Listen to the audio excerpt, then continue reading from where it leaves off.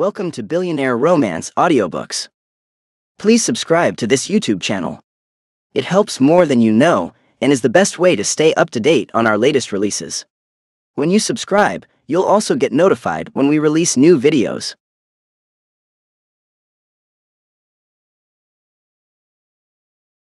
Dirty News.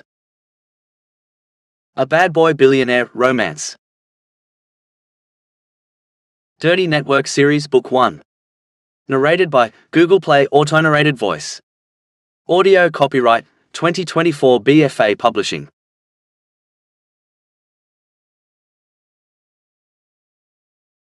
Blow. Competing isn't always fun, especially when I have to go head-to-head with the most beautiful girl I've ever seen. There is an opening for a new anchor to host the morning news, and my new irresistible coworker is the only one standing in front of me. She is smart, funny, and provocative as hell. There is one problem, though. Physical relationships are prohibited at work. The heat between us is undeniable. We have to have each other. I'm going to take her higher than she's ever been, and I'm willing to sacrifice everything for her, but I wonder if she'll do the same for me.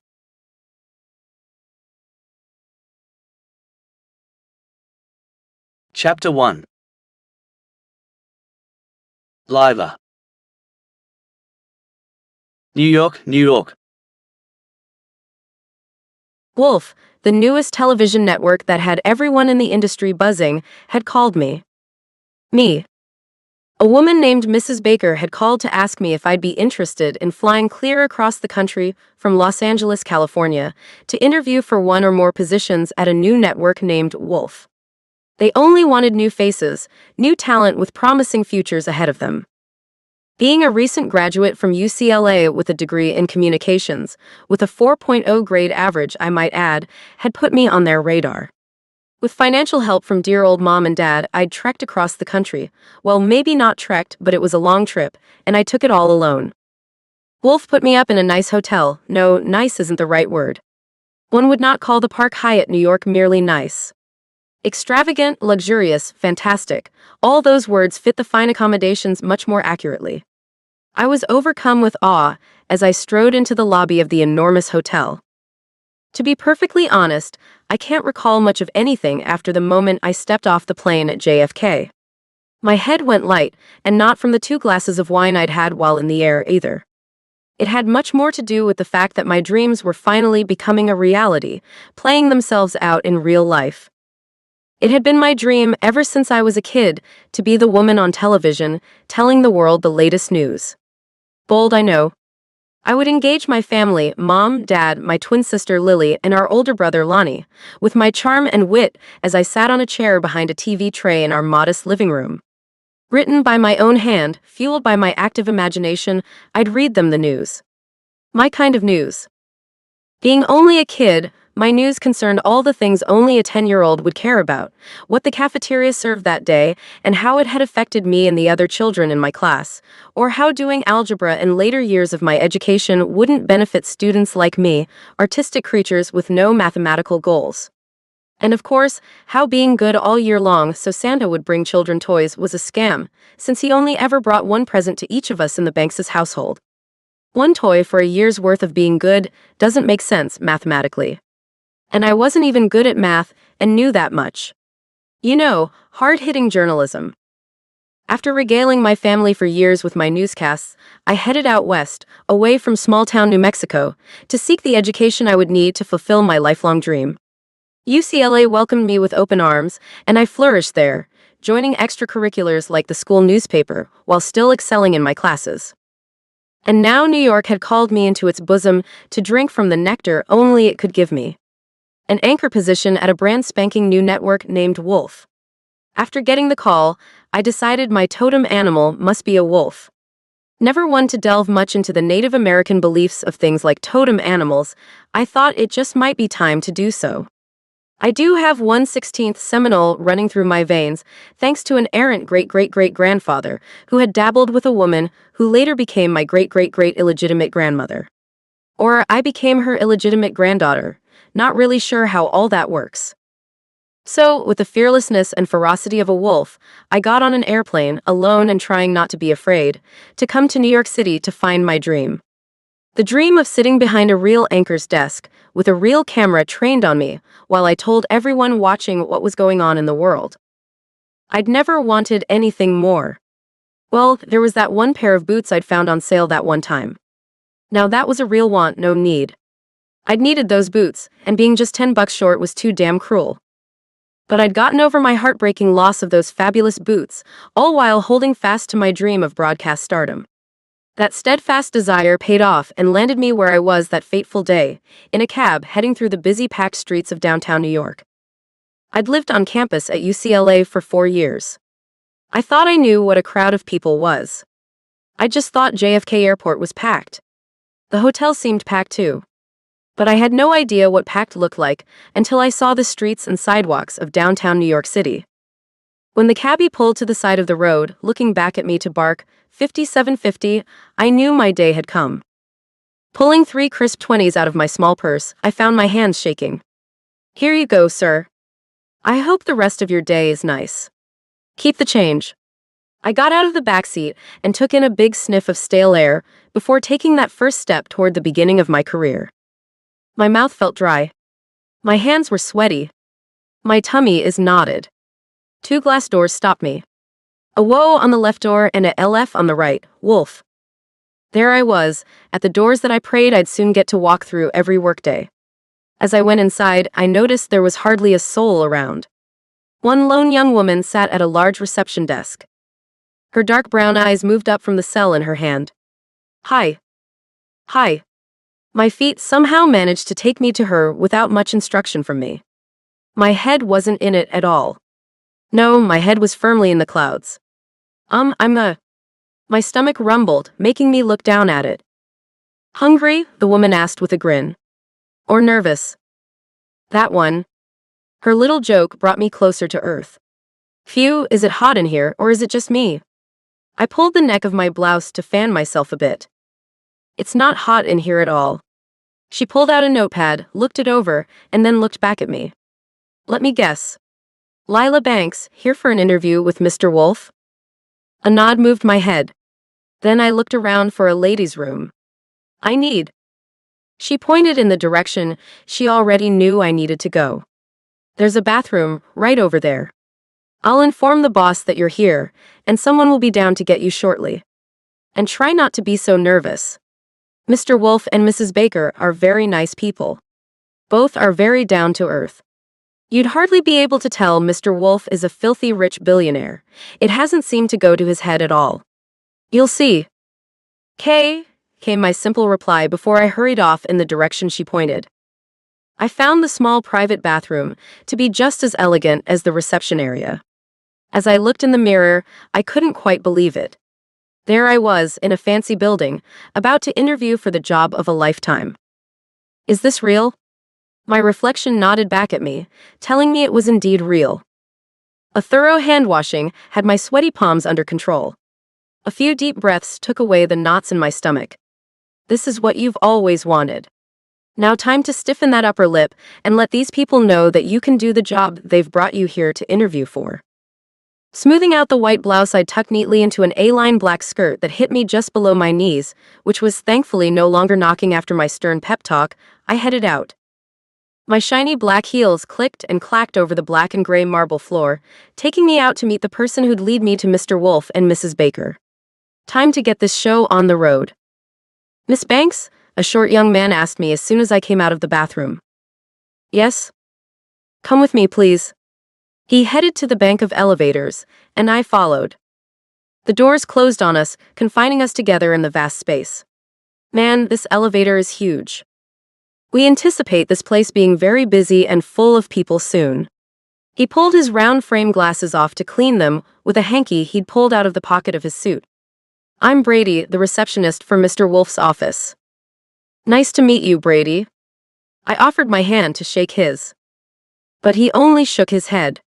Germaphobe. I see. Putting my hand back by my side, I wondered if I'd find many more people in the big city who would be afraid of catching something from me. At the very top of the tall building, we got off on the 22nd floor, the last floor. I'd thought the reception area on the first floor was elegant, but it was nothing compared to this one. This one had a chandelier hanging from the very tall ceiling. Brady stepped off first, leading the way, his arm flowing out to gesture to the grandeur. This is the penthouse. Mr. Wolf's office is located here. His personal assistant, Mrs. Baker, has an office right across the hallway from his. There are 2 meeting rooms on both sides of the hall after them. We have 8 more offices up here too. Those will go to the anchors on the news shows. Do you mean that if I get one of the anchor positions, then I'll have an office up here? My eyes scanned every inch of the magnificent area, as far down the hall as I could see. You would. He tapped lightly on a door that had a gold-plated nameplate with the name Artemis Wolf engraved on it. They're waiting for you in here. Brady opened the door and then stepped inside. I have Lila Banks here, Mr. Wolf. An older woman with dark hair and eyes to match got up from her seat on the side of a large cherrywood desk. The man who sat behind it in a high-backed, rich brown leather chair had his back to me. Miss Banks, it's lovely to meet you, she greeted me. I'm Mrs. Baker. She shook my hand before gesturing for me to take a seat in one of the large matching dark brown leather chairs in the gigantic office. Taking my seat, I said, "Thank you for asking me to come interview. This is a dream opportunity for me." The chair turned around, and a very handsome man with dark hair and piercing blue eyes smiled at me. Artemis Wolf. Damn glad to hear this is a dream of yours, Lila Banks. A dream? I shook my head. The dream. The only dream. His dark brows raised as Mrs. Baker smiled. I told you, Artie. She's very driven. They had no idea how driven I truly was.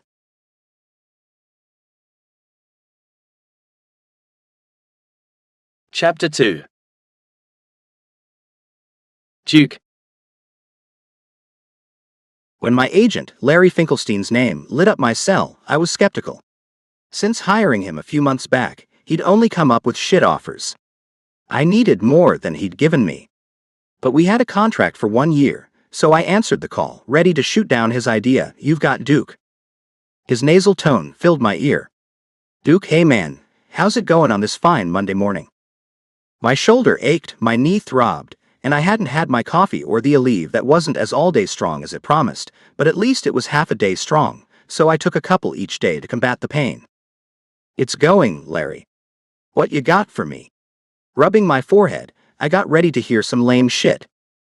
So far, he'd come up with a role as a singer in a Broadway play about washed-up athletes who couldn't find shit to do after retiring. That one hit a little too close to home for me. Larry also had some goofy auto sales commercials he thought I'd be the bomb at. I'd refused. He asked me if I thought it was beneath me, and I'd told him, hell yeah, it was. I didn't want to just rely on my past, I wanted things that would challenge me. You said you took journalism in college, right? I could hear him tapping a pencil on his little desk. Yeah. Steam came off the cup of coffee I'd poured myself to help me handle a Monday morning call with Larry. With your background as a linebacker with the New York Jets, I think I can score you an interview with this network that's hiring fresh faces right now. It's called Wolf, and it's owned by some rich guy named Artemis Wolf. Have ya heard of this? Now, how would I hear about this, Larry? Shit, the man had noodles in his head where brains should be. And an interview to do what exactly? They need anchors and other things for their newscasts, which are going to be done locally. He coughed and sneezed in his usual way. His allergies always seem to be kicking up. Oh, these damn allergies are bothering me again. The sound of him blowing his nose filled my ears. So rude. Anchors, huh? I like the sound of that. Duke Hofield, anchor for Wolf News. Yeah, that'll work. I'd been struggling since ending my football career. Drafted right out of college at LSU in my home state of Louisiana, the Jets took me and made me a star athlete. At 22, I'd been making the big bucks, raking in dough as a linebacker for a major football club. Everything was roses the first few years. Injuries weren't a worry back then. When I turned 25, I sustained my first injury. One rough tackle, a brutal blow to my left shoulder, that broke more things in it than I knew were there, had me on my way to my very first surgical procedure. The next year, I saw my knee blowing out. One more surgery had me out for the remainder of that season. At 28, a rougher-than-necessary tackle not only broke 3 of my ribs but punctured my right lung with one of the broken ribs. Another surgery to repair that meant more time not being able to play. On a good note, the San Francisco 49er who'd made that tackle was cited for unnecessary roughness. My mother said that should have made me happy. Funny how it didn't at all. The Jets kept me on, letting me play the next season. And that year had been a great one, no injuries at all. I felt like the old me was back and better than ever. And things kept going well up until I turned 31. Some years my early September birthday would coincide with the first game of the season. And my 31st birthday was one of those seasons.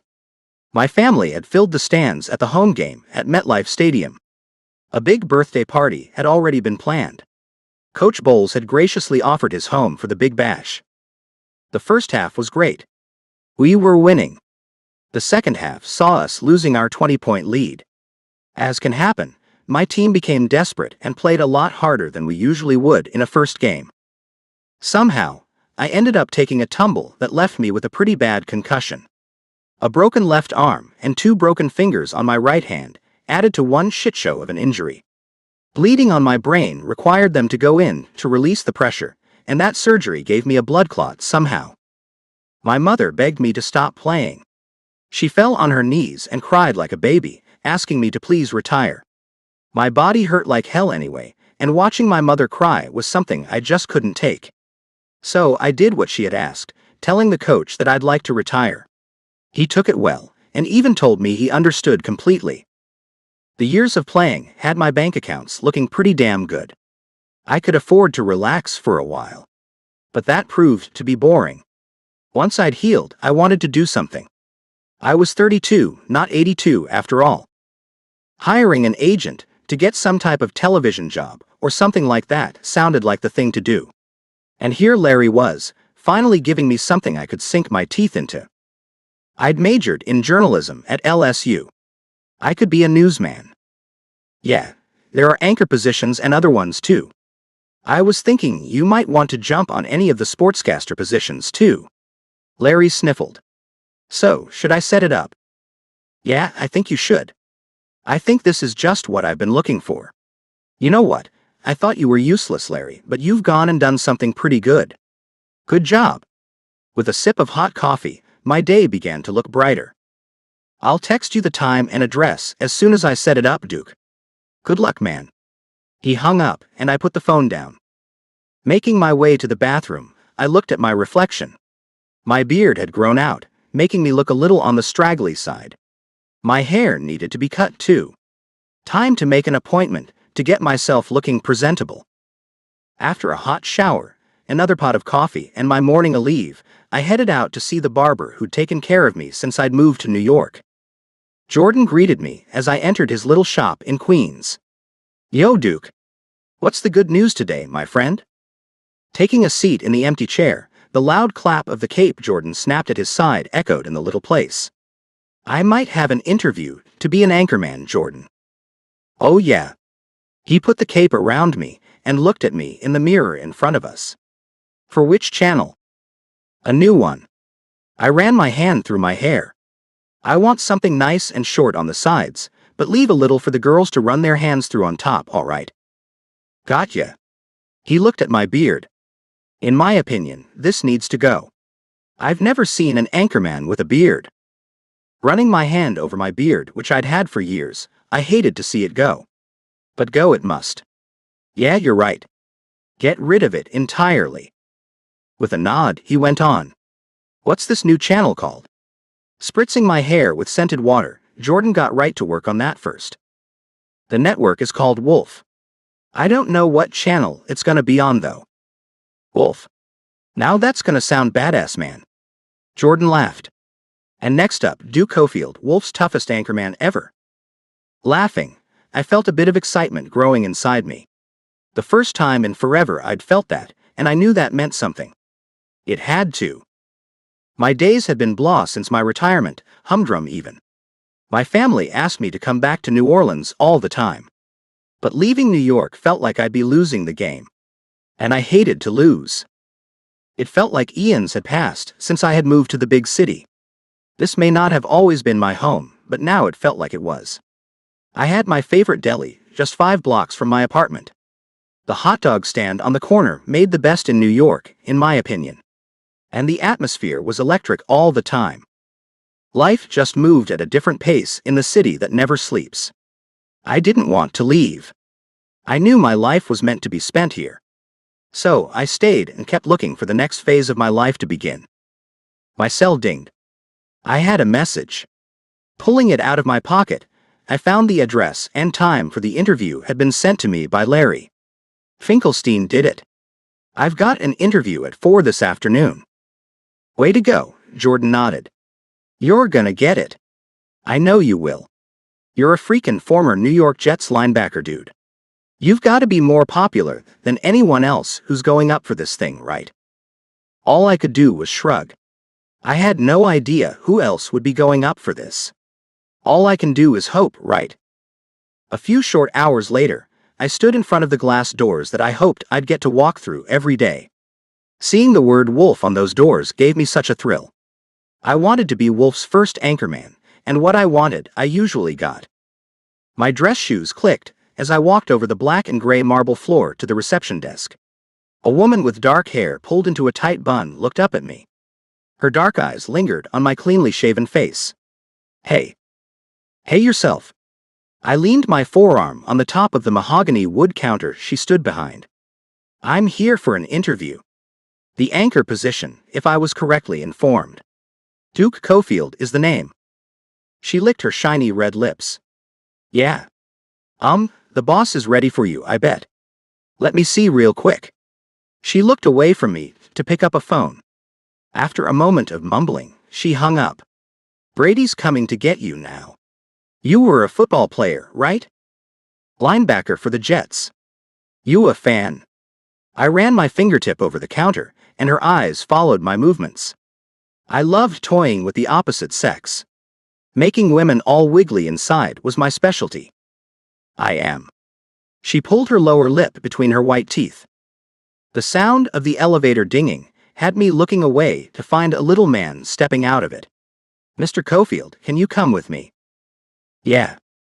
I walked away as I looked over my shoulder. Bye now. Bye, Mr. Cofield.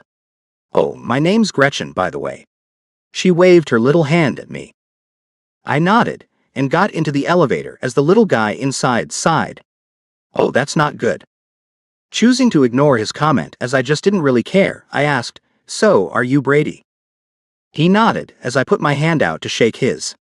No. I'm not into shaking hands. Who the hell's not into shaking hands? Okay. I put mine into the pockets of my slacks as we went all the way to the top floor. I'd worn my best suit. The dark blue Armani had always been lucky for me. When the doors opened, I found a nice reception area. Everything done in dark colors.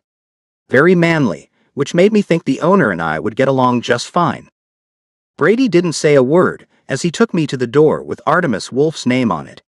He knocked before opening the door. An older woman came to me, holding out her hand. Behind her, the man in the chair behind the desk got up too, taking long strides toward me. Duke Cofield, so glad you could come, she said as I shook her hand. I'm Mrs. Baker. Nice to meet you. I let go of her hand and turned my attention to the man who I hoped would hire me. He took mine with a firm shake. 2 pumps strong grip. I liked the way the man shook my hand. It told me a lot about him. Artemis Wolf, Duke. I hope you don't mind if I call you that. He turned to lead me back to his desk, but then walked right past it to the set of sofas on the other side of the room. No, you call me Duke. And may I call you by your first name as well? I took a seat on the opposite sofa as he sat on the one across from me. Mrs. Baker was pouring a couple of glasses of amber liquid from a decanter. Sure, he said. I've got some 20-year-old scotch I thought you might like to try.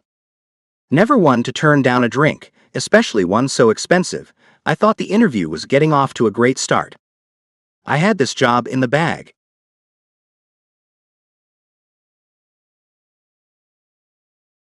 Chapter 3. Lila.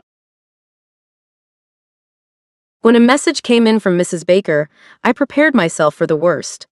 Pulling the fluffy white hotel robe tighter around me, I took a deep breath before opening the message on my cell. Hello, Lila. We hope you're enjoying your evening. We'd like you to come in for another interview tomorrow morning at 9. We've booked you another night at the hotel. My feet took me dancing around the room as I laughed and cried, feeling like I must be fast asleep and dreaming this whole thing. But as I fell back on the soft bed, I continued to stare at the words on the screen, and it finally began to sink in. This is really happening. Sleep was nearly impossible, but I managed to get a few good hours in before I got up to get ready for the meeting. Another $60 cab ride, and I was standing once again in front of the glass doors I had prayed I would see again. I'd put on a dress this time. Reminiscent of Audrey Hepburn, I wanted to be sure to show how diverse my style could be. Dark blue flowers flowed over pearl white fabric. My heels matched the blue perfectly, and I even wore my grandmother's string of pearls around my neck. I felt like a real New Yorker as I strode to the reception desk. Lila Banks, here to see Mr. Wolf again. This time no nerves plagued me. I'd been called back. They wanted me for sure this time around. Go on up. They're waiting for you. She smiled at me with a wide grin as I walked to the elevator. In hindsight, the grin she wore was a shit-eating one, not meant to make me feel at ease in the least.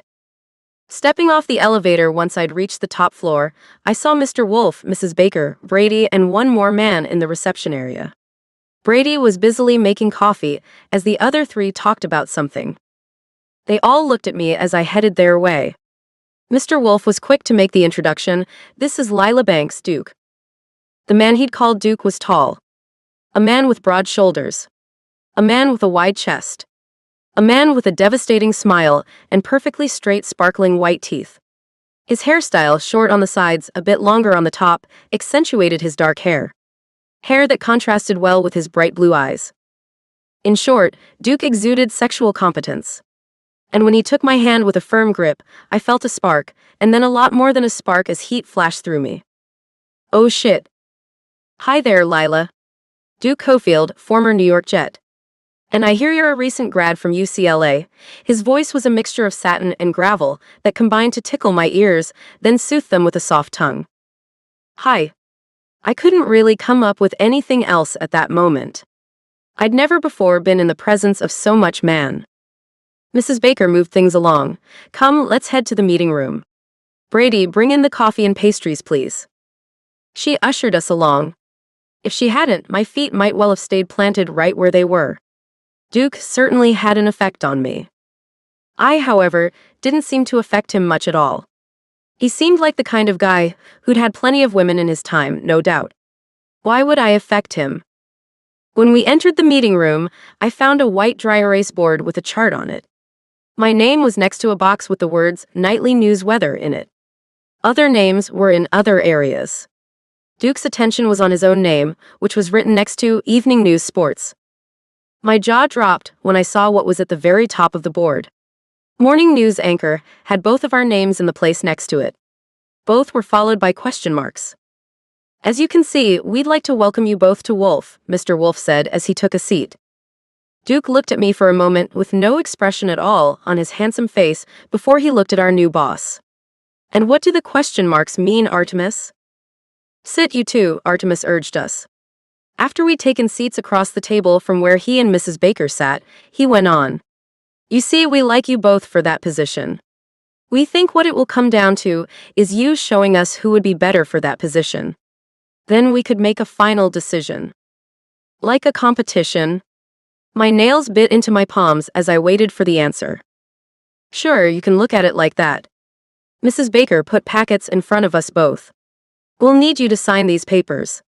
It's your normal new hire paperwork. She pulled out the first sheets in each packet. On these, you'll find your salary for the positions you've been hired for. Whoever gets the anchor spot will get another paper to sign for that job. Of course, that job comes with 3 times the pay as the positions we're offering you right now. We're financially transparent here at Wolf. No matter what gender you happen to be, each job pays the same for men and women. We're hoping to set a precedent for other networks. Duke looked stunned. His mouth opened and closed a few times before he actually said, "You want me to compete with her?" "You don't have to look at it like that if you don't want to," Artemis informed him. "You both have qualities that we like, but we just want to be sure we're making the right choice before making anything final." Mrs. Baker took over. "I'd like you both to think about what being an anchor really means. It means doing great interviews. It means doing things in the community that show how much you care about our city and our people." Artemis added, "Being an anchor is more than just reading things off the prompters or cue cards. It's about being the face of our new network. The morning show is what will start it all off when we go on air.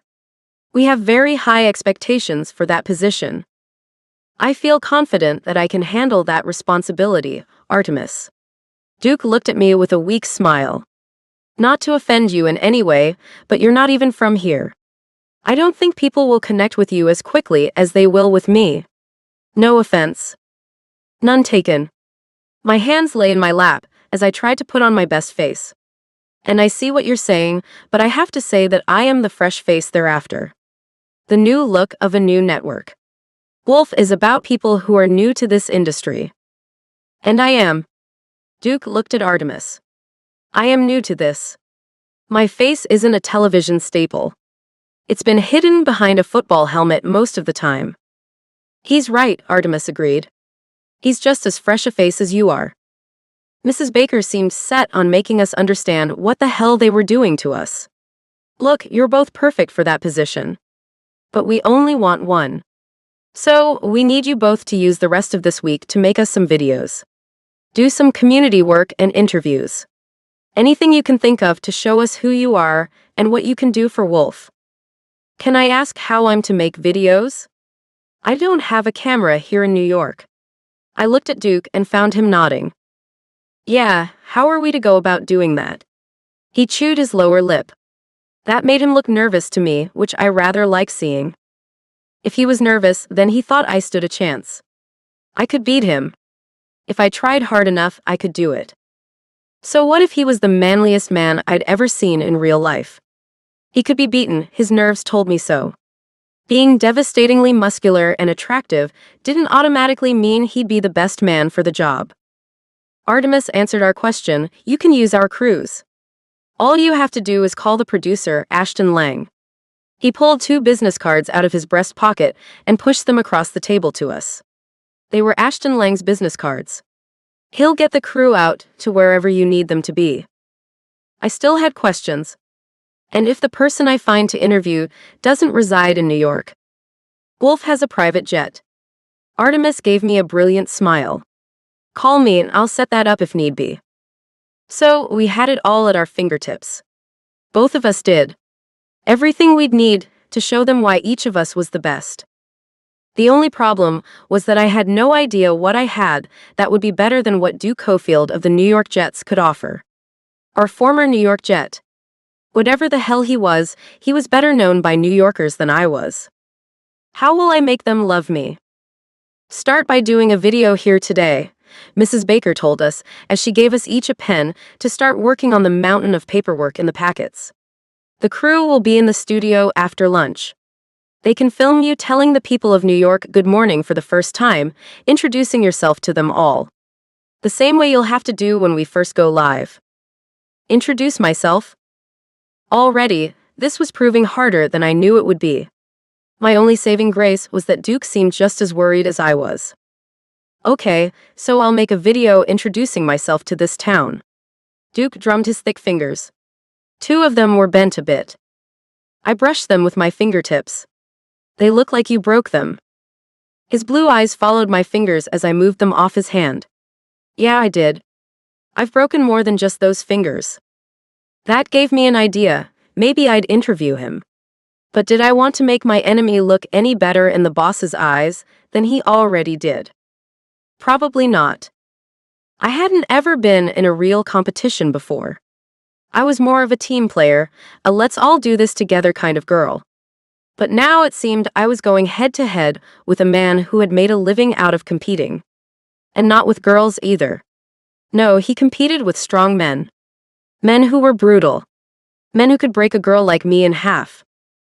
Did I have it in me to fight as hard as I knew Duke Cofield would?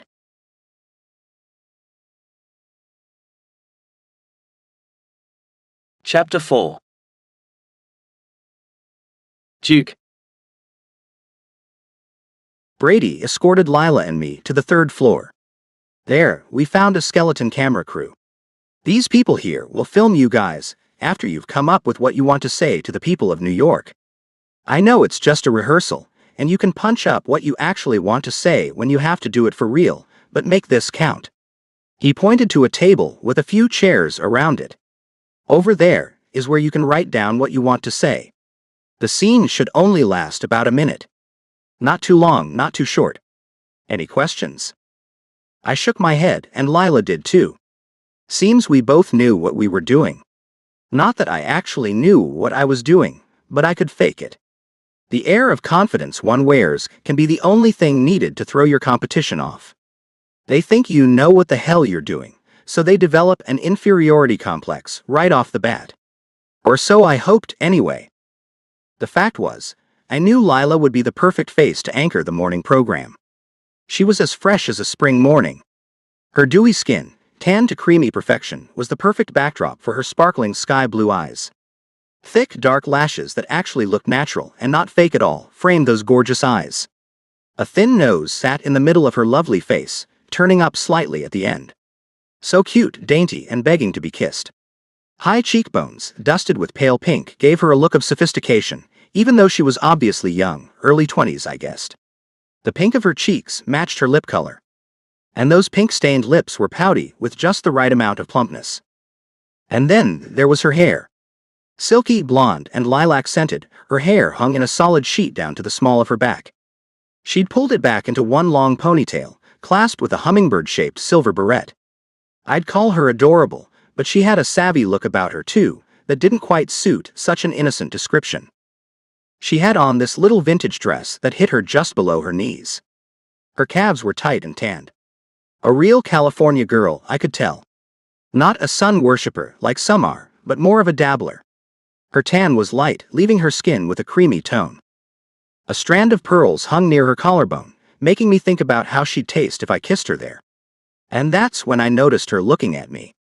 "Can I help you, Duke?" Huh. I'd been caught. But I wasn't a newbie at this.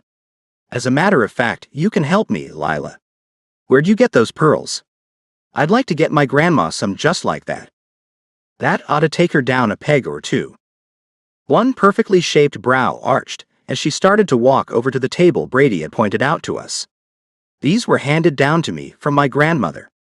I don't have any idea where she got them from. She stopped at a desk that had some paper and pens on it. Picking up a pad and a pen, she handed them to me. "Here you go." "Thanks." Her fingers grazed mine as I took the things from her. Another jolt of electricity shot through me. It had happened to me before when she'd touched my slightly crooked fingers. I'd been around the block a time or two, or way more than that, to be honest. Never in my life had a woman immediately affected me that way. Sure, sparks had flown with some of the women I dabbled with, but only a couple of times. Never had I felt this with someone I didn't even know. From the moment this girl had stepped off the elevator, her dark blue heels clicking softly on the brown and tan marble floor of the reception area, my body took notice of her. But Lila wasn't just any girl. No, she was my competition. The salary from the sportscaster job was okay. It would keep my bank accounts nice and steady by paying my bills, but it wouldn't build my accounts up any. I needed the anchor job to achieve that. I needed that job. That one would keep me busy. The little sportscaster job was only going to take up a few hours of my day. I needed more to do than just that. Lila pulled out a chair and took a seat at the table. I went around to the other side of it and sat down. I didn't want her looking over at what I was going to write. That, and the scent of her, was very distracting. "What perfume do you have on, Lila?" She shook her head, sending wafts of the lilac scent my way. I had to try hard not to take a huge sniff. Every part of me wanted to. "I'm not wearing any. It's just shampoo, soap, and water you're smelling." "Wow, she's too perfect." "Oh. I drummed my fingers on the table, trying not to think about how desirable she was. So, we're to introduce ourselves then? Yes. She bit the end of her pen as she stared at the blank paper on the table in front of her. Forcing my eyes down to my own blank paper, I tried to shut her out completely. I'd never get anything written if I kept looking at her. That damn pen between her teeth was just too much. Then, it hit me that she knew exactly what she was doing. She was trying to distract me on purpose. Well, I wasn't going to roll over and hand her the job. No way in hell. So I put my laser focus on that pad of paper, picked up my pen and started writing.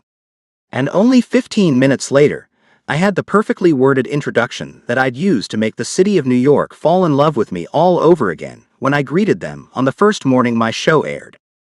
Yes, I was already calling it my show. Ballsy, I know. Welcome to Wolf's Morning News with your anchorman, Duke Cofield. I could already hear the announcer, a young female voice, saying those very words.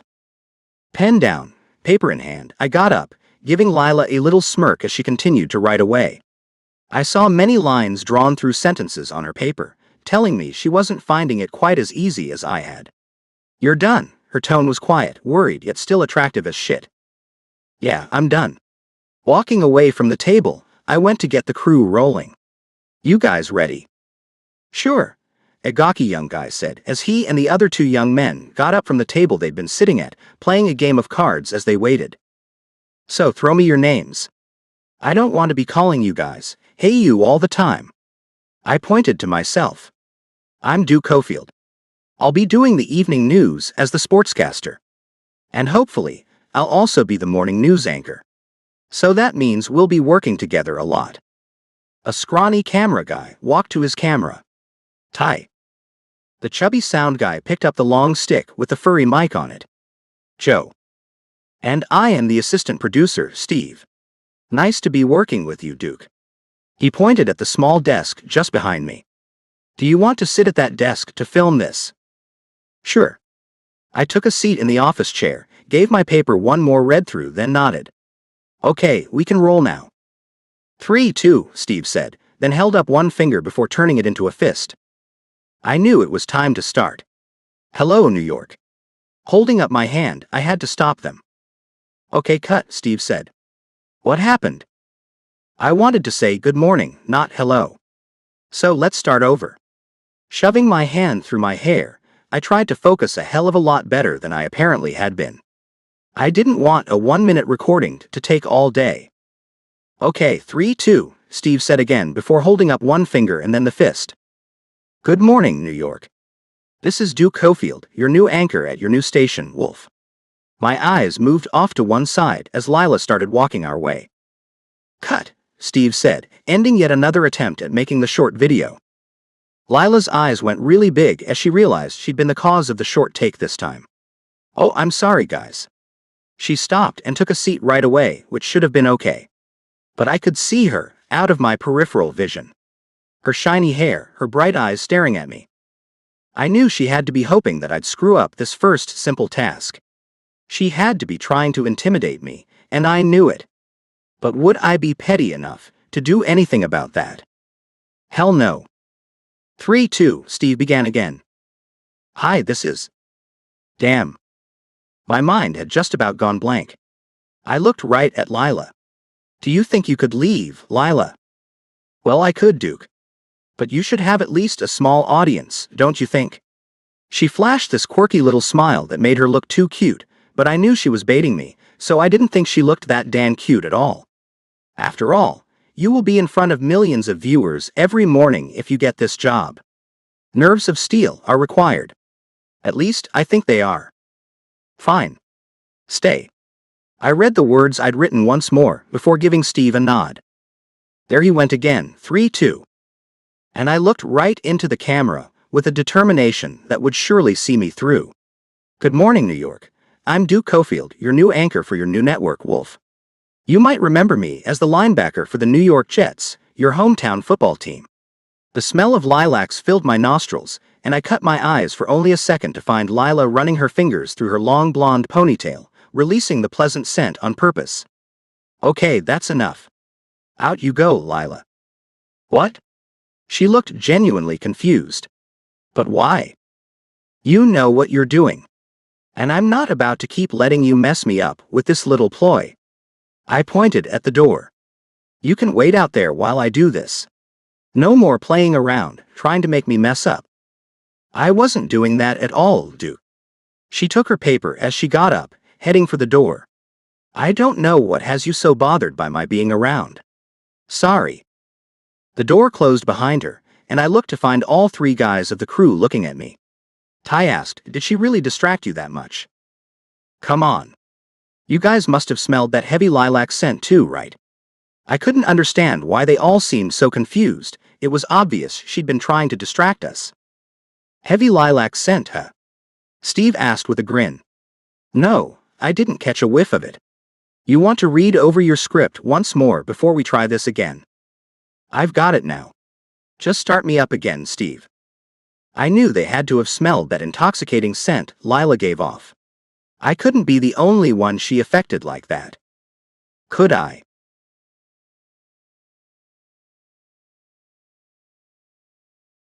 Chapter 5.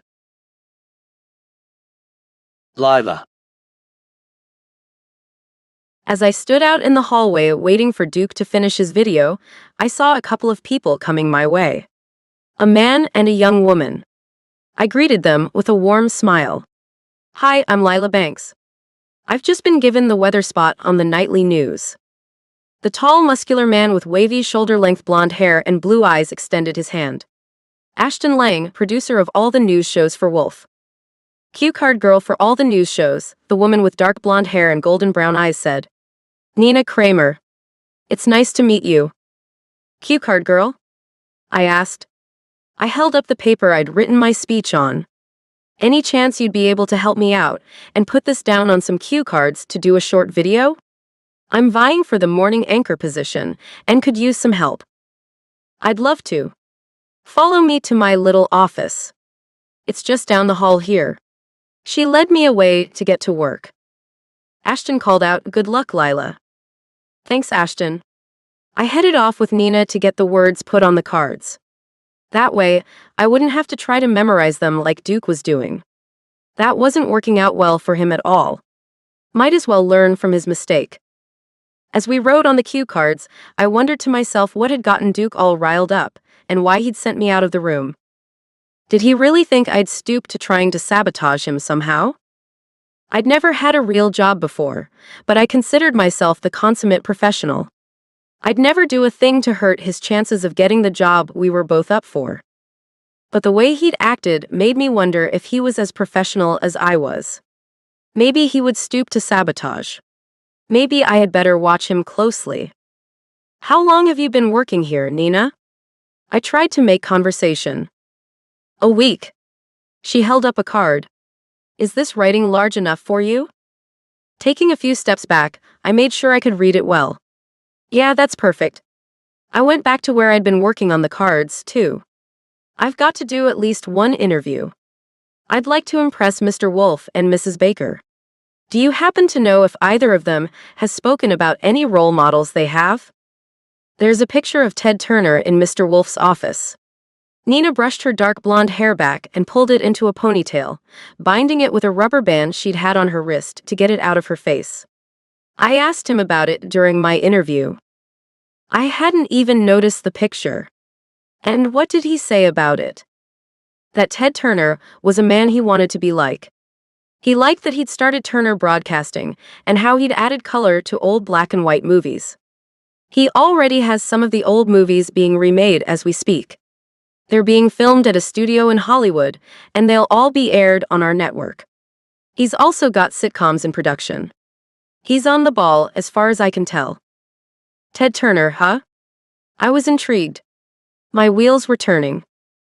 If I really wanted to impress Mr. Wolf, then an interview with Ted Turner would be a huge get. But how could I manage that? My older sister went to school with his publicist. Nina smiled at me. You want me to make a call and see if she can get something set up for you? Would you? I thought I'd found my first friend in New York. Sure I would. Right after we get this video done, I'll make the call. For the record, I think you'd make the best anchor for the morning news. You've got this great look, fresh and sharp. She sighed, then shook her head. Duke's attractive as hell. I'm not saying he wouldn't make a great anchor, but damn, that's a lot of sexy so early in the morning, don't you think? I had to laugh and agree, yeah, way too much for that early. Nina and I were getting along great. After finishing the cards, we headed back to the room I'd left Duke and the camera crew in. Duke was sitting there, chatting with the guys in Ashton, regaling them with tales of football that only dudes would laugh at. Nina pointed out a great place to do the video. I think behind that desk over there would be the prime spot, don't you? She had a good eye, I had to admit that. The blue backdrop of those curtains would pair well with my dress. So we headed over there, and the men finally seemed to notice us. You want us to set up over there, Lila? The cameraman asked. I nodded and watched as Duke sauntered my way. Just so you know, Lila, the cameraman is Ty, the sound man is Joe, and the assistant producer is Steve. Our producer is Ashton Lang, I jumped in. I met him outside the door. You made me wait behind you while you made your video. Did you finally get that done, Duke? He chuckled. Yeah, we got it done. Then he took a seat. Right in a spot where I'd have to see his handsome face while I made my video. Will you be staying for my video, Duke? I turned away from him to get into a place behind the desk. Would you mind if I stayed? His voice deep, sultry, teasing. My knees went weak and my palms began to sweat. But I wasn't about to let him think he was making me nervous just by watching me. I was a professional, after all. No, stay if you want to. I'd love to have an audience, no matter how small. It's great practice, you know. Oh, you don't know because you made me leave. I had to, he confessed. That lilac scent you're sporting got to me. I thought I was about to sneeze. I turned around just in time to catch him winking at Ty, the camera guy. I see. I knew better than that. He'd already asked me about that, and he didn't look as if he was about to sneeze at all. I've got to be honest, I can't wait to see what you've come up with, Lila. He leaned back in the office chair, getting all comfy as he eyed me. I wasn't about to let him get under my skin. I realized that was exactly what he was doing. Or trying to do. I should have known he wasn't against playing dirty. Anything to win the game, just like every other jock I'd ever met. Could I be that callous? Only time will tell. With Nina in place holding the cards, the cameraman ready, the sound guy holding the boom mic, and the assistant producer standing just in front of Ashton, who was overlooking the whole thing, I knew it was time to shine. Nina was quick to give her advice. Lila, I think we should do a read-through before actually recording anything. Ashton complimented her. Great thinking, Nina. Let's do that. Duke looked back at Ashton. I could have used your advice on my video. I bet you could have, Ashton joked, then mock punched Duke in the arm. Should have asked. Didn't think about it. Duke looked back at me. Looks like you've got the upper hand on this one, Lila. Better make it great. Thanks for not putting the pressure on me, Duke. I tried to laugh it off, but he really did have me feeling as if I was under a magnifying glass. No problem. Duke's smile was wide, as if he knew I'd screw it all up. Only he didn't know I'd already been running my own little fake newscasts for 12 years. Sure, it was just in front of my family, but it was a hell of a lot more than he'd ever done. Being a football player didn't mean you knew how to speak in front of people. Nina gave me a nod, and I proceeded to read the cards out loud. Welcome to Wolf, your newest source of news and entertainment. I'm Lila Banks, and I'll be your host each and every weekday morning to help you get your day started. I'm looking forward to visiting with you, reading your posts online, and learning what it is you want to know about or tell me about. I'm here for you to help you find out what's happening in your neighborhood, your schools, your beautiful, very busy city. I know you and I will be great friends. If you pass me on the street, don't you dare hesitate to say hello. I'll be sure to say it right back to you, if you do. You can tell everyone that you've got a new friend in the business, and that her name is Lila Banks. So sit back and get ready to hear all about what's happened while you've been sleeping. There's so much to tell you about. Nina smiled at me. That was great. Ashton clapped. Loved it. Now let's record that. Ty and Joe looked at each other, then at Duke. You might want to work on yours a bit, Duke, Ty told him. Duke leveled a stare at me. No, mine is good too. Yeah, Steve said. But hers is great. To say I was on cloud nine would be an understatement. I knew I'd written something special, but to hear that they all thought so too was thrilling.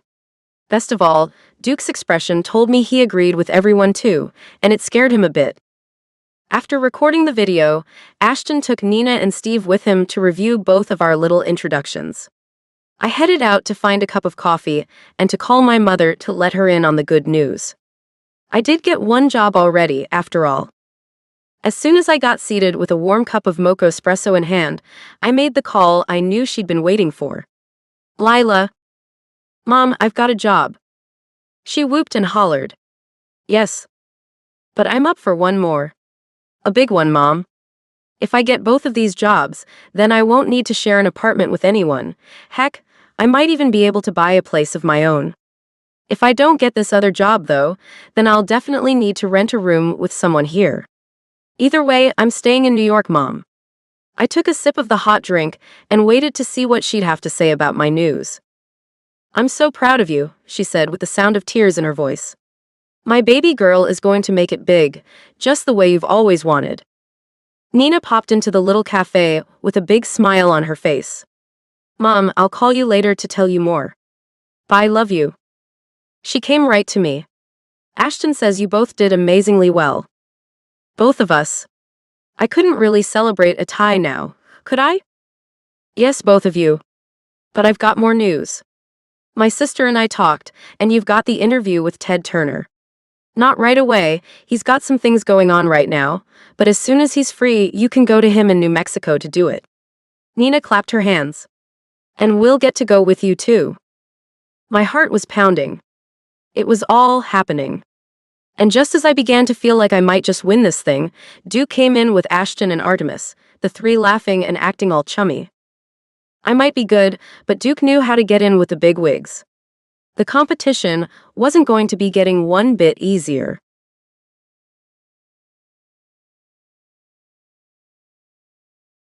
Chapter 6. Duke. Sitting in the same small cafe as Lila, I couldn't stop myself from glancing over at her too many times. She just kept drawing my attention like a moth to a flame. The way she laughed, the tilt of her head, the way her lips pursed when she seemed to be thinking about something, all of it drew my attention. And I hated it. Artemis, Ashton, and I had decided to grab some coffee, and I'd had no idea she'd be there too. I might have passed on the coffee if I'd known. It had to be the competition that had me feeling so out of sorts about the girl. I'd never competed with a woman before. I didn't know how to act. And I sure as hell had no idea it would affect me the way it was. Her touch couldn't really be sending sparks all through me. The way she smelled couldn't really be that damn intoxicating. It had to be the competition. That's all it could be. I wasn't some lustful teenager who chased after every girl in a 5-mile radius. No, I was the guy who sat back and checked out the bevy of beauties before finding one to my liking. Then I'd ease up to her, give her a little of my attention, and before she knew what had happened, she'd wake up in my bed. Her hair would be a sensual mess, and she'd find herself extremely satisfied. And maybe that's just what Lila needed too. Why wasn't I giving it to her the way I would with any other chick I found to my liking? She got up, her and Nina leaving the cafe. They headed in opposite directions, Lila going one way, away from the station, and Nina heading in the other direction. Lila was alone, and my chance had come. I'll see you guys later. I've got something to do. Getting Lila in my bed and out of my head had just become my top priority. It was something I had to do if I wanted to be a real contender for this position. Oh, before you go, Artemis grabbed my arm, stopping my hasty retreat. I need you to be in a class tomorrow morning that I've signed everyone up for. Now that the staff has all been hired, you all have some classes to take. Yeah. What kind of classes? I tried not to let either of them see how I was straining to see Lila through the tiny windows of the cafe as she walked away. Well, tomorrow is a physical harassment class. His words definitely grabbed my attention, finally pulling my gaze away from Lila. Does Lila have to take that class too? Everyone does, Artemis informed me. Even me. Even you. Now I was intrigued and I took my seat again. And why is that? He picked up his paper cup of coffee, blowing across the top, making the steam swirl. I want this network to set a precedent within the industry. It's like we told you about with the pay scale, that information is open to the public. Everyone gets equal pay for equal work, and we want to make sure that sense of equality stays intact in every aspect of this network. With the harassment that's been going on in this industry for far too long, we feel it's our responsibility to create a different kind of atmosphere for our workers. One where they all feel safe. Men and women need to feel safe in their workplaces. I agree. I shoved my hands into my pockets as I thought about what this meant. So, you want us all to be clear about what is considered harassment. That's cool. He nodded. And I also expect Wolf's employees to engage in a high standard of professionalism. I don't want any office romances. Wait. What? What do you mean by that? Ashton asked, suddenly looking a bit worried for some reason. I mean, I don't want any dating amongst my employees. Artemis took a sip of his coffee. No dating, I mumbled as I thought about what he really meant. But casual hookups aren't dating, right? Artemis shook his head. None of that either, Duke. I want a zero-tolerance policy on physical interaction between my employees. Zero? Ashton asked as he shook his head. Is that even possible? We're going to make it possible. We're going to show the rest of the world that it can be done. Men and women can work together and give each other the respect we all deserve. The smile he wore told me he thought of himself as some kind of a guru. I'd gone to work for a crazy man. My boss was a loony bird. It was one thing to have a zero harassment policy. Obviously, everyone should feel comfortable and respected, but expecting everyone to repress all their feelings for the opposite gender. It was starting to look like Finkelstein had done it again. He'd sent me on an interview for a shit job. Not that the job was shit, but working in a place where I couldn't exercise my manhood would be impossible. Or next to impossible, at the very least. Ashton looked just about as disappointed as I did. Man, that's too damn bad. Artemis was dead set, though. It's not too bad. It's great, really.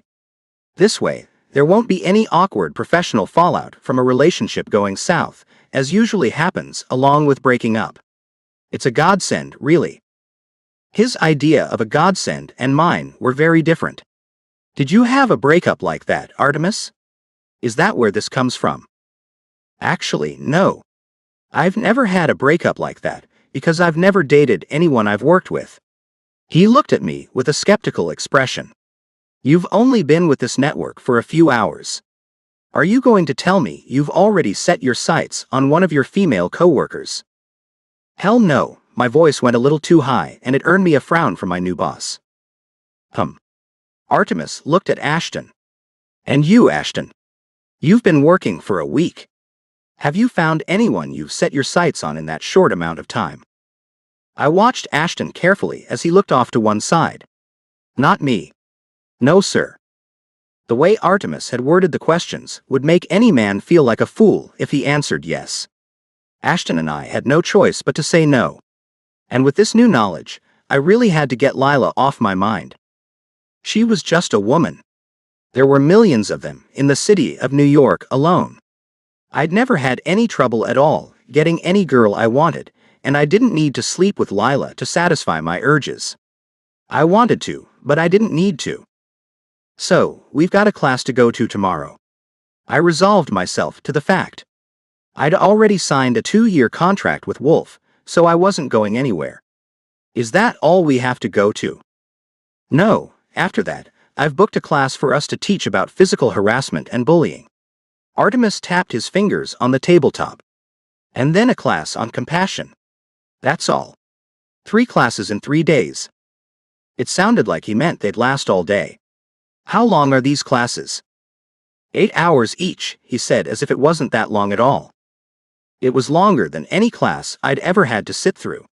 And Ashton must have thought so too as he groaned. 8 hours. Only 8 hours, Artemis said, trying to make it sound less horrible than it really was. Okay, tomorrow I can plan on being bored for the entire day. I got up once again, ready to go home and drink the remainder of this day away. Artemis wasn't about to let me take his news poorly. Duke, I expect all of you to be good sports about this.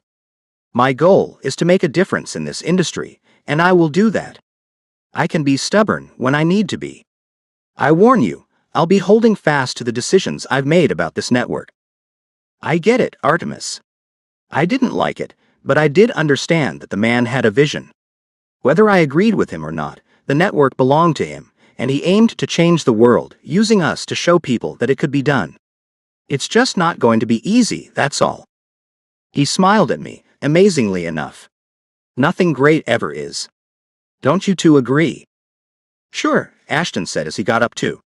I'm gonna go home and get a drink, maybe call up some of my old girlfriends to see how things are going with them. If I have a girl already, then I won't be tempted to break any of your rules. Great thinking, Ashton. Artemis seemed to think Ashton was onto something. That had me wondering something. Artie, you got a girl? He shook his head. No. It's been a while since I dated anyone. My last relationship ended badly. She left me for one of my business partners, little money grubber that she was. I should have been happy she left me, but it all felt unfinished. I wanted closure that she wouldn't give me.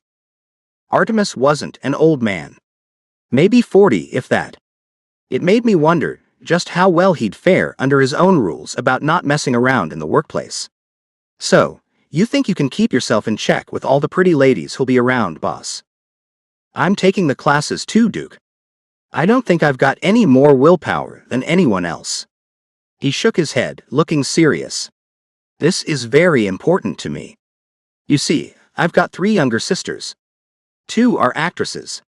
The stories they've told me made me sick to my stomach. Men who had power over them, telling them they had to do certain things to get the parts they wanted.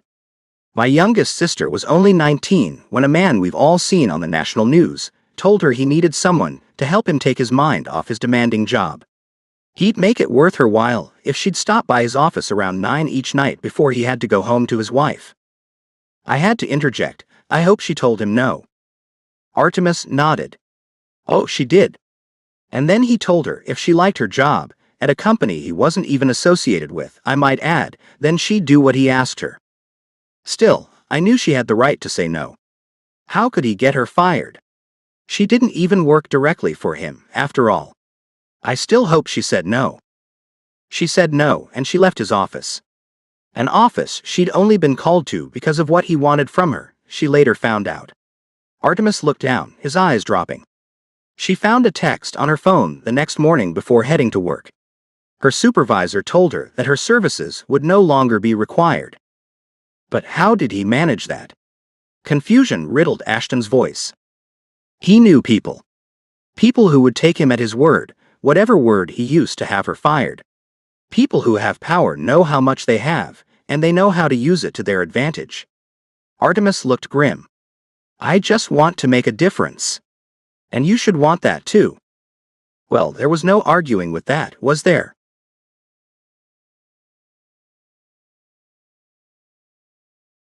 Chapter 7. Liver. The next morning saw the entire staff of Wolf, including the owner and his assistant, gathering in a lecture hall on the NYU campus. Professor Higgins, an anthropologist, was there to talk to us about harassment. Before the lecture began, Mrs. Baker briefed us on how we'd be conducting ourselves while working for Wolf. She began by telling us that there would be a strict no-dating policy between Wolf staff members. And that meant not even the smallest of relationships, not even a one-night hookup. No romance, no flirting, no physical contact that wasn't necessary. I sat 5 rows behind Duke in the auditorium-style lecture hall. Nina sat next to me. We'd all been given pens and pads of paper to take notes. There wouldn't be a test, but we were encouraged to write down things we didn't know before.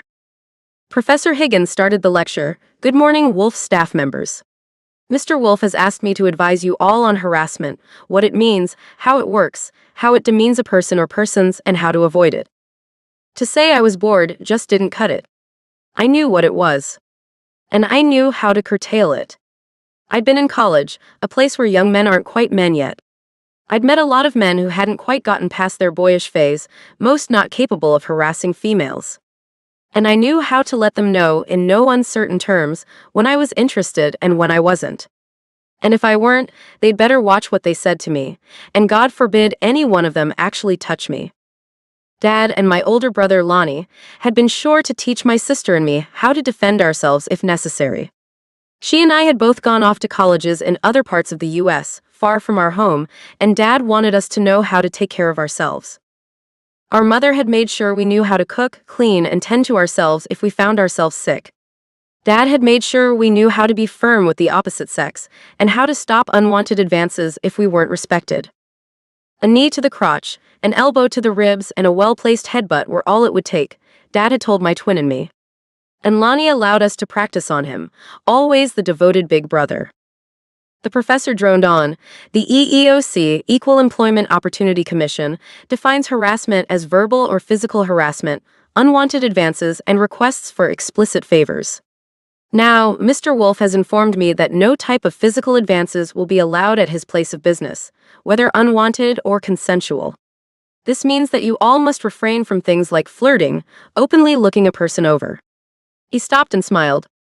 Ah, but you all are in an industry where some of you will have to be looked over now, aren't you? Of course, if your hair, makeup, and wardrobe people look you over, that's different. Unless they make you feel uncomfortable by leering at you with lust-filled expressions. One of the ladies up front raised her hand to ask a question, and the professor gave her a nod. Sir, I'm in wardrobe. This is my first job doing this type of work.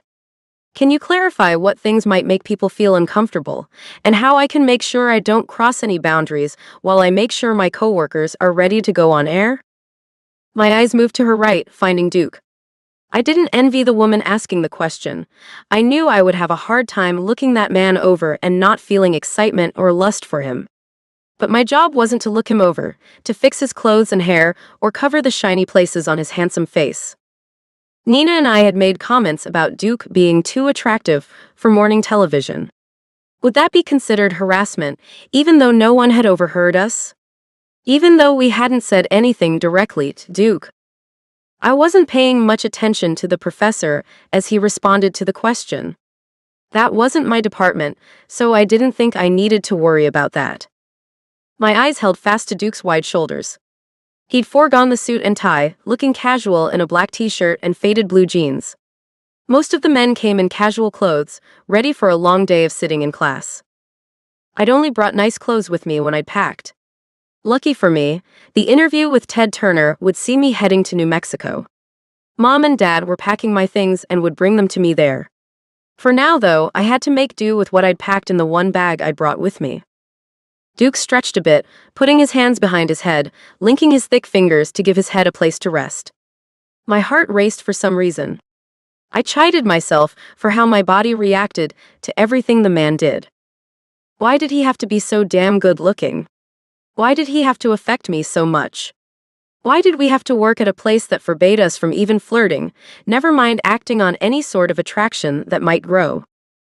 And why did he have to be the man standing between me and my ultimate dream job? Even if we didn't have all those obstacles standing between us, I had no reason to think he'd be as interested in me as I apparently was in him. He was a man in his early 30s, and I was a young woman of only 22.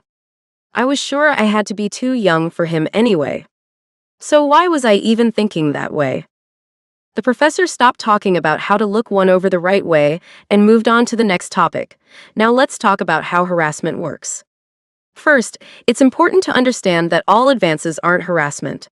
If that were the case, then our species would cease to exist. But your workplace wants there to be no advances whatsoever, so you all will have to avoid falling victim to your own desires. I had to wonder how I'd do that. Mr. Wolf raised his hand and then stood up front to face us. I'd like to take this opportunity to offer a bit of advice.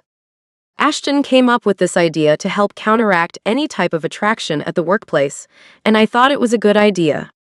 Why not simply look for a relationship with someone outside of work? That way, you won't be tempted by anyone you work with. But the professor shut down our boss's idea. Mr. Wolf, while that might seem like a perfectly good idea, not everyone is in the same phase of life or is looking for the same things. It's likely that not everyone in this room even desires to be in a relationship right now. Even if that weren't the case, not everyone has the opportunity to do what you suggest. Mr. Wolf looked a little defeated. It was just an idea, is all. He took his seat and began to write notes. Apparently, he hadn't thought things all the way through. So back we go to how harassment works, Professor Higgins went on. A casual hello is not harassing. But a hello that includes physical contact, other than a handshake, like even a small hug with a kiss on the cheek, can make some people uncomfortable. It's best to avoid those kinds of things, especially in the workplace. These are not your close friends. These are people who simply have to show up at the same place you do, and that's all. Nina raised her hand and asked, "So, are we also to avoid forming friendships with our fellow employees?" She'd asked a question I hadn't even thought of. The professor shook his head, telling us that wasn't the case at all. Friendships are fine. Even between the opposite sex. He looked at Mr. Wolf as if telling him personally that friendships can't be stopped. It's important to have camaraderie with people you work with. Mr. Wolf nodded and then jotted that down, which made me wonder just how much he'd thought about things before making such demanding rules that would be hard to navigate and stick to. Nina elbowed me, then whispered, "Seems we can be friends, Lila." "Seems so," I whispered back. "You're my first one in New York. You're my first one at work." She wiggled her eyebrows as she grinned at me. The first few hours passed quickly enough, but then the last few went by slowly. My butt ached from sitting on the hard seat for so long. I'd lost interest in listening to the ongoing lecture. Scenario after scenario was presented to illustrate how to act and how not to act. Nina and I began to whisper back and forth, wondering about different things. She asked, "There are so many different departments. We don't all work together. What if we like someone we don't even work with? Like if they're in a different department and you never work with them?" I asked, intrigued by the thought. "Yeah," she said with a nod. "Like, for instance, you'll work with the nightly news team, but you won't really be interacting with the rest of the news teams. Unless you get that morning gig too, you'll have only a handful of people you work with on each show.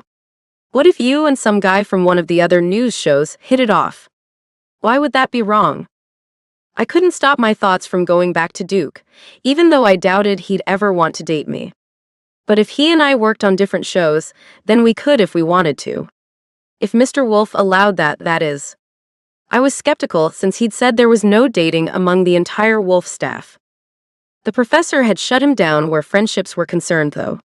Maybe this would be the best place to ask this question, with the professor around to shut Mr. Wolf down if needed. "I'm going to ask about that, Nina." I raised my hand and found Professor Higgins giving me a nod. "Sir, I'd like to ask about a hypothetical situation, if I may." "Of course," he told me as he nodded. I found his attention not only on me but also on everyone else in the class. I could feel Duke's blue eyes on me, like I could feel his touch just through his gaze. My body heated automatically, and I had to ignore the way my pulse sped up. "Okay, at Wolf we have different teams we'll be working with. We don't all work together. For instance, I'm on the nightly news team. What would be wrong with me seeing someone from another team or department at Wolf that I would never work directly with or even interact with? Say, for instance, someone in accounting." The professor seemed to be mulling that over before answering me.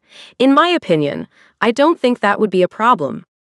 However, Mr. Wolf has said he wants no relationships between any of his employees. I suppose if you find yourself attracted to someone in another department, you'd have to get your boss's permission before you even made any advances." Which I would deny. Mr. Wolf stood up to let us all know. "You see, I've told a couple of people about my reason for wanting to have such strict rules about this. Maybe you should all know. Maybe then you'll understand what I'm trying to do here." Duke's eyes were still on me. They twinkled as he looked at me. Then he mouthed, "Nice try." I didn't know what to say back.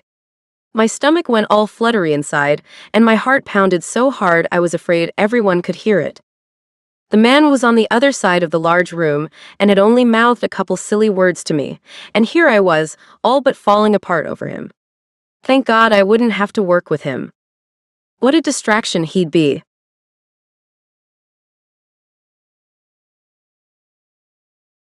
Chapter 8. Duke. The lecture on bullying the next day was broken up into a morning and afternoon session, giving us an hour-and-a-half break for lunch in between. I'd found myself thinking a lot about why Lila had asked her question during the class on harassment. Had she been thinking about me? I had no real reason to think that. She and I were competing for the same job after all, but I couldn't shake the thought from my mind. The girl was savvy, I had to give her that. But Artemis wasn't about to give in to any of his rules. In time, I had a feeling he'd have to adjust to how reality works. It'd be impossible to maintain that much control over people's personal lives and desires. But in the beginning, he'd try hard to keep his rules in place. When I walked into the lecture hall that morning, I noticed Lila was already there. The seat next to hers was empty too. Heading her way without her knowing, I surprised her when I sat in the chair next to her. "Morning, Lila." She'd been talking to Nina, who sat on the other side of her. Her head swung around, and her pretty sky-blue eyes went wide. "Duke." "Yep, that's me." Placing my pad of paper and pen on the table in front of me, I leaned back in my chair. "How'd you enjoy the 8 hours of boring shit yesterday?" She smiled, a devastating smile that made my heart lurch. Clad in only jeans and a t-shirt, I really had to watch my excitement level with her today. "Oh, I loved it," she joked. "Didn't you?" Boy did I, sarcasm coated my words. "So now, on to bullying.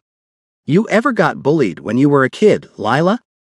"Well, there was this one girl in the 3rd grade who didn't like me at all. I have no idea why."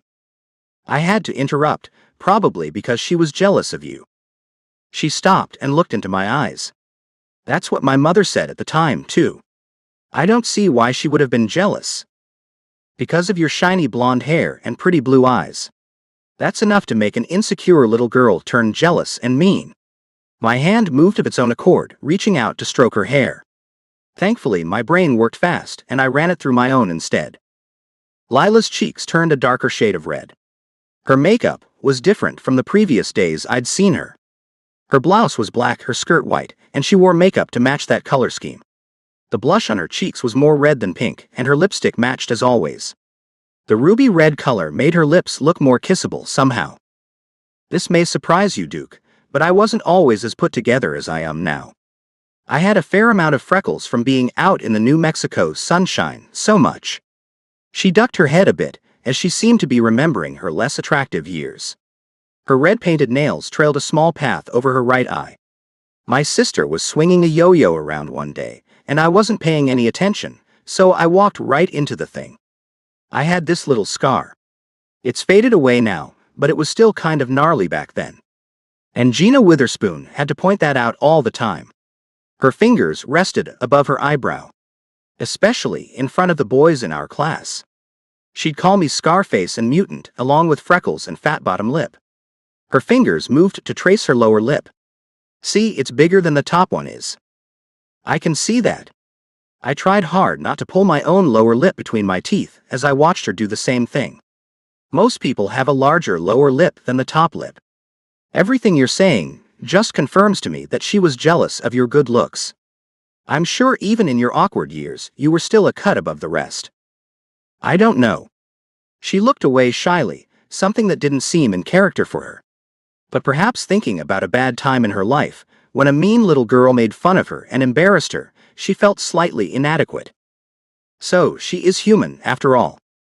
I'd kind of pegged her as a superhuman with powers beyond my imagination. A woman who was capable of sweeping the rug out from under me and taking the job I wanted. But there she was, looking all human and shit. She'd flipped things around on me. "And were you ever bullied?" I had to laugh. Me, bullied? No way in hell. But I couldn't say that, and sound like a jerk in front of her. No, I wasn't bullied.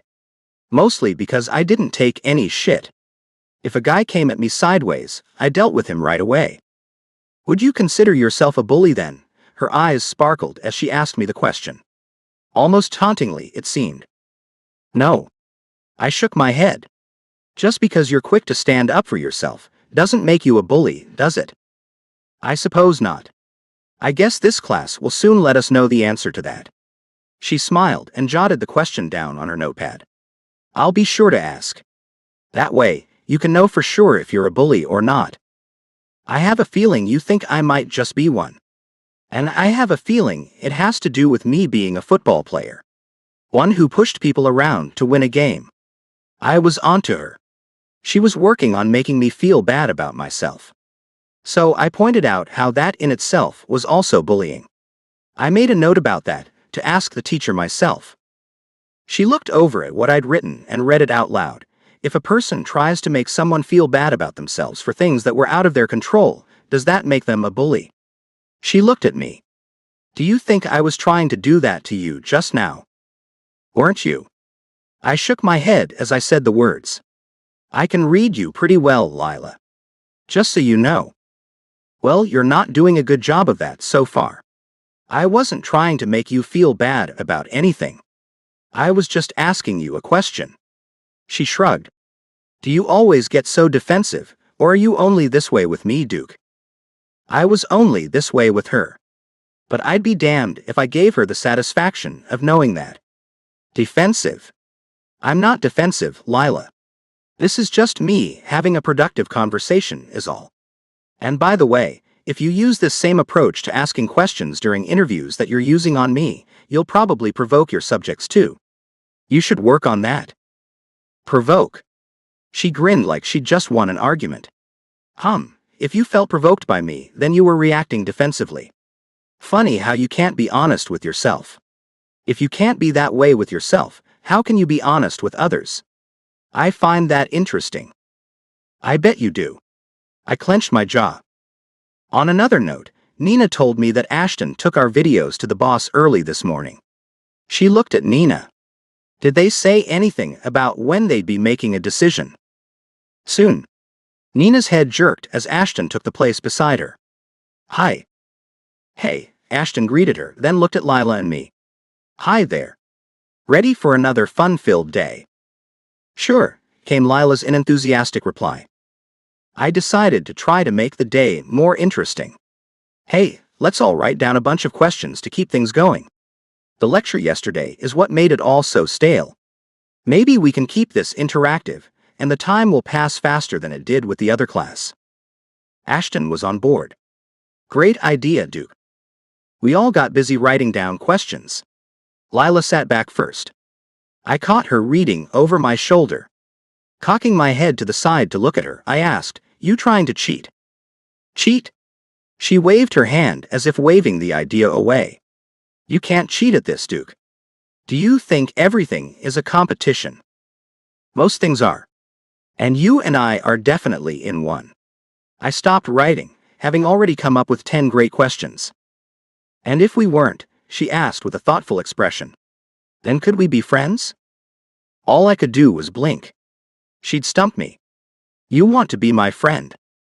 I don't know. I don't really know you. Not when you're not trying to beat me at something, at least.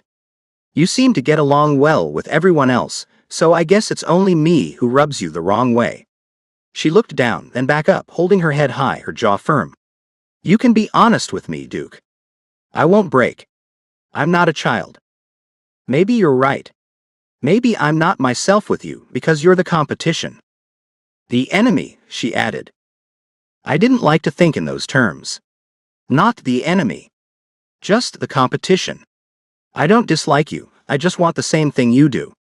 We're competing, not going to war to kill each other. And I really hope you can be a good sport if you don't win. And vice versa. She winked at me. And for the record, in the spirit of honesty, I'm not entirely my normal self with you either. This competition has me in uncharted territory, I'm afraid. Competing isn't really my thing. I'm the kind of person who's always looking out to help others. The kind that would stop running a race to help another runner who's fallen. The hell with the race, he's down and he needs help, you know. She is a superhuman, after all.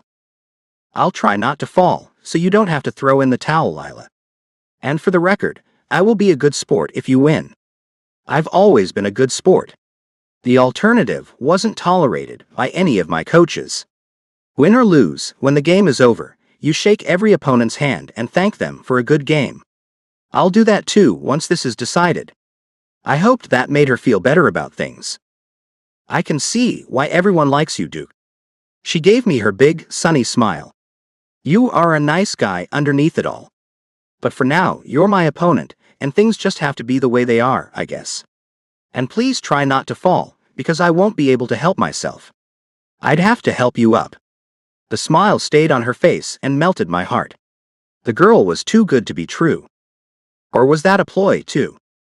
She'd said she felt she was in uncharted territory in this competition, but this was uncharted territory for me, too. I wasn't used to bright-eyed smiles and promises of help from my opponents.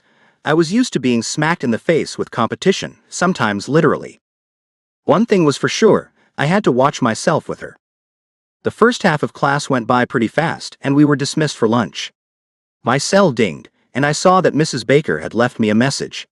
She wanted to let me know that a dinner meeting had been set for me, her, and Artemis that evening. As I looked at the message, I knew it probably meant I'd gotten the job. Walking just behind Lila on the way out, I reached out and touched her arm. She stopped and looked at me. Hey, I've just gotten a message from the boss. They want to meet with me for dinner tonight. I think we've both got a pretty good idea of what it's about, so I just wanted to say one more time that I hope there are no hard feelings if I get the job. I would like to be friends when this is over. Cool, me too.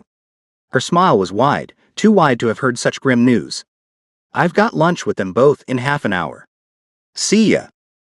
I was frozen in place as she left me standing there. What the hell just happened?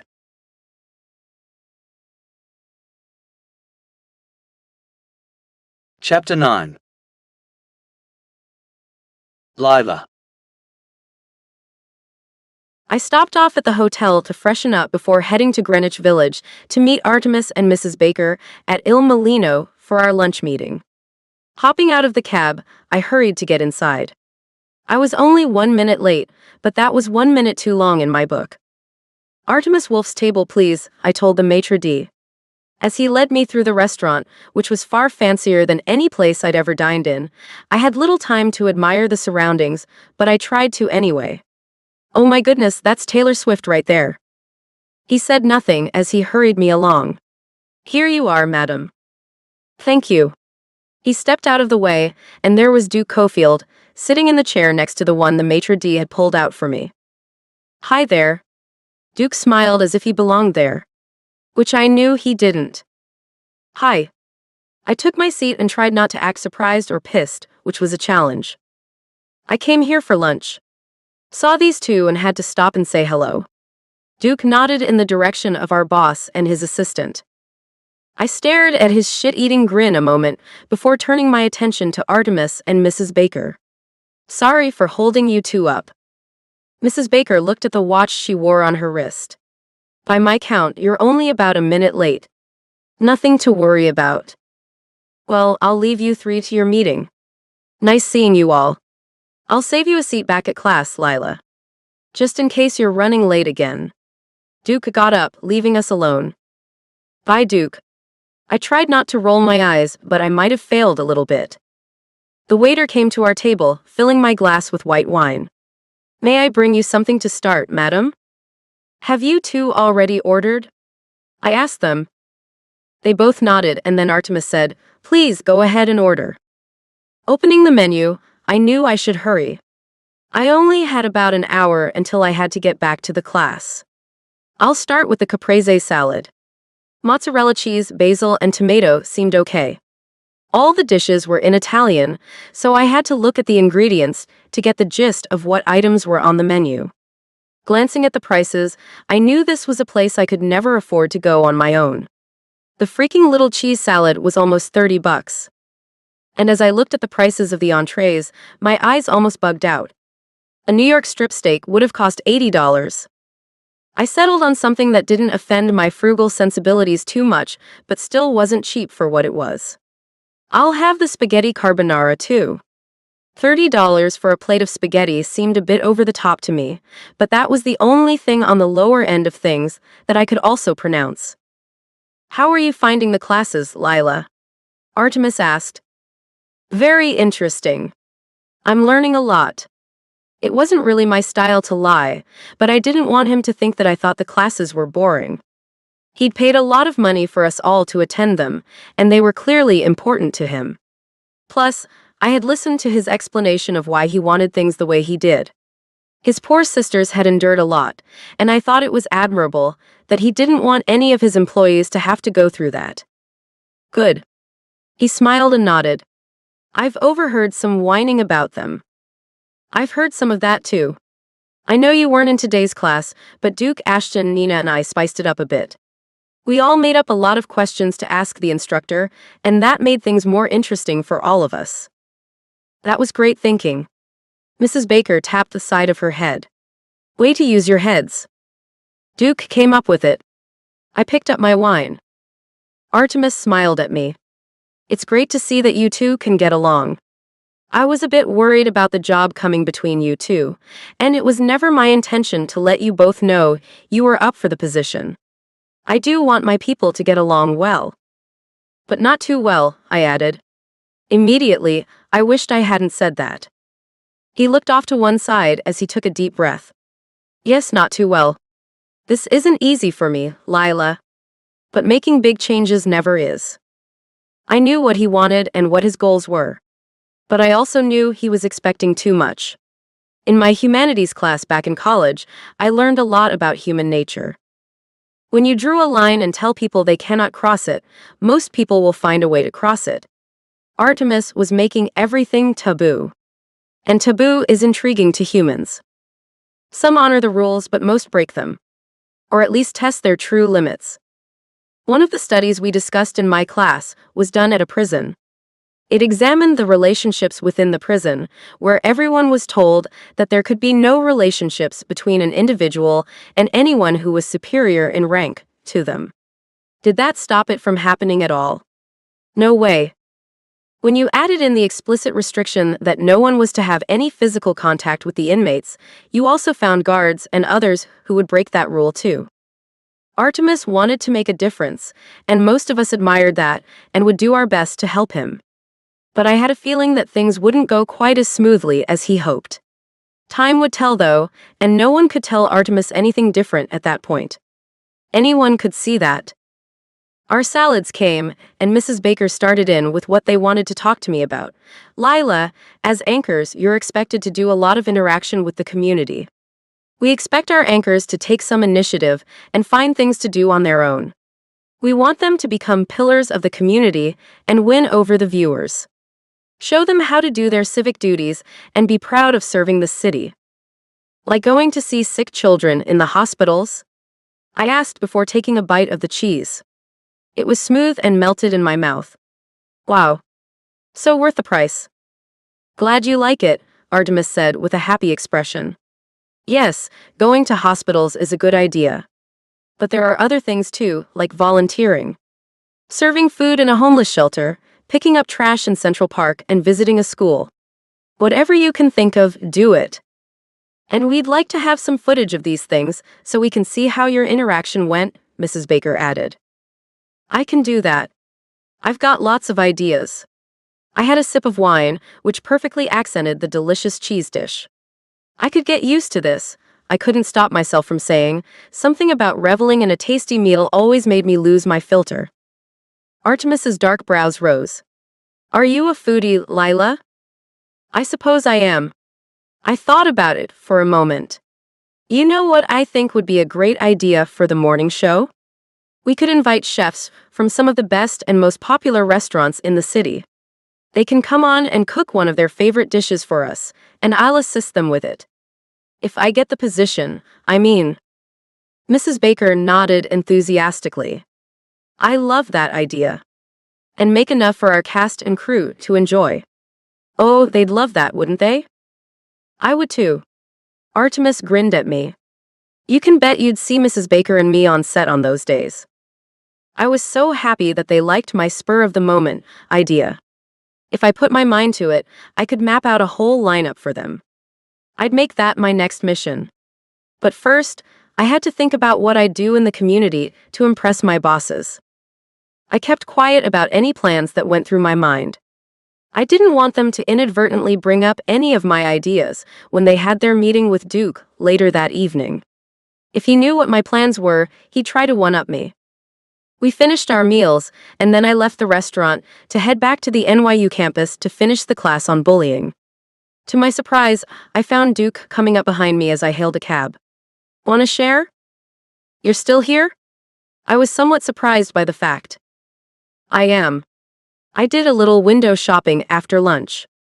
Thought you and I could talk about the meeting on the way back to campus." He opened the door of the cab that stopped for us. I slid in, and he slid in right next to me. "You did you?" "Yes. So what kinds of things did they say?" He looked a little worried. "Like, was one of them that you got the job?" "Yes, Duke.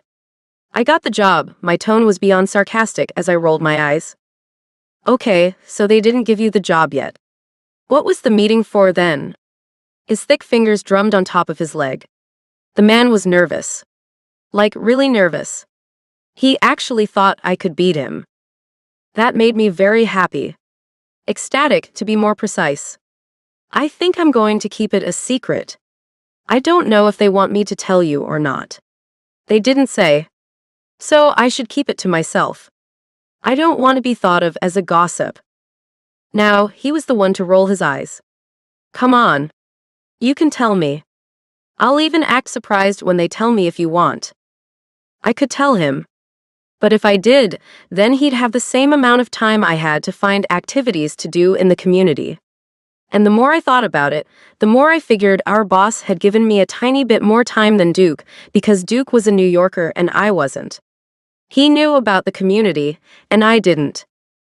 It was a hair's breadth more time, but it was more, so I decided against telling him anything. "I'd rather not, Duke."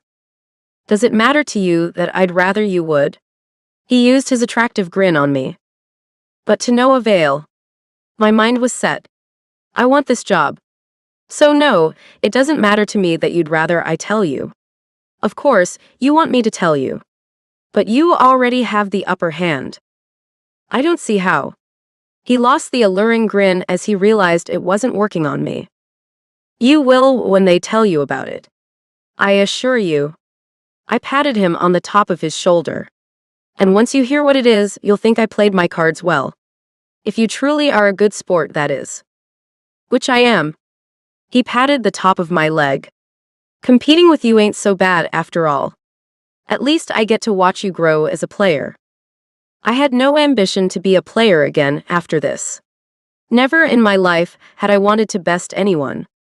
But I knew then that competition is inevitable if you want to get ahead in this world, and it's better to be adept at playing the game rather than lose out on what you want.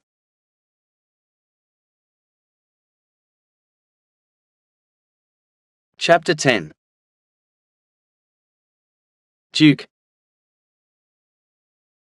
Our dinner meeting had been scheduled in the dining room at Gramercy Tavern. I met Artemis and Mrs. Baker in the tavern, where they were already waiting for me. "Hey guys. I made it. I was 5 minutes late. Traffic was hell, and so was the cab driver who'd refused to step on it." The dinner was casual, as they told me what they wanted from me. Doing work in the community would be part of my working interview, as Mrs. Baker was now calling what Lila and I were doing. Then I could see why Lila had made me wait to hear what they wanted from us. She wanted a head start. And she'd need it too. She had no idea where to start looking to get into the community, and I was already firmly a part of it. Back when I was playing still, we were encouraged to reach out to the community of New York. I always took the easy route and went to see sick kids in the hospital. I knew guys who did other things. Pick up trash and feed poor people. But I loved going to see the kids. Their little faces would light up when I'd show up wearing my football jersey. I always got a kick out of it, and knew I'd be able to make an excellent video. So, after I left the meeting that night, I headed home, making a phone call along the way. I'd seen a picture of Ted Turner in Artemis's office and asked him about it. He told me how much he respected the man and how he was inspired by Turner to create the new network. After doing a bit of digging, I found out who his publicist was and made the call. That call only proved to be a disappointment, as I learned that Lila and I were on the same page in at least one thing. She'd beaten me to him, and she already had an interview scheduled for the very next day. We'd only found out at the end of the bullying class that the class on compassion hadn't been scheduled yet. That meant we finally had some free time, and that little flirt had gone and thrown in the interview in that free time. I had to give it to her. She was a quick thinker. If I had my wish, I would have never had to compete with the likes of her. She would be hard to beat, but I'd give it everything I had to do just that. I got to my apartment and wondered where Lila would be staying now that she'd gotten at least one job. I knew there were a few people in my building who were searching for roommates. Having Lila so close might be nice. But then again, it might be much too tempting. There was something about her that just did it for me. She made my body hum whenever she was around. I knew she was supposed to be off limits, though. Telling her about any availabilities in my building would not be a good idea. Unless she came up empty, I'd keep my mouth shut.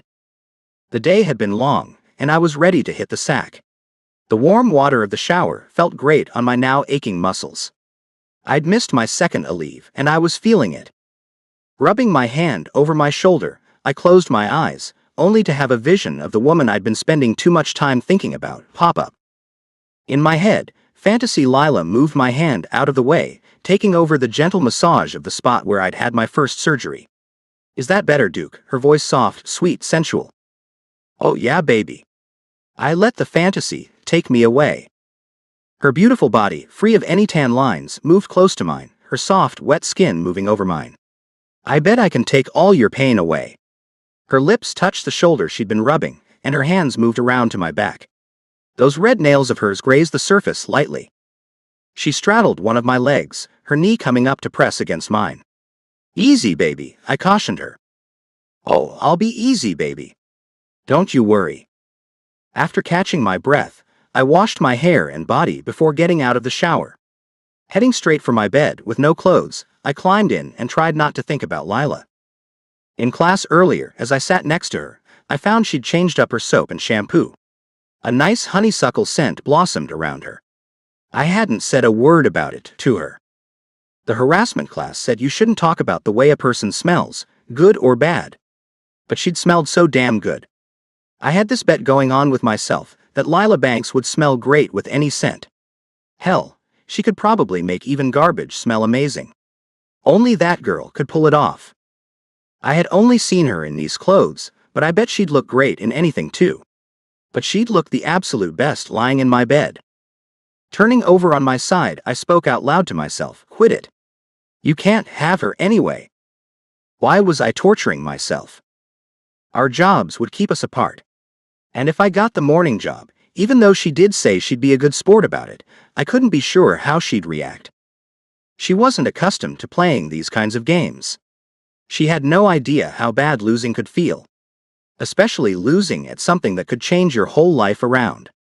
With the added income of the morning anchor position, she'd make 3 times the money she was making now, definitely enough to get your life started in a new city.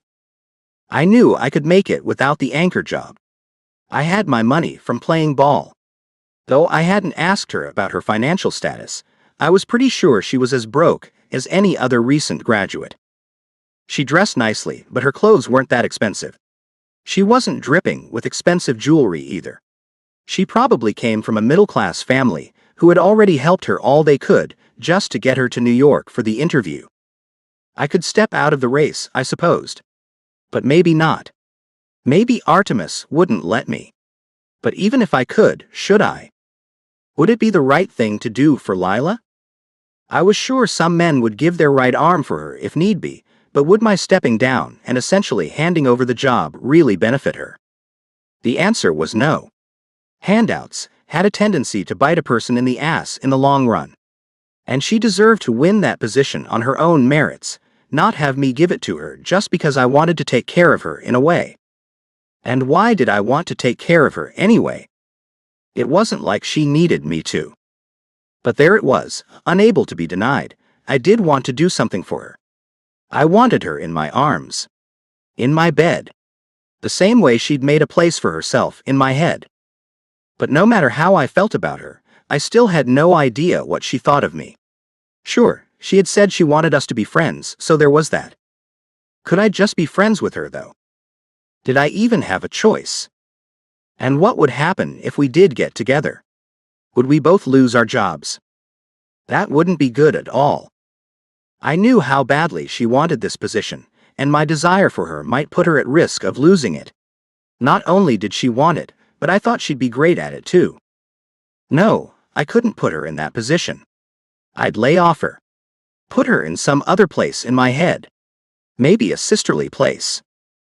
Who was I kidding? I just jerked off to the girl. There weren't going to be any sisterly feelings coming from me about Lila. I rolled over to my other side and noticed that nothing hurt on me. The after effects of my shower thoughts of Lila, even though they were technically manufactured, had me feeling great. For the first time in forever, my cell rang, taking me out of my thoughts. It was my father. Hey, Dad. You haven't called me back. Your mom and I are on pins and needles over here. Did you get the job? I got a job. It's okay. I rubbed my forehead. You got a job. He obviously didn't understand. Right now, I've got a slot as a sportscaster on the evening news, but I'm up for the morning anchor position too. The moonlight poured through a gap in my curtain. I got up to close it. Sometimes, even bright moonlight would give me a headache, but I opened the thick black curtain instead. Up for it? Dad asked, sounding confused. How many others are up for it, son? Only one more person. A young woman, a recent grad from UCLA. The glowing light filled my eyes. It didn't hurt my head at all. I imagined Lila looking at that same moon as she looked out the window of her hotel room. UCLA. You've got this in the bag, son. You're practically a New Yorker. Compared to her, you are anyway. He spoke with confidence as if he didn't have any doubts at all. She's tough, Dad. A real spitfire. And the camera loves her. It won't be as easy as it seems.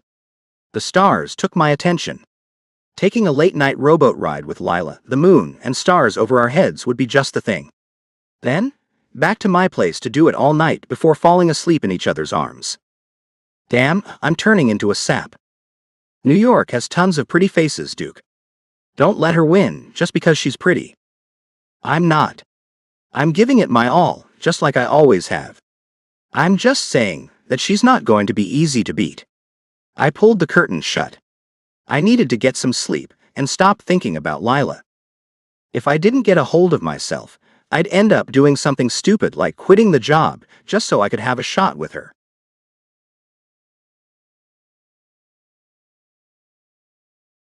Chapter 11.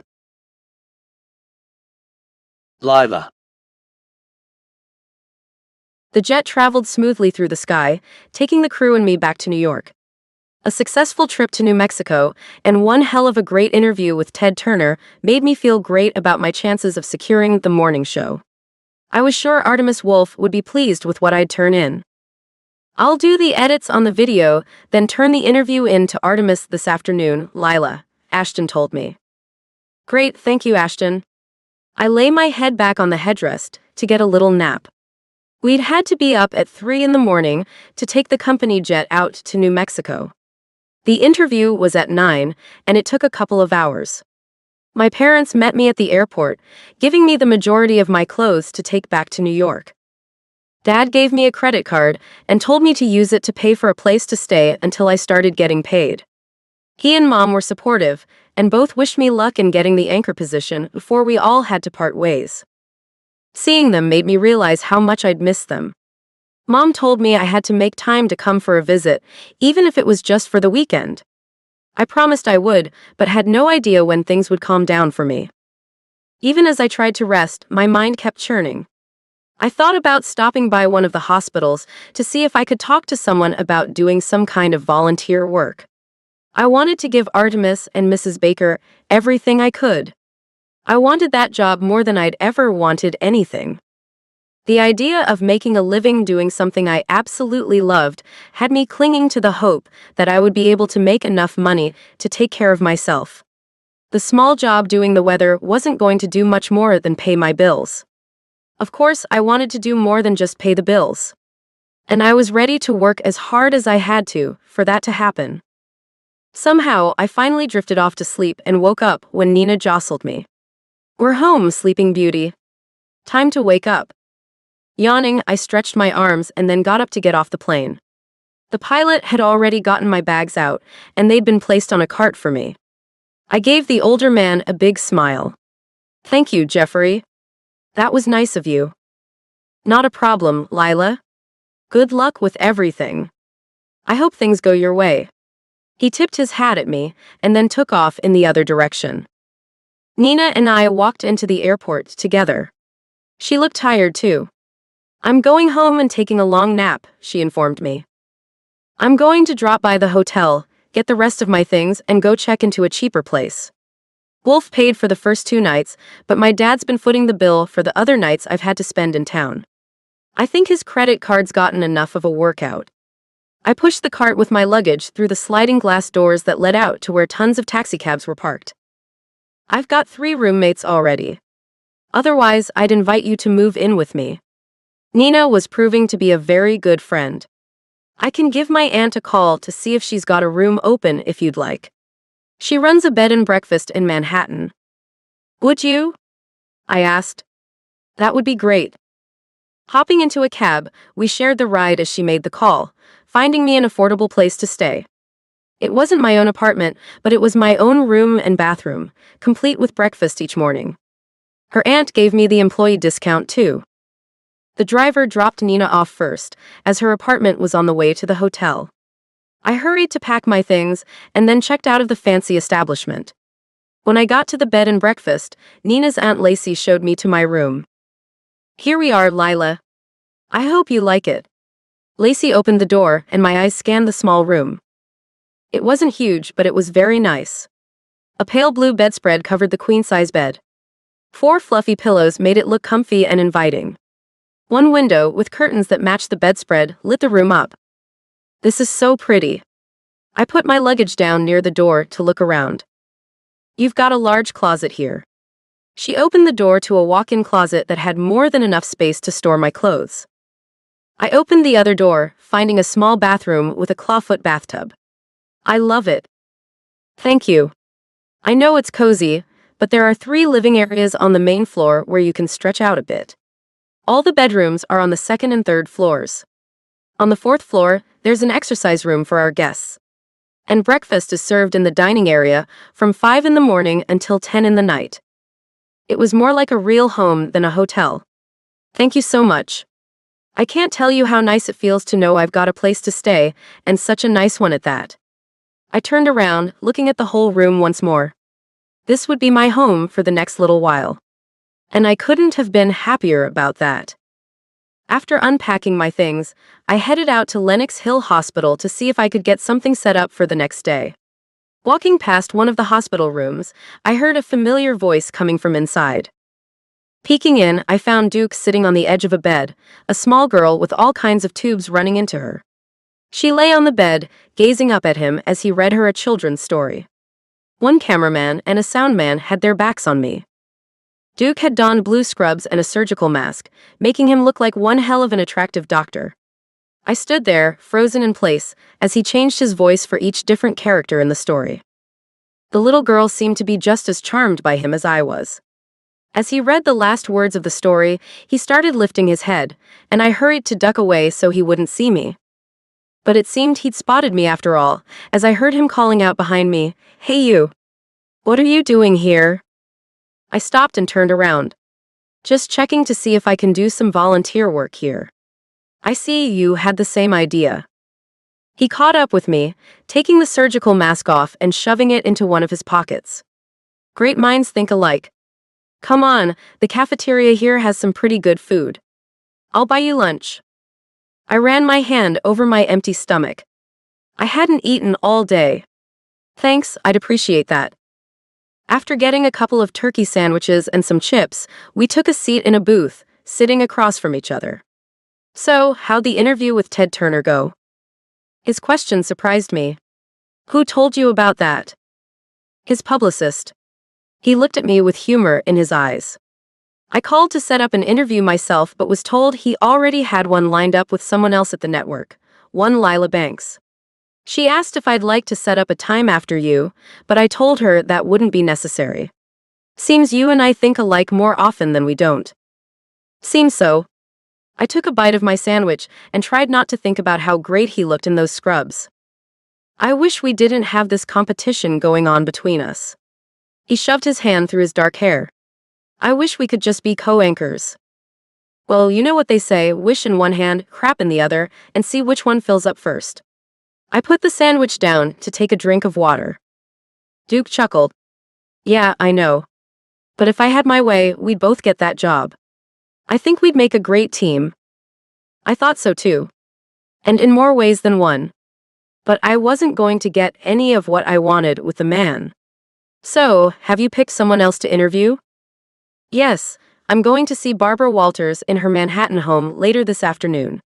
He smiled, seeming pleased with himself. Now that's a get. The thought crossed my mind to reach out to her team, but when I found out that Turner's been a huge inspiration for Artemis, I went with him instead. It seemed that we really did think alike. By the way, I like how you interacted with that little girl back there. That was sweet. I didn't know you did, sweet Duke. I can do sweet when I want to. His expression softened as he looked at me. Lila, do you think about me? All the time. You are my competition, after all.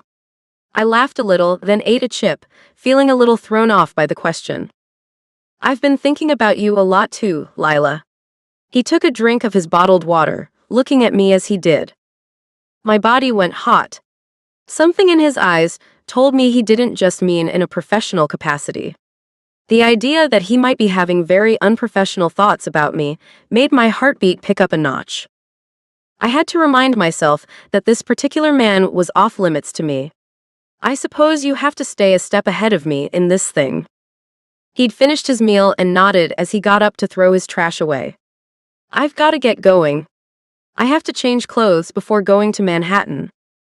Speaking of Manhattan, Nina very graciously made a call and helped me find a new home. At least for a while. I've got a room in the bed and breakfast that her aunt runs. I took another bite of my sandwich as he tossed his trash into the nearby receptacle. Good, so you've got a place.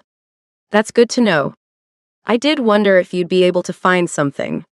A smile filled his handsome face. For the record, if you hadn't found something, I was going to tell you about some openings for roommates in the building I live in. But it's probably much better to stay in a bed and breakfast.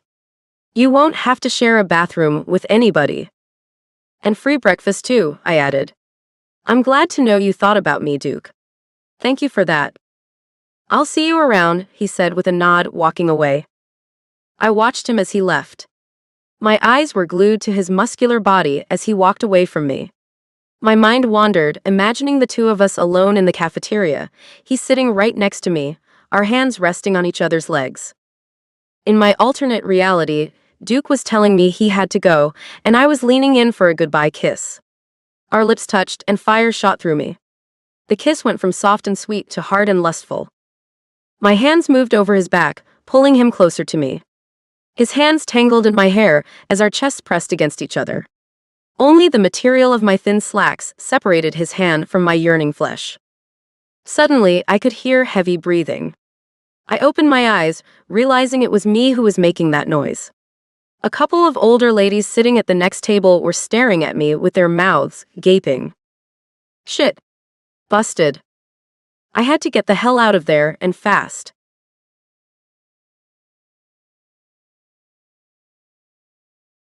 Chapter 12.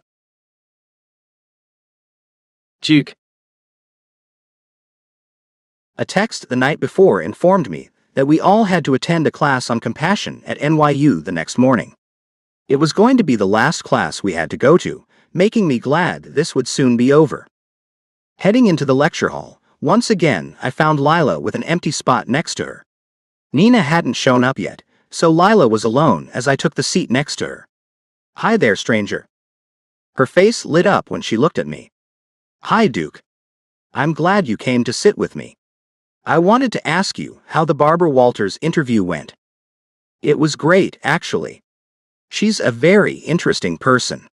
I never imagined I'd ever sit down to have a chat with her, but I have to admit that her presence is something else entirely. She's so genuine. I can see now how she was able to get so many people to trust her enough to let her interview them."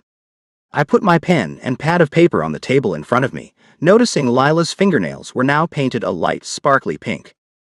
She tapped her nails on the table. "Man, I wish I could have been there too. I envy you so much, Duke." "Don't envy me, you got to talk to Ted Turner. That's a coup too, you know."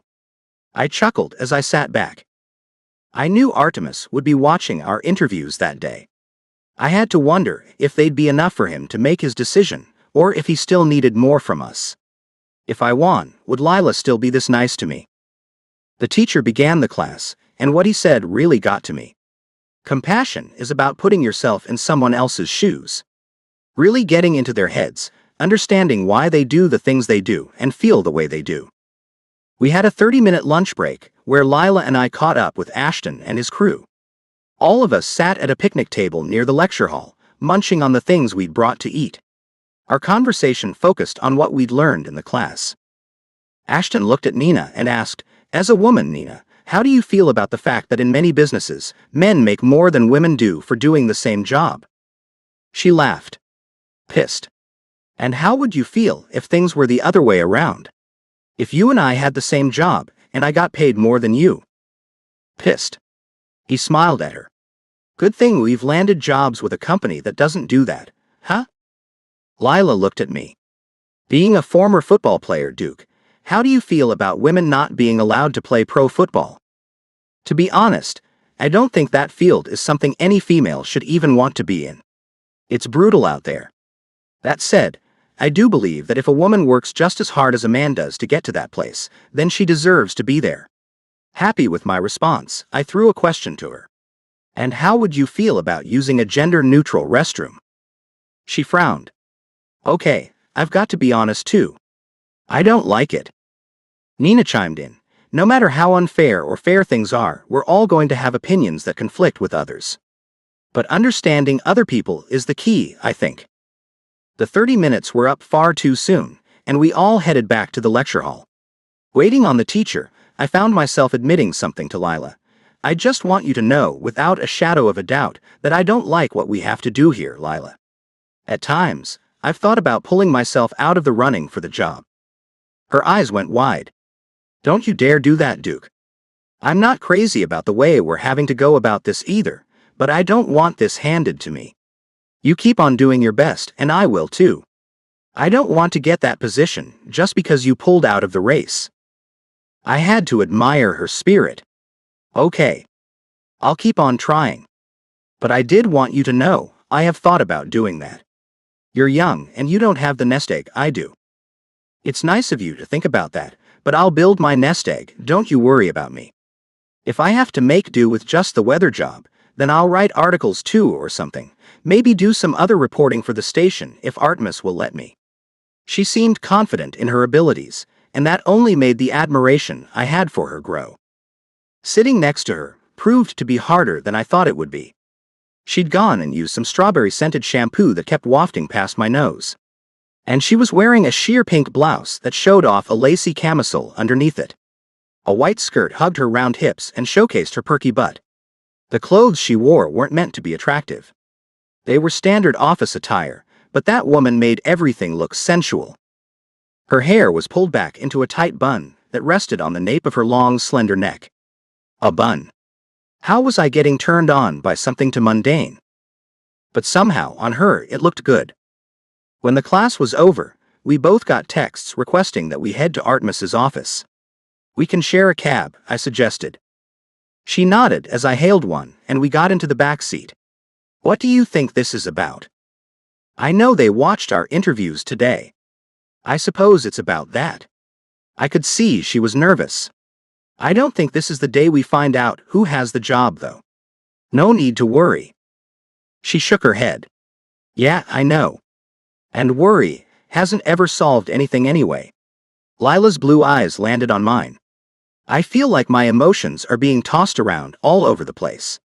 One minute I feel calm and prepared, sorting out a backup plan, and the next I'm worrying over what I'll do if I don't get it. You wouldn't be human if you didn't get worried about things like this. I patted her leg to reassure her. Things will work out. And I do hope we can remain friends in the end, no matter what happens. Me too. She blinked a few times as she looked out the window. It's been nice getting to know you. I've never really known a jock before.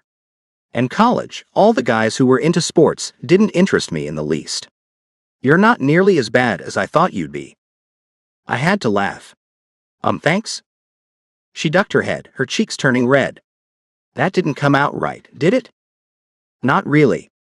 I leaned over to pull her face back up, taking her by the chin. But you don't have to be embarrassed. You aren't quite what I had you pegged for either.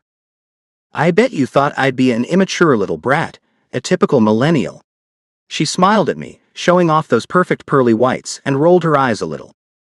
With a shrug, I admitted, you are much more mature and level-headed than most people are at your age. Thank you. I strive to be.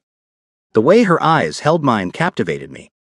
She wasn't like anyone I'd ever met. So young, yet so in control and sure of herself. I hadn't let go of her chin, and the way my hand tingled made my heart beat harder. If we didn't have to deal with this no-dating policy, would you accept a date with me if I asked you out? She didn't say a word or blink an eye, but she did nod. My heart hammered and my mouth opened. Technically, we haven't started working yet. Would it be okay if I kissed you, Lila? Her chest rose and fell as she took a deep breath and then nodded once more. My eyes couldn't believe what I saw. So I had to ask, can you say the word, Lila? Yes, she said, then licked her lips. I want you to kiss me, Duke. Easing my fingers along her jaw, I ran my hand around to cup the back of her head, pulling her to me as I moved toward her. Our lips were barely touching, her breath sweet and warm on my mouth. Her hands traveled up my arms, leaving trails of molten heat along them. I pressed my lips harder to hers. The hell with the meeting with Artemis. I just wanted to get her into my bed. But just as that thought entered my head, the cab pulled to the side and stopped. Here we are. His voice pulled us out of the world we'd fallen into. Damn, I groaned. I agree, Lila said. Her lips pressed against my cheek. We've got to go inside. Moving off her, I pulled her up. Her bun had become a bit disheveled, so I pulled it all the way out, running my hands through her silky hair to smooth it out. Okay, that's better. I'll let you head in first. Stop off at the bathroom and freshen yourself up before you head up to his office. She looked at me with wide eyes. Can I be honest with you, Duke? I hope you feel that you can be honest with me. What is it? I ran my hand over her cheek, holding her beautiful face in my palm. That was the best kiss I've ever had.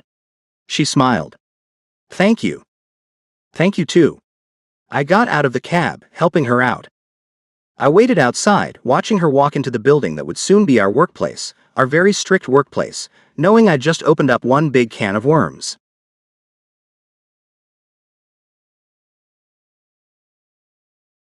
Chapter 13. Lila. Looking at myself in the bathroom mirror, I found a glow on my face. My cheeks were rosy red, my lips kiss-swollen, and my eyes shimmery with desire. I hadn't had a ton of intimacy experience, and had only ever had one real boyfriend. The intimacy with him wasn't great either, and no one's kiss had ever done to me what Duke's had. From the moment our lips touched, I felt higher than a kite. As if his mouth was pure morphine, he took me on a ride I never knew existed. My heart was still pounding, and it had already been several minutes since we'd parted. I had to clean myself up, too. Even though I knew we shouldn't have kissed, I wanted more of that man. I wanted to feel him all over me.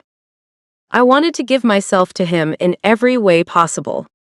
And I wanted to do that right now. But we had business to attend to, and we also had that pesky little rule to contend with. Rules. Weren't they just made to be broken? I'd never considered myself a rebel in any way, but now I was ready to revolt. To hell with your rules, Artemis Wolf. I want Duke Cofield, and I want him now. Could I go up to my new boss and make such a demand? I knew the answer to that question.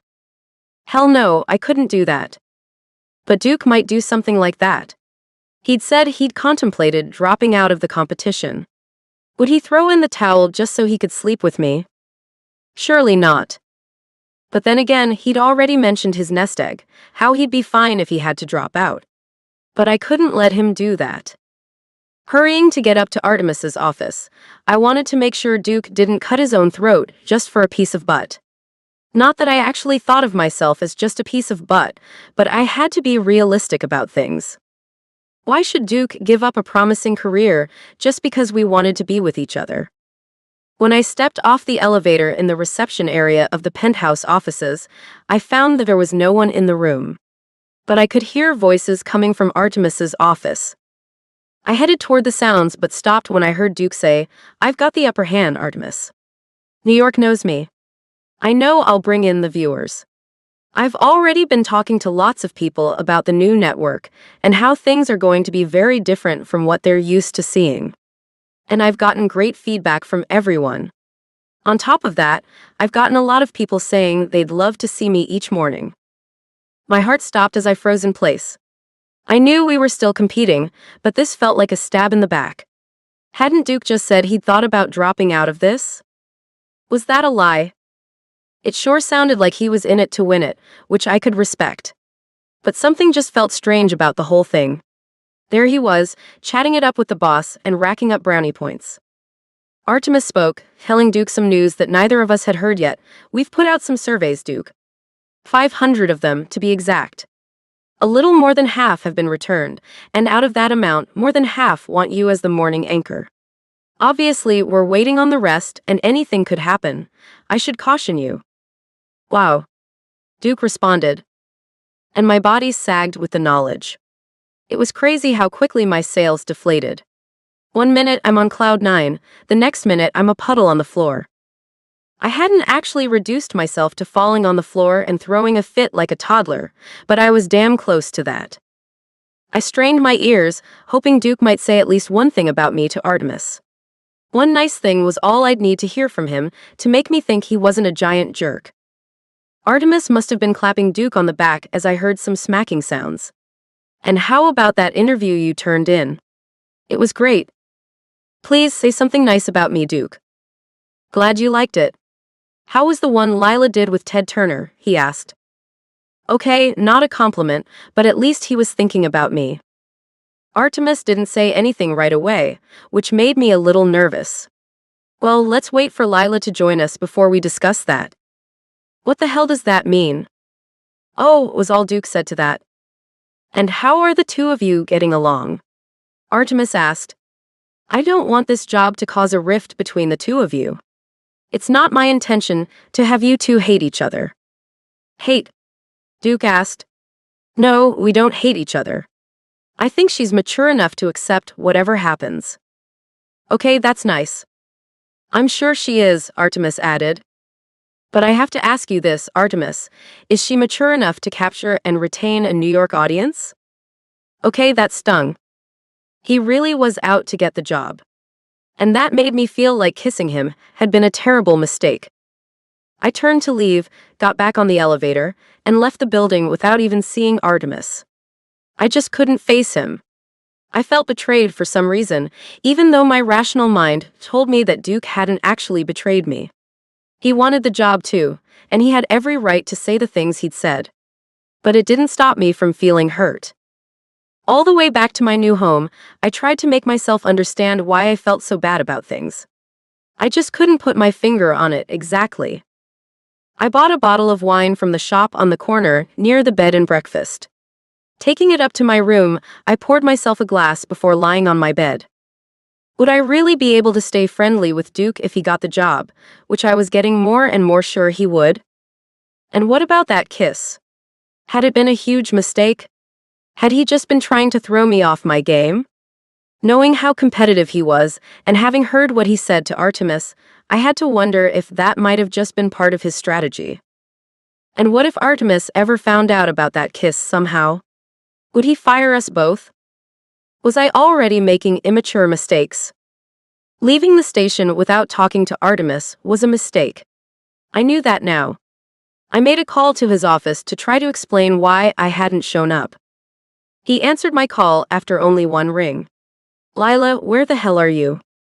He was mad. His voice was sharper than I'd ever heard it before. "I'm sorry, sir. I was in the building, about to head up to your office, when my stomach started hurting. I had to leave and come home.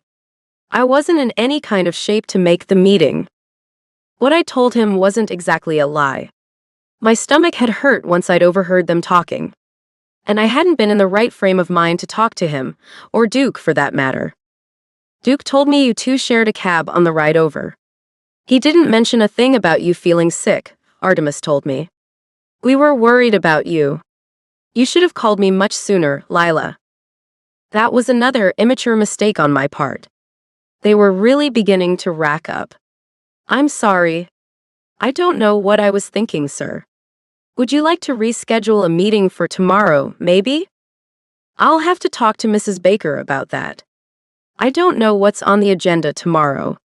It's important that you try your best to make any meetings that are set up. Things will depend on your ability to make meetings, Lila. I thought you would understand that."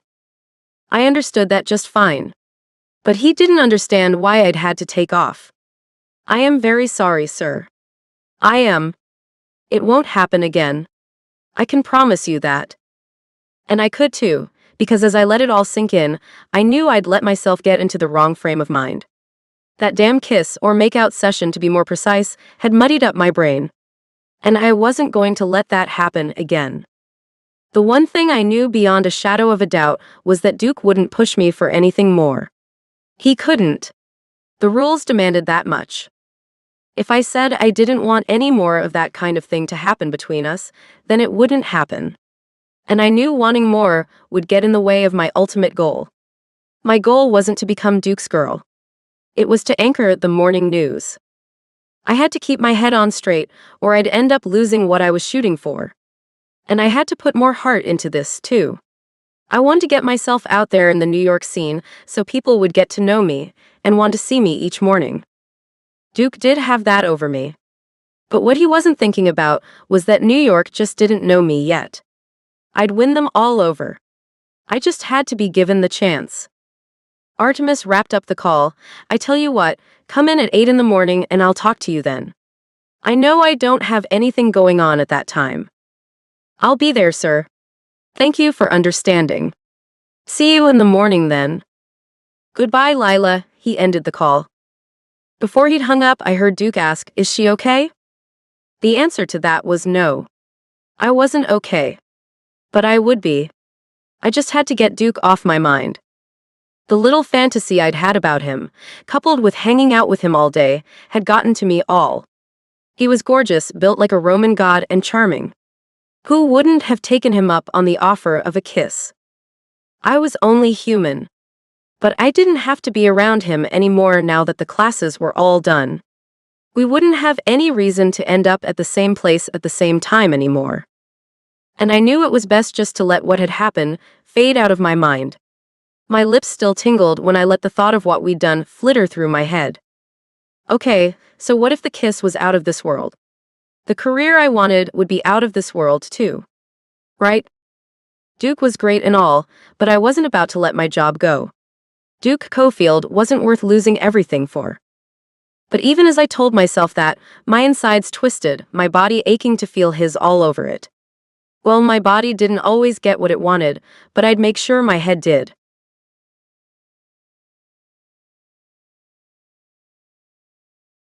Chapter 14.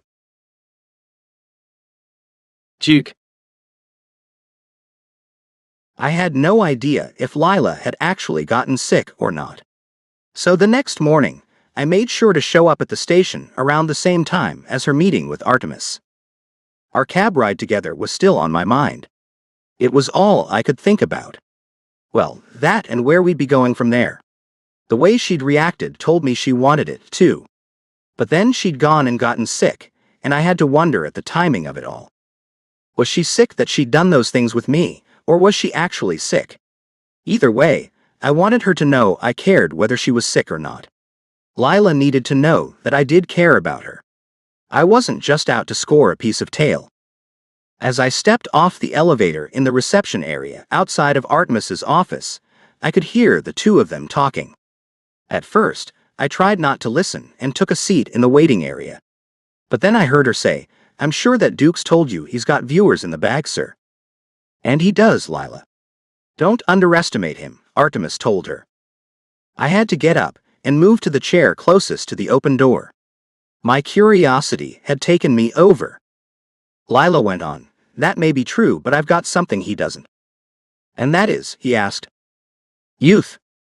Does she think I'm old at 32? He's not old, Lila." Artemis went to bat for me. "Yeah, Lila, I'm not old. He's from a different generation, Artemis. This whole station is geared toward the younger generation, and that's me, not him." She was certainly going for the throat. "I think what you're getting at is that Duke won't have a long shelf life, and you will. Is that right?" Artemis asked her. "I'd give him a couple years, tops, before he loses touch with the viewers," she said in a matter-of-fact tone. And my heart felt a stab of pain. Does she really think that? I had more than a couple years left in me. What the hell was she talking about? With the pain came anger. I got up, leaving the area where I'd only hear her say more things that would make me mad at her. I didn't want to be angry with Lila. I wanted us to get right back to where we'd been yesterday, but she seemed to be fighting like a pit bull to get the job. Going to the bathroom on the main floor, I splashed some water on my face to help me get my anger under control. Looking in the mirror, I saw the man I'd always seen looking back at me. No wrinkles, no age spots, nothing to make anyone think I was some old man. So, what the hell was Lila doing? Was it just some tactic to win the job? That had to be it. She couldn't have been faking how she felt about me just the day before. This had to be a ploy. I was going to head back up there and get her to talk to me, but when I walked out of the bathroom, I saw her leaving the building. So I hurried to catch her before she managed to leave. Just as I got outside, I saw her waving down a cab and shouting, "Lila, wait." She put her hand down and turned to look at me. Her hair was down, she'd curled it, and the blonde locks sparkled in the sunlight. Her lips were cherry red, matching the silk blouse she had on, which was tucked neatly into an A-line navy-colored skirt. Red heels finished out her amazing look. I found it hard to breathe for a moment. She was that devastatingly beautiful. "Duke, where'd you come from?" she asked, but stood right where she'd been. I made it to her, my hand picking up a soft curl. "Your hair looks so pretty like this." She gently pushed my hand away. "Thank you, but you shouldn't be playing with it, you know. We should talk." I balled my hand into a fist at my side, even though it desperately wanted to move through her soft curls and play a while. Looking behind me at our building, she started walking away from it. "We shouldn't talk right here, though. Let's take a walk." I stepped in beside her, not knowing where we were heading. But she was right. We couldn't exactly stand there where Artemis or anyone else from the station might see us. "So, were you really sick yesterday, or what?" I asked her. She glanced at me sideways. "Kind of." "Can I ask why that was?" I ran my hand over hers, taking it. She stopped and looked at our clasped hands. "Please let go of my hand, Duke." I was quick to release her, but I couldn't deny the sting I felt at her words. "Lila, do you regret what we did yesterday?" "Very much so," came her quick reply. Now my heart was really hurting. She may as well have plunged a knife into it. "I'm sorry to hear that, Lila. I really am. I have to be honest with you, Duke." She began walking again, and I went along with her. "You and I are competing right now. What we did was a bad idea, especially with this job between us. Not to mention that we could both be fired if we got caught. I need the job Artemis has already given me, whether I get the anchor position too or not. I need the weather gig. And I'd venture to say that you need the sports job too." She was right. We both needed our jobs. Financially, I'd be fine without it, but I needed it for my sanity. And getting caught could have been grounds for firing us both. If Lila got fired, she'd have to leave New York. That would mean leaving me anyway. Maybe you're right. Maybe I should be regretting it too. I saw the pain in her pretty blue eyes as I said the words. She chewed on her lower lip, looking conflicted, as if she were fighting something inside that rebelled against the way things had to be. I think it's for the best to regret it. My main regret is that now that I've tasted you, it only makes me want you more. I took her hand, pulling her into a small shop so we could get off the street. The way she looked at me told me more than any words could have. She wanted me to. Duke, I overheard you talking to Artemis yesterday, and that's what made me sick. I had to laugh as I pulled her along with me through the aisles of an old bookstore. I kept at it until I found 2 towering bookcases that would hide us from prying eyes.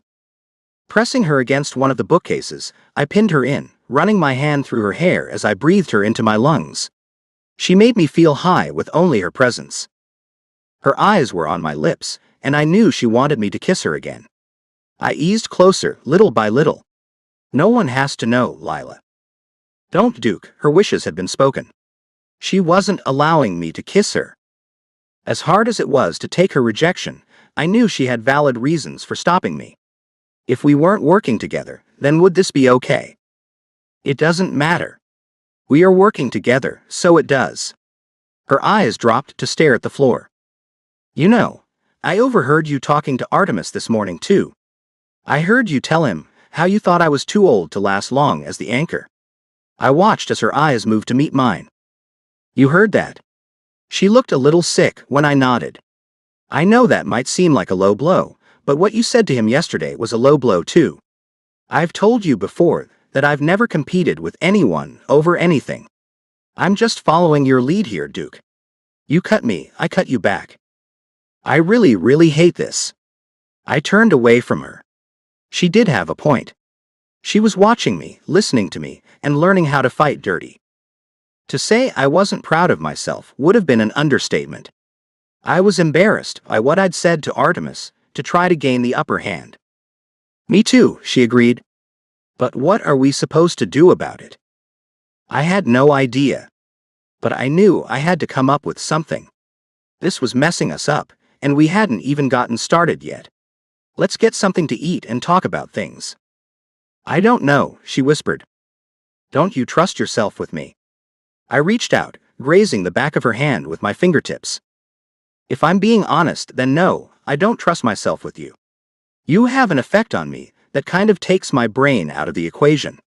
She smiled shyly as she leaned back on the bookcase. You do that to me too. That hasn't happened to me before. Has it happened to you before? I moved my fingers up her arm, then ran a chunk of her hair around one finger. She shook her head slowly as she looked into my eyes. It's a damn shame that Artemis has this rule.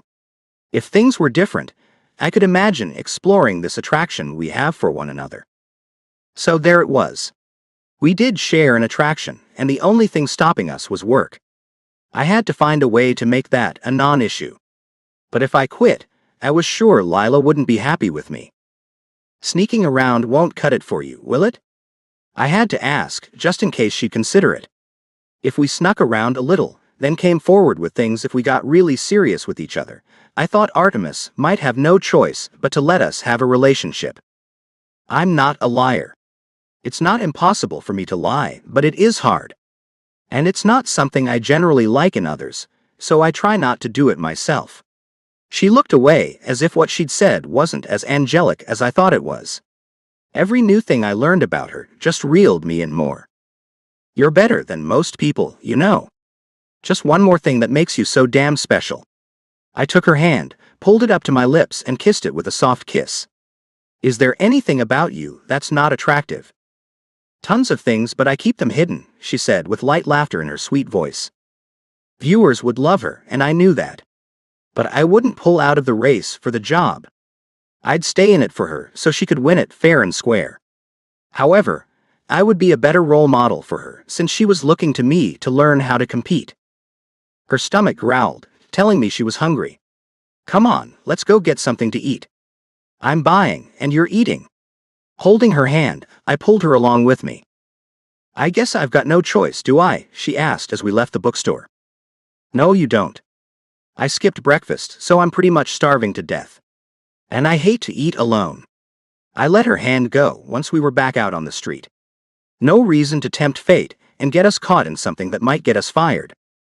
But how long could I actually go without having her in my arms?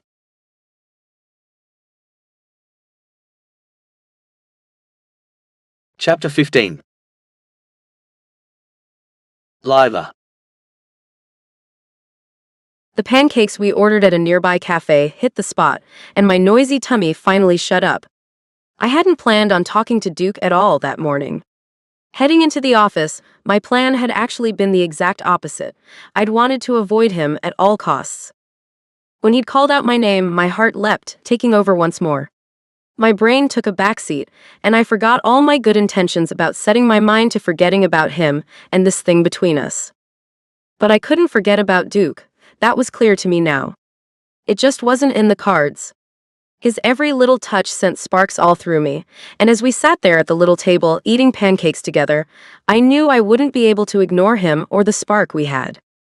"Can I ask you why you wanted this job in the first place?"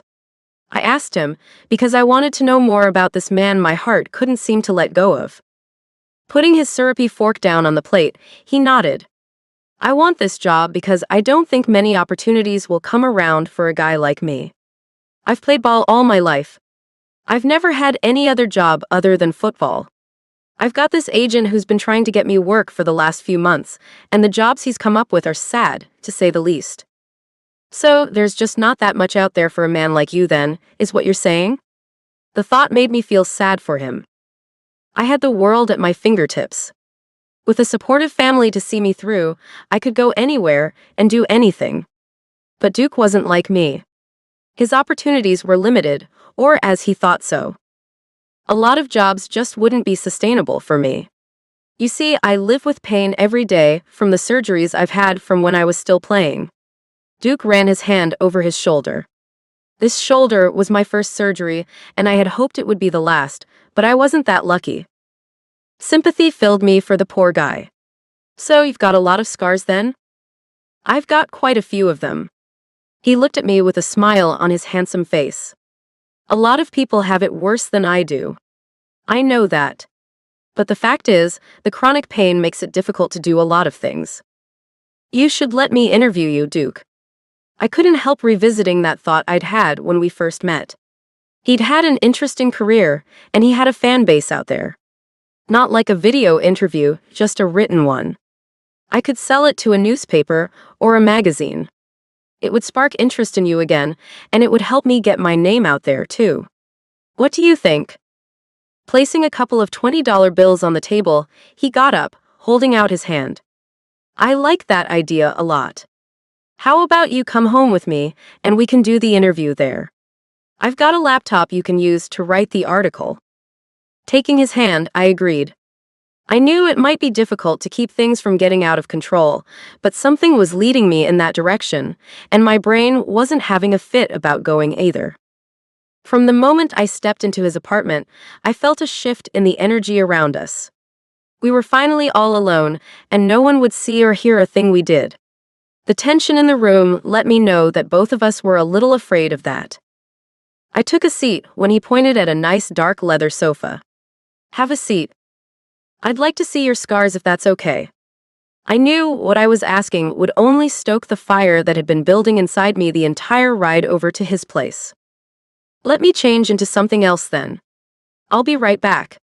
The laptop is on the desk over there. Feel free to fire it up." He left the living room, and I got up to grab the computer. When I opened it, I found a background screen with a picture of his football team. There he was in the back row, standing out even in a sea full of muscle-bound men. He was by far the best looking. And that was saying something, as there were a lot of good-looking men on that team. I put the computer down when he came back in wearing only a white robe. I thought this would work the best. "Is this okay with you?" "It's fine with me." It was more than fine. I wanted to really get to know Duke Cofield. He pulled the robe down to expose his shoulder. A rigid scar marred the tan skin there. This is where I got the first surgery. Can I touch it? I asked as he took a seat. He nodded, and I got up and went to him. Standing in front of him, I moved my hand over the rough surface. That had to hurt. It still does. He moved the robe a bit, showing me a scar on his side. This is where they went in to fix a punctured lung. My ribs were broken, and one stabbed me there. I looked into his eyes as I moved my hand to run over that scar. My hand began to shake as I thought about how close I was to him, and about how close he'd come to death. My body felt hot. I think I even started to sweat a little. When his hand closed around mine, holding it against his skin, I fell helplessly for him. "Duke, can I kiss you?" He nodded, and I moved in closer. Our lips touched, his hands moving to my waist as he pulled me to sit on his lap, facing him. The robe was still covering him, but I could feel him beneath me. I had no idea how we'd managed to hide this thing we had between us, but I sure as hell couldn't stop it from happening. Nor did I want to.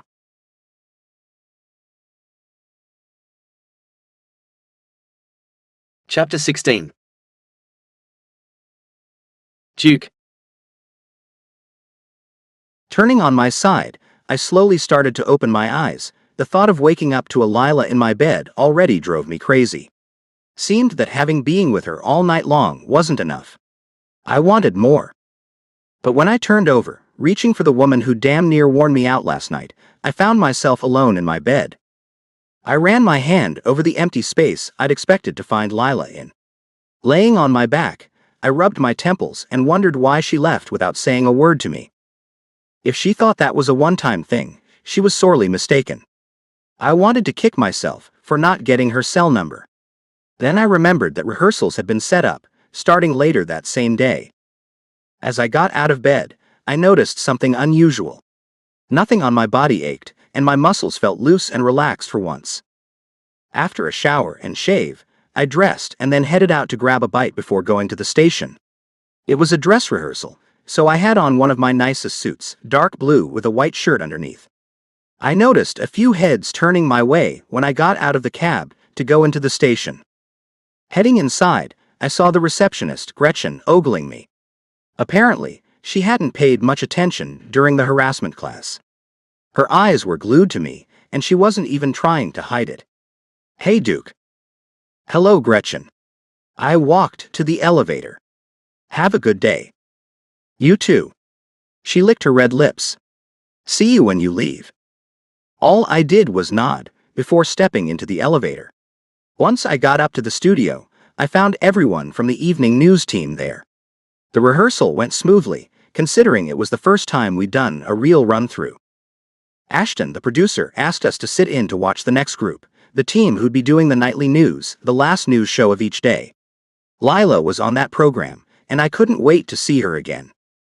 Lila seemed to be in a hurry, walking right past those of us who sat around, waiting to see how they all did. She hadn't even given me a sideways glance. I supposed she was trying to put distance between us, so no one would suspect we had any kind of a relationship. I thought she was going overboard, though. We could be friends, no one said we couldn't. They had a good rehearsal, and Lila impressed me once again with the way she could be so professional while being so relatable. She pulled it all off with such ease, it was as if she'd been born to do the job. Once they were done, she headed off, but I followed her, catching up with her before she knew it. "Hey, you." She stopped and turned to look at me. "Hi, Duke." I nodded toward an empty area where we could talk in private. "Can you talk to me for a minute?" She nodded and followed me to a remote corner where we wouldn't be overheard. I looked into her eyes, finding them a little droopy. "I know you're wondering why I left without saying anything to you this morning." "I am," I said as I put my hands into my pockets. "I missed seeing you this morning." She looked behind her to make sure no one was near. "I had to leave, Duke. I didn't want to make things awkward." "Too late." I smiled at her. "You don't have to act like you don't even know me, Lila. I think that's a little overboard, don't you?" She smiled shyly. "I honestly don't know how to act. I guess acting like I don't even know you is pretty silly." "Yeah, it is." I caught Artemis coming toward us. "Here comes the boss." "Oh damn. Should I leave? She looked as nervous as a mouse that had just caught the attention of a cat. No. Just act normal. I tried to show her how to be casual, but she couldn't seem to do it, her hands fidgeting non-stop. A little more normal than that, baby. Her eyes went wide. Don't call me that here. I nodded. She was right on that point. Then Artemis stepped up next to her. You two having a little powwow over here all by yourselves. I came up with something on the fly. We were just talking about how the rehearsals went. I thought they went well. What did you think, Artemis? I thought so too. Quite frankly, I expected them to be a bit unpolished, since everyone is new to this. But you've all surprised me, a very pleasant surprise. He put his hands into his pockets and swayed back and forth. We've sent the interviews you two did to a few hundred of the people we sent surveys to. Lila looked down, seeming uncomfortable. Anything wrong, Lila? The expression she wore made me a little uneasy. She definitely looked like she was hiding something, and it almost looked like she just might blurt it out then and there. And that would have been horrible for us both. Something is wrong, sir. Her face went from nervous to resolute, and my stomach knotted up with what I thought she was going to say. What's wrong? Artemis asked. I thought I might just pass out, and had to clench my fists in my pockets a few times to help get my blood flowing properly. Lila shifted her weight as she said, We're rehearsing for all the newscasts but the morning one. I find that unfair.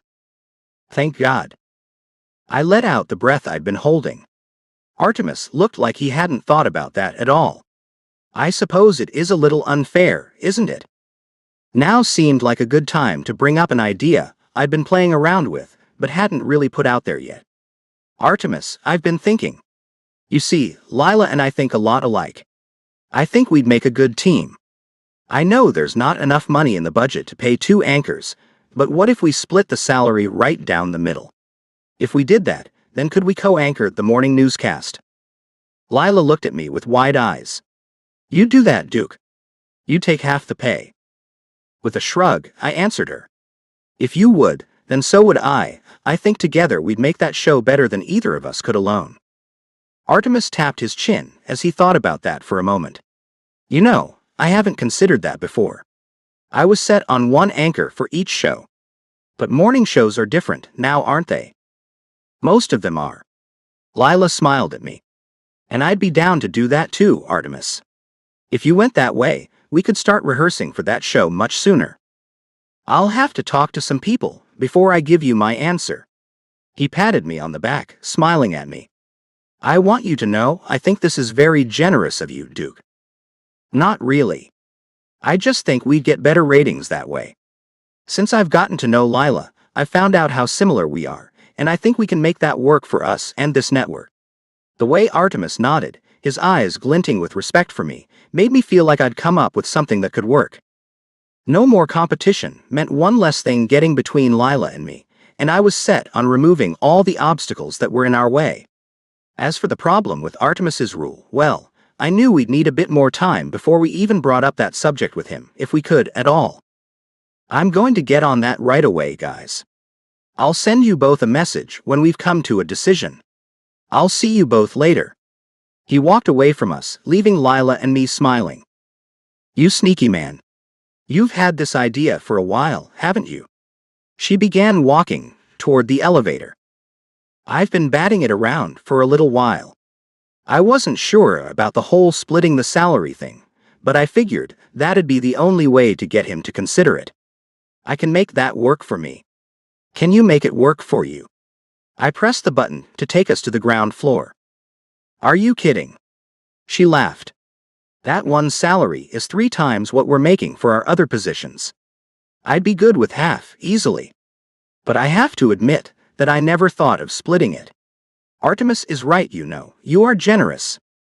I looked over my shoulder to make sure no one was around before I said, in more ways than one, right? I knew this wasn't the right place for this, but I couldn't seem to help myself. Yeah, you're right about that. The elevator doors opened and we stepped inside. No one else got on, and I looked at her as we stood there, side by side. I wouldn't mind if this elevator got stuck right now. I nudged her with my shoulder. I'd been all set to wake up with you this morning and get back to making you scream my name. Now that I know that was your plan, I'm sorry I left. She reached out, putting her hand on my chest. But I thought you might not want to see me there when you woke up. I thought you might not want to keep messing around. I'm not messing around. Are you? I had to ask her because I had no idea if what we were doing would lead anywhere or not. But I knew I wasn't putting everything on the line just to mess around with her. Isn't that all we can do? We can't walk around holding hands, going on dates, or any of that kind of stuff. So that would make what we did messing around, right? She moved her hand over my jacket, right where my tattoo was. I don't want to just be messing around with you. And I will figure out how we can be open with this. I've figured out how to make the competition go away. I can figure out a way to make our boss see that us dating each other won't lead to any harassment. The doors opened and we walked out. I was glad to see that Gretchen had left, as it had gotten late. We could go back to my place if you want to. But then both of our cells beeped, and we found that Artemis had scheduled a dinner meeting in a couple of hours, making that idea a no-go. Crap, she muttered. Well, there goes that, huh? I looked around, to find only a few people coming through the lobby. Another idea sprung up in my head. You know, I think I'll go back up to the 4th floor. No one will be in those offices at this hour. And there is that really nice private bathroom up there. Her eyes went wide. Are you telling me you've got to poop? 'Cause I think it's a little too early to be hearing that kind of thing out of you. I had to laugh at her. No. And you don't have to worry. I'm not usually the kind of guy who announces every bowel movement. I was thinking of having a little fun in that private bathroom. With you. So, what do you say to that? She blinked a few times before she said, I think I like that idea and I'd love to meet up with you. Say in 10 minutes. She was on board, and I was on fire for her already.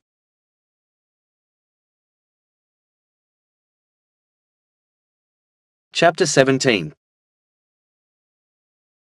Lila. I couldn't explain it even to myself, but the way Duke got to me was unlike anything I'd ever experienced. One look from him could set me off. And a few choice words could create a puddle in my panties. Would you call it lust? Pure physical attraction? Or was it something more than that? Whatever it was, I liked it. After waiting 10 minutes, I headed up to our rendezvous point with my heart pounding and head spinning. This wasn't like me at all. I'd never been one to go after bad boys. A few had tried their moves on me in the past, and I'd easily brushed them off. To be honest, I'd always had a type, which was quiet guys with a less than dominant personality, or I'd thought that was my type. But Duke wasn't like that at all. He was very dominant, but he also knew when to ease back that side of himself. And he had me doing things I wouldn't have ever done. Like getting it on at work. A place that didn't even want us to be involved with each other, to begin with. This rule-breaking side of me had never seen the light of day. Now that it had, it yearned to be free. And I wasn't about to stuff it away anytime soon, not when it was allowing me to have the best time of my life. After a quick rap on the door, Duke opened it and pulled me inside. There you are. His mouth crashed onto mine, taking my breath away. His hard body pinned mine to the door. He'd already taken off his jacket and tie, and his shirt was halfway unbuttoned. I finished that job, and then ran my hands all over his muscly back before pulling his shirt off completely. All I cared about was getting closer to Duke. Every part of my body was overwhelmed by some sensation or another. He brought out so much in me that it boggled my mind. How had this never happened to me before? Clamping my earlobe between his teeth, he tugged it. The man consumed me, took me to places I'd never been, and brought me to unfamiliar territory. I had no idea what I was doing to him. All I knew was that what he did to me felt unreal too. Our bodies settled, slowly but surely. I put my feet back on the floor. My head was lighter than it had been when I came in, my body glowing and my heart still pounding. Duke, I didn't even know what doing it was until you showed me. Thank you. You can't give me all the credit, Lila. You're fantastic. Looking in the mirror, I ran my hands through my hair. I can't believe you're saying that. All I do is let you work your magic. He chuckled. Do you really think you don't do anything? I don't. I turned around and he took me into his arms, kissing my cheek. Oh, but you do. You move your body in a way that takes me to heaven every damn time. Wanna have a sleepover tonight? He kissed my lips softly. I'm not sure, I teased him. I certainly did want to have a sleepover with him. His fingers grazed both of my arms as his lips did the same to my neck. Please. Something inside my tummy fluttered. Well, since you said please, it would be rude of me to turn you down. But I've got to stop by my place before we go to the dinner meeting. It seems I've had a little mishap. Plus, I'd like to take a quick bath to freshen up. A bath sounds good. Do I get an invite to that? He nibbled my neck again, making arousal spread through me once more. How do you do this to me? I said. I don't know, probably the same way you do this to me. He pulled his mouth off me. His hands ran up and down my arms. We should get going. I'll let you go out first, but don't leave without me. We'll take a cab to your place and get cleaned up there before heading out to meet Artemis. With a nod, I left him and headed down to the lobby, hoping I wouldn't run into anyone on the way. I didn't know if I'd be able to lie if I saw anyone. I waited outside for Duke before hailing a cab, slipping into the back seat before he did. He stretched his arm out on the back of the seat and then wrapped it around me. I rested my head on his shoulder. This feels nice. He kissed the top of my head. To me too, baby. You're a bad influence on me, Duke. I've never been a rebel before. You've got me breaking all kinds of rules, you bad boy. I sighed heavily as I wondered where this would lead. I'd probably end up without a job and be forced to go back to live with my parents in New Mexico if we kept things up. Bad boy? I've never considered myself to be one of those kinds of guys. He played with a lock of my hair. What makes you think that? Pulling my head off his shoulder, I looked him in the eyes. Really? Don't you think breaking a company rule during our first week on the job is rebellious? You don't think fooling around in a bathroom at said company is breaking the rules? When you put it that way, then I guess it does sound like I'm one of those guys. But I've only ever been this way with you. Then again, I've never been told I couldn't be with whoever I wanted to be with, either. He gently pushed me to lie my head back down on his shoulder. As I laid there, I thought about what he'd said. He'd never been told not to see someone before. Nor had I. Was it only this hot between us because we weren't supposed to be doing it? I'd thought it was just him. But maybe there were so many sparks because it was forbidden, not because of any over-the-top chemistry. If that was the case, this could all just go away. Hell, either of us could get the urge to start something up with someone else at the station, looking for the same high we got with each other. Suddenly, it all felt seedy and dirty. Nothing more than intimacy that was only thrilling because of the rule that forbade it. But even as I thought that, I felt his hand moving back and forth over my shoulder, rubbing it softly, sweetly even. I closed my eyes, feeling a calmness flow through me. If all this turned out to be was steamy, forbidden intimacy, then I'd still take it. I hadn't ever had anything like this, and I'd take it as long as he gave it to me. But I had to pray that someday it would either blossom or burn out completely. Either way, I knew I'd end up losing something, be it my job or this man who managed to push all the right buttons on my body. I would lose something. Do you think it feels this way just because we aren't supposed to be doing it? I had to ask him. It didn't feel right to keep it all to myself. I don't know. At least he was being honest. If I quit and went to work somewhere else, do you think we'd still see each other like this? I had to know what he thought about that. Because the fact was that if he and I got into a real relationship, one of us would likely have to find another job, and I knew I'd have a better chance of finding one than he did. He pulled me up to look at him. Lila, don't even think about quitting Wolf. His blue eyes searched mine as if trying to read my thoughts to see if that was really what I was thinking. I wasn't, it was just a question. I'm not thinking about that. I'm just wondering if you and I would still have this heat between us if we didn't have this rule hanging over our heads. That shouldn't even matter. He furrowed his dark brow. Don't try to analyze this. Just live it. Just take it for what it is right now. Not what it might become or devolve into. Just be here now with me like this. Nodding my head, I laid it back down on his shoulder. He was right. I had to stop analyzing things so much. It was what it was, nothing more or less than that. When we stopped at the bed and breakfast I now called home, we got out and headed up to my room. We heard voices coming from one of the living areas and saw a group of people in there watching television. A few of them waved at us as we passed by. So, you guys all hang out together? Duke asked.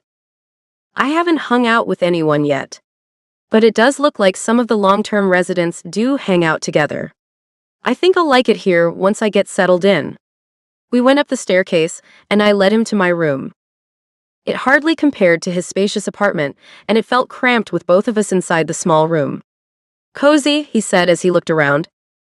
Yes, it is. I picked out some clean clothes from the closet and laid them on the bed. So I guess I'll go first. He laughed as he shook his head. We're going together. I opened the door and showed him the claw-footed tub. Think we can both fit into that? He wiggled his brows. If you get on top of me, we can. In the tub?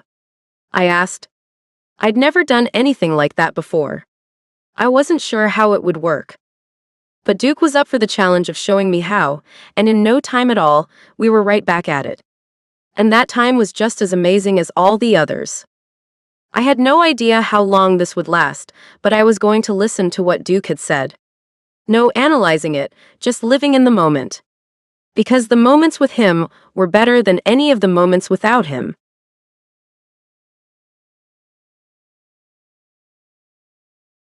Chapter 18. Duke.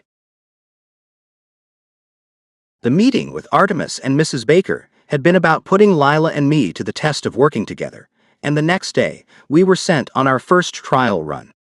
We had to cover the opening of a burn unit at one of the local hospitals. The staff of the new unit was gathered at the nurses' station, where Lila and I took turns asking them questions. And, how many patients can you take care of at this new facility, Dr. Stevens? Lila asked the head surgeon. 15. The rooms are all state-of-the-art. We wanted to keep it small enough to give each patient our devoted attention. There are 2 nurses for each patient to make sure they're always taken care of, he told her. Lila looked at me, letting me know it was my turn to ask a question. Her cute expression made me want to kiss her, but of course, I couldn't do that. I had tons of willpower. I knew I'd find what I needed to stay professional while working with her.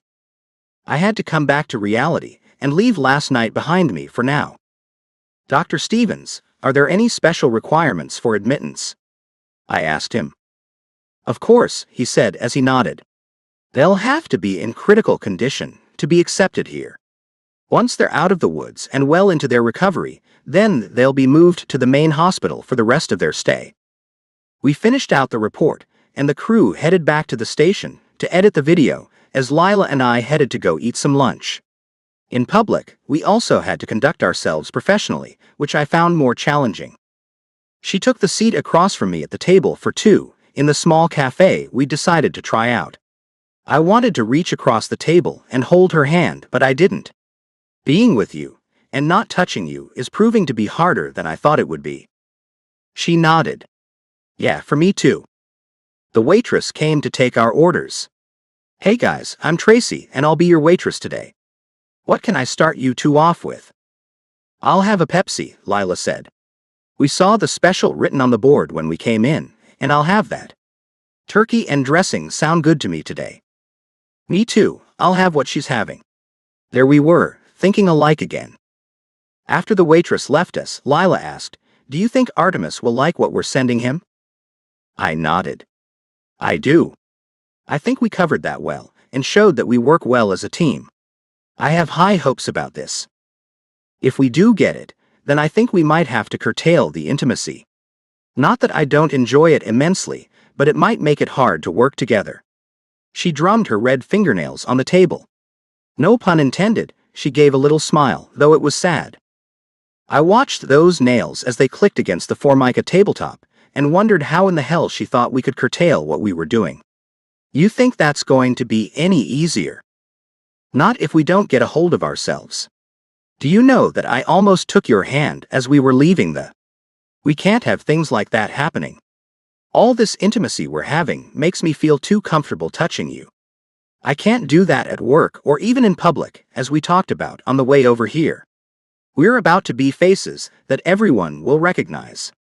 If we're seen together in a romantic way, then this will all blow up for us, and that would not end well for us. Even though what she said was true, I suppose I just didn't want to hear it. So what? Are you saying you don't want to see each other anymore? We're not really seeing each other, remember? I know it's more than just messing around, we've gone over that before. But come on, it's just intimacy. It can't ever be anything more than that. She shrugged like it was no big deal to her. It's only been a few days since we started doing that anyway. It shouldn't be that hard to stop and get back to being what we really are to each other. I wasn't about to just let it go at that. And that is what exactly? Co-workers. She looked at me with those gorgeous blue eyes, thick dark lashes blinking slowly at me. The waitress brought our orders, placing them in front of us. Here you go.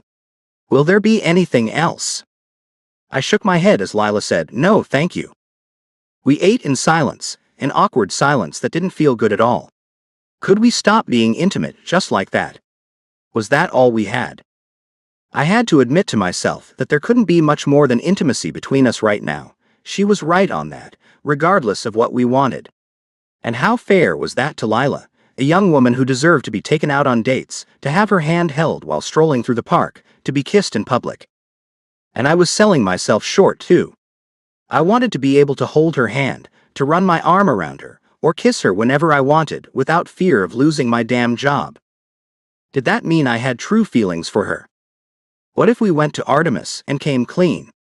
I asked her.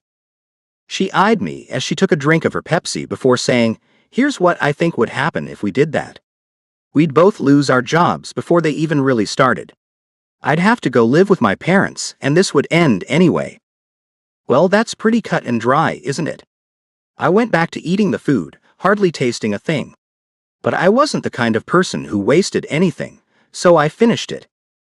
But I did notice that for all the tough words that were coming out of Lila's mouth, she pushed the food around her plate without eating much at all.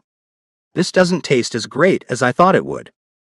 Perhaps the topic of conversation has more to do with that than the actual food. I wiped my mouth with the napkin before putting it on my empty plate. You didn't seem to have any problem finishing your meal. She put her fork down, not even trying to eat anymore. I have a strict rule about not wasting anything. Mom instilled that in me from a young age. I sat back, looking at her. Would I be able to look at that face nearly every day and not want her? If it were just intercourse, then maybe this need I felt for her would fade away soon. It had only been a few days, after all. Not enough time to get addicted to her. Right. Lila looked at the floor, zoning out. I guess we shouldn't have acted on things so quickly. We didn't think this through. We've just been like a couple of lustful teenagers, acting on the attraction, and not thinking about what would happen if we actually had to work together on a daily basis. Not thinking about how we'd be able to hide what we're doing from everyone. I didn't know what to say to that. I didn't want to stop what we were doing, but I did realize that carrying on the way we'd been would only make it more difficult to keep our hands off one another. But what if we could rein that in? All it would take was determination, and I had tons of that. I don't want this to end, and I don't think you do either. Not really. We knew we'd have to hide it. We knew we'd have to get some self-control. Her eyes slowly moved from staring at the floor to looking at me. But it's so much harder than I thought. I don't know how else to get myself under control other than breaking things off. Even now, all I want to do is crawl into your lap and let you hold me. Like some kind of addict, I crave your touch. It's not healthy, you know. It would be if we didn't have to hide this. My fingers moved across the table, barely touching hers as her hand lay on the table. Let me talk to Artemis. No. I don't want either of us to lose our jobs. She shook her head adamantly. I don't want to lose you. My eyes held hers, hoping against hope that we could find a way to keep seeing each other. I can keep my hands to myself. I've proven that already. Hell, I wanted to put my hands on you the moment I met you, and I was able to hold myself back when I had to. I can keep it all together while we're working and while we're in public. I can. But can I? She looked away. You said it yourself, we've only been together for a few days. We just have to make some adjustments, that's all. We'll get used to it. There's no reason to stop doing what we're doing. I put my hands into my pockets to keep them from straying to her the way they wanted to do. I don't want to stop what we've started, but it's only intimacy, Duke. It's only that, and it will always be that. I've lied to myself, thinking it could blossom into something more, something real. She let out a long sigh, looking forlorn and sad. I don't see why you keep saying it's just intimacy. I care about you, Lila. Do you care about me at all? I asked her. Of course I do. She rubbed her forehead, as if the conversation was giving her a headache. Then stop talking the way you are. Let things progress. We can do this. I know we can. And stop saying this is just intimacy, because we both know it's more than that. I got up to leave, hoping she'd follow. I had the feeling she needed to be held for a while. Let's go to my place. Not to do it, but to watch a movie together, share some popcorn, and maybe a couple of beers too. Then I'll take you home, and we'll kiss goodnight, but nothing more than that. I want to show you that I think more of you than what you clearly think, and assume I do. A secret date? She asked as she looked up at me. I pulled out her chair. Can we just call it a date, and leave the secret out of it? I suppose so. Can we really just hang out together without doing the horizontal mambo? She seemed skeptical. I nodded. I'm going to show you that we can do more together than just bump uglies. The cab ride to my place didn't take long, and I saw a smile fill her face once we got inside my apartment. I didn't press her up against the door immediately. That seemed to be our usual routine every time we were alone, up against the wall, our mouths fused together within seconds. Pointing to the sofa, I said, "You turn on the television and pick out a movie. I'll grab us a couple of beers.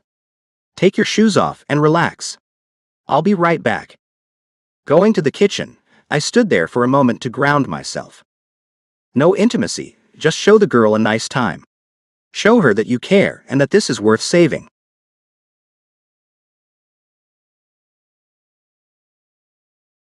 Chapter 19. Lila. Duke was true to his word. We'd cuddled on the sofa, watching an action movie and sipping on a couple of beers while munching on popcorn. He took me home, kissing me at the front door of the bed and breakfast. It did feel like a real date, and it had given us the chance to get to know one another a little better. I'd learned that he was the oldest of 3 children. He had a younger brother named Jake, and the baby of their family was a girl named Jana. His parents had been married since college, and they lived in a small town in Louisiana called Denham Springs. He'd gone to LSU, majoring in journalism, though football had always been his top priority. Duke had only one goal in college, and that was to get on a professional football team. He'd achieved that goal, being drafted as soon as he graduated. He'd been in New York since he was my age, 22.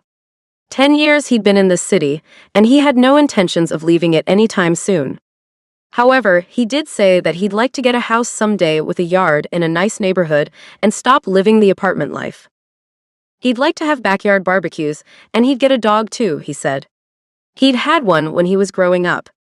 Spike had been the only dog their family had ever owned, but he'd lived to be 15 years old, pretty old for a dog, according to Duke.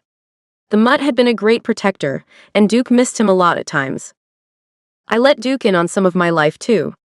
Told him about my family and how my parents had been married young, just out of high school. Dad went to college while Mom went to work as a secretary for her father's firm. When they were 25, they'd had Lonnie, my brother.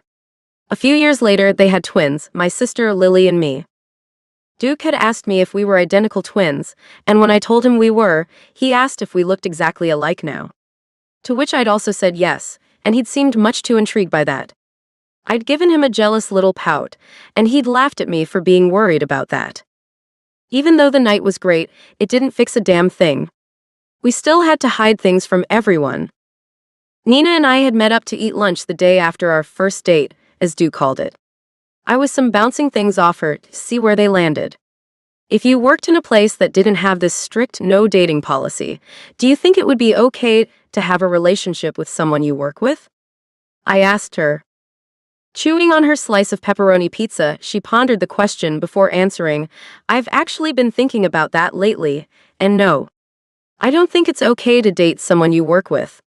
Not for any moral or ethical reasons, but because the eventual breakup would make things difficult in the end. Or even think about the occasional arguments that all couples have. Those are definitely not a thing I'd want to force my coworkers to deal with. I hadn't really thought about those things. If Duke and I were in a relationship and had an argument about something, we probably wouldn't be able to do a very good job as co-anchors. And what about if we ever did break up? That would make it incredibly hard to sit next to him every day. Yeah, you're right, I agreed as I dipped one of my fries in some ketchup. Nina's eyes went into a dreamy state. But it is hard not to notice your coworkers sometimes. How handsome they are. How nice they are. How perfect for you they'd be if you didn't work at the same place. Sounds like you're speaking from experience. Are you? I asked.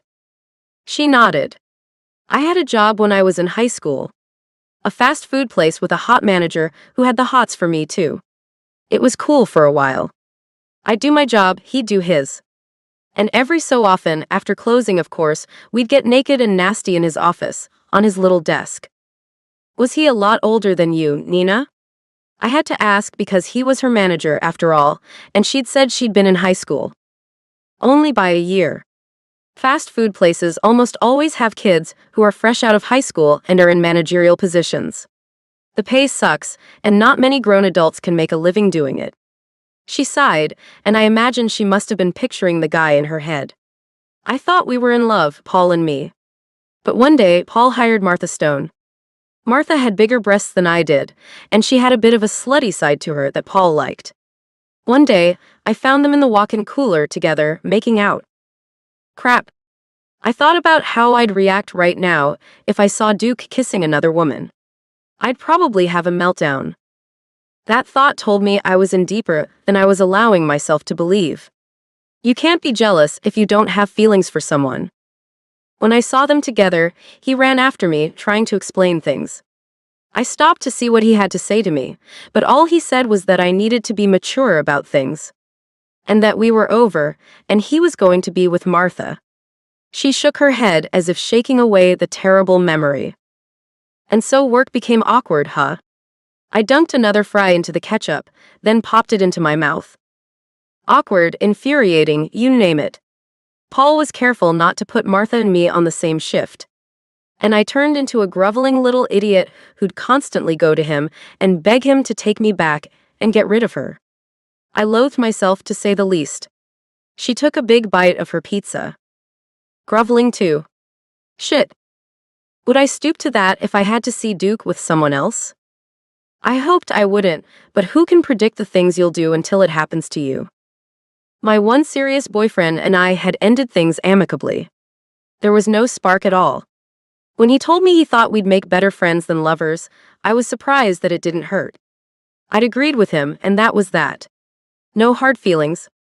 But that was because there were no real feelings anyway. I knew I had feelings for Duke. That was part of the reason I thought we should end things before they could get more serious. But after spending a very romantic evening with him, learning more about him than simply how fast he liked to be ridden, I found I couldn't just stop what was happening between us. The cafe was near the station and Artemis came in, followed by Ashton and Duke. All three waved at us, then headed to sit on the other side of the place. Then in walked the receptionist for the main lobby. She went to sit with the men. Nina and I watched her shake her butt as she went to sit down, taking the seat to the right of Duke. Her eyes raked over him, taking him in as he sat there in a dark brown suit that made him look a little too damn good. What the hell is going on there? Nina asked. Why would those three have Gretchen with them? Like ever. My jaw was clenched tightly and my teeth squeaked as I ground them together.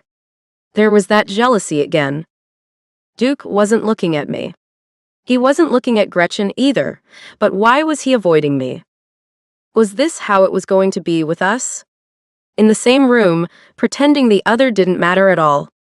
And what was with him having lunch with other women anyway? Was that allowed in what we were doing? I mean, I knew we hadn't made a commitment to each other. Nothing had ever been said about not dating anyone else. Not that Duke was on a date with a bimbo, but what was he doing eating at a table with another woman? And why did I care so much? Jealousy wasn't an emotion I was accustomed to, but I couldn't stop myself from getting angry, no matter how irrational I knew I was being. Men and women could have lunch together without it being a big deal.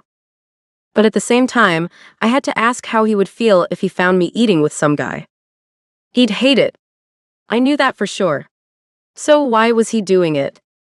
I decided to give the man a chance to explain things to me, and excused myself to go to the ladies' room.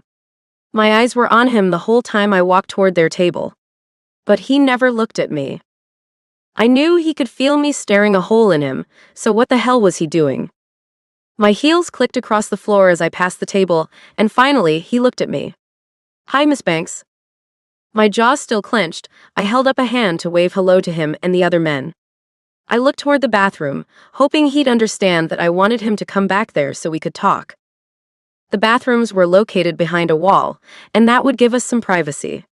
I waited in the hallway for several minutes, but he never came. Peeking around the corner to see what the hell he was doing, I found he was still sitting there. My hands balled into fists at my sides as I headed back to my table. On the way back, Duke ignored me again. When I sat down, I found Nina looking a little bit pissed, too. She was glaring at the back of Gretchen's head. I haven't liked that girl since I first met her. I hadn't even noticed her, to be honest. But now that she's sitting there with those three men, she's awfully animated, isn't she? I watched her lean over to put her purse on the floor in an over-the-top move that put her cleavage on full display for anyone interested in taking a gander. My eyes were trained on Duke's to see if he'd take that bait. Thankfully, he didn't, and his eyes stayed on Ashton as the two spoke about something. But Artemis was watching her. And he didn't look at all happy about what she was doing. I began to wonder if she was a relative of his or something, because she was the only member of the staff who didn't seem to be taking the harassment course seriously. Did she think she could do anything she wanted because she was the boss's niece or something? If she was a relative of his, then I could see Artemis inviting her to join them for lunch.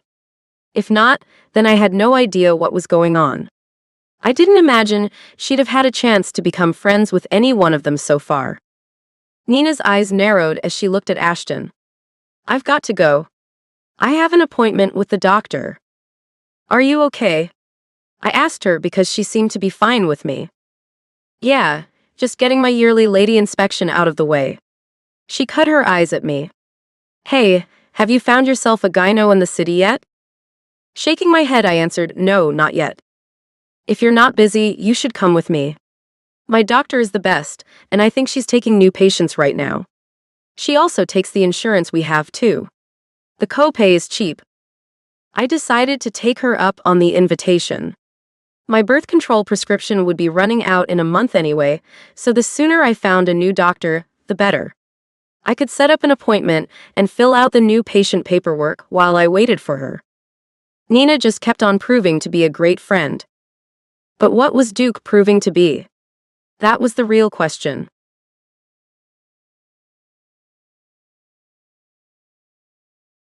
Chapter 20. Duke. Lila had just disappeared on me after lunch. We still hadn't gotten each other's cell numbers for some reason, and I was regretting that again. I didn't like the fact that I'd had to act like she was nothing more to me than some coworker in front of the people I'd been out for lunch with. But we'd been there on a mission, and I couldn't get diverted by anything. Earlier that same day, Artemis had caught Gretchen acting in a way he didn't approve of. Not only was she hitting on me, but she was hitting on Ashton too. So Artemis set up a little trap with witnesses to catch her in the act. He'd sent in a group from Human Resources first before we'd headed to the cafe for lunch. He'd invited Gretchen to join us just as we were leaving the building. Of course, she hurried to come with us. At lunch, she'd tried every trick in the book to get at least one of us to look at her. Being as there were 3 of us, she didn't quite know who to target with her advances, so we decided that 2 of us would leave one man alone with her for short periods of time. Just as we'd expected, the flirting had started as soon as the others had left. Artemis and Ashton had excused themselves to make phone calls, leaving me and Gretchen alone at the table. I was sure to keep myself distant, not wanting anyone to interpret my actions for interest in her. Gretchen was sitting to the right of me, and she leaned in to whisper in my ear. "Maybe you and I could do dinner later, Duke. I'm enjoying spending time with you. Maybe we should keep things going. What do you say?" I wanted to tell her that I needed her to say that shit a little louder. But I couldn't do that. So I repeated what she'd said to let the covert ears that were listening in on things know what was up. "Gretchen, are you asking me out on a dinner date?" She nodded. "Yeah. No one has to know, Duke. I can keep it quiet." She made a little giggling sound. "But I can be loud when you want me to, also. If you know what I mean." I knew what she meant, and so did the table of people beside us, all of whom had frowns on their faces. I had to make things clear to the aggressive woman. "Gretchen, that's very inappropriate. Do you realize that?" She laughed and reached out to touch my hand, which I'd left resting on the table, just to see if she'd go that far. I moved it so that she couldn't touch it, and she smiled. "Oh, I see. You don't want anyone to see. I get it. So, how about we just meet at some place, maybe a dark nightclub or my place? My roomies won't speak a word of what I do to anyone. You don't have to worry about that, Duke." "I'm not going to do any of that, Gretchen. And you really should care more about your job than that. You know Artemis has a no-dating policy." I leaned back in my chair as I saw Ashton coming back. "I think I need to excuse myself for a moment." As I got up, she made one more comment. "Why have I got you all hot and bothered?" She was a real winner, that was for sure. Dealing with her unwanted advances and lewd comments had me feeling a hell of a lot of empathy for what many women had been dealing with for far too long. Damn, if I'd heard a man say anything like that to my little sister, he'd have gotten clocked right in the jaw. By the end of our little mission, Gretchen had said inappropriate things to each one of us, even the boss, the damn idiot. Artemis wasn't a jerk, so he waited to let her know she was fired until we got back to the station. The group of human resource workers came in right behind us, letting her know they needed to see her in their office right away.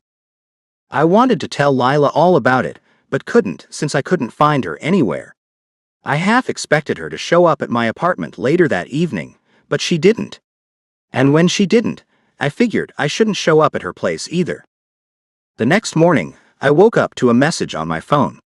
It was from Mrs. Baker, telling me I needed to be in Artemis' office by 9 that morning.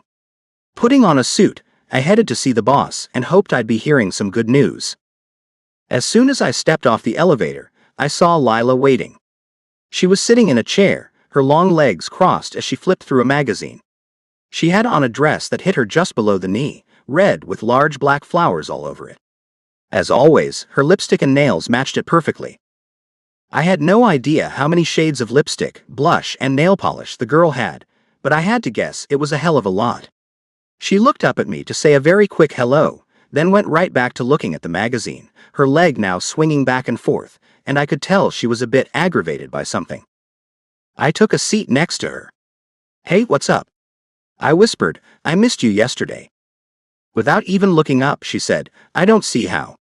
You seemed to be occupied enough with that bimbo." "Ah, jealousy. Are you talking about the receptionist?" I waited for her answer as her leg started swinging even faster. The jealousy was cute, and it only let me know she was falling hard for me. "Of course I am." She finally looked at me. I had no idea she behaved that way around the men here. "What were you thinking, going to lunch with a woman like that? Did you honestly think I wouldn't get upset with you for doing that?" Her hair was pulled back into a ponytail, and it swung around to fall over her shoulder as she jerked her head in agitation. I wanted to talk to you after lunch was over, but you disappeared. Oh yeah. After it was over. She tapped her chin. Was that because she picked one of the other men and not you? I had to laugh and knew I'd better hurry up and fill her in on everything. So I did just that, telling her the whole thing as fast as I could before we were called into our boss's office. The anger in her eyes subsided, and she actually looked sympathetic. Oh, I'm so sorry you had to go through that, Duke. I really am. And I'm sorry for acting so jealous. She sighed and shook her head. Not in a million years did I think a woman would be the first to break the no dating, no physical harassment rule. Even though she looked relieved, she also looked a bit worried. What are you thinking? Do you feel like that says a lot about what would happen to us if we were ever found out? She nodded. I do. Well, I don't. That was harassment, plain and simple. She'd been told by each one of us that we weren't into her, and she went on anyway. That's harassment. There's no harassment between us. I patted her on the shoulder. Try not to worry, please. I will make things right. I promise you I will. You better not quit, she warned me. I'll be really mad at you if you do that just to keep seeing me. I'd most likely get fired even if you did quit anyway. Artemis would know we'd had something going on while you were still an employee. She was right. But I wasn't going to quit, not if I didn't have to. I had other ideas rolling through my brain. But all of those ideas would have to wait until some time had passed. Artemis wouldn't budge on that rule just yet, and I knew that.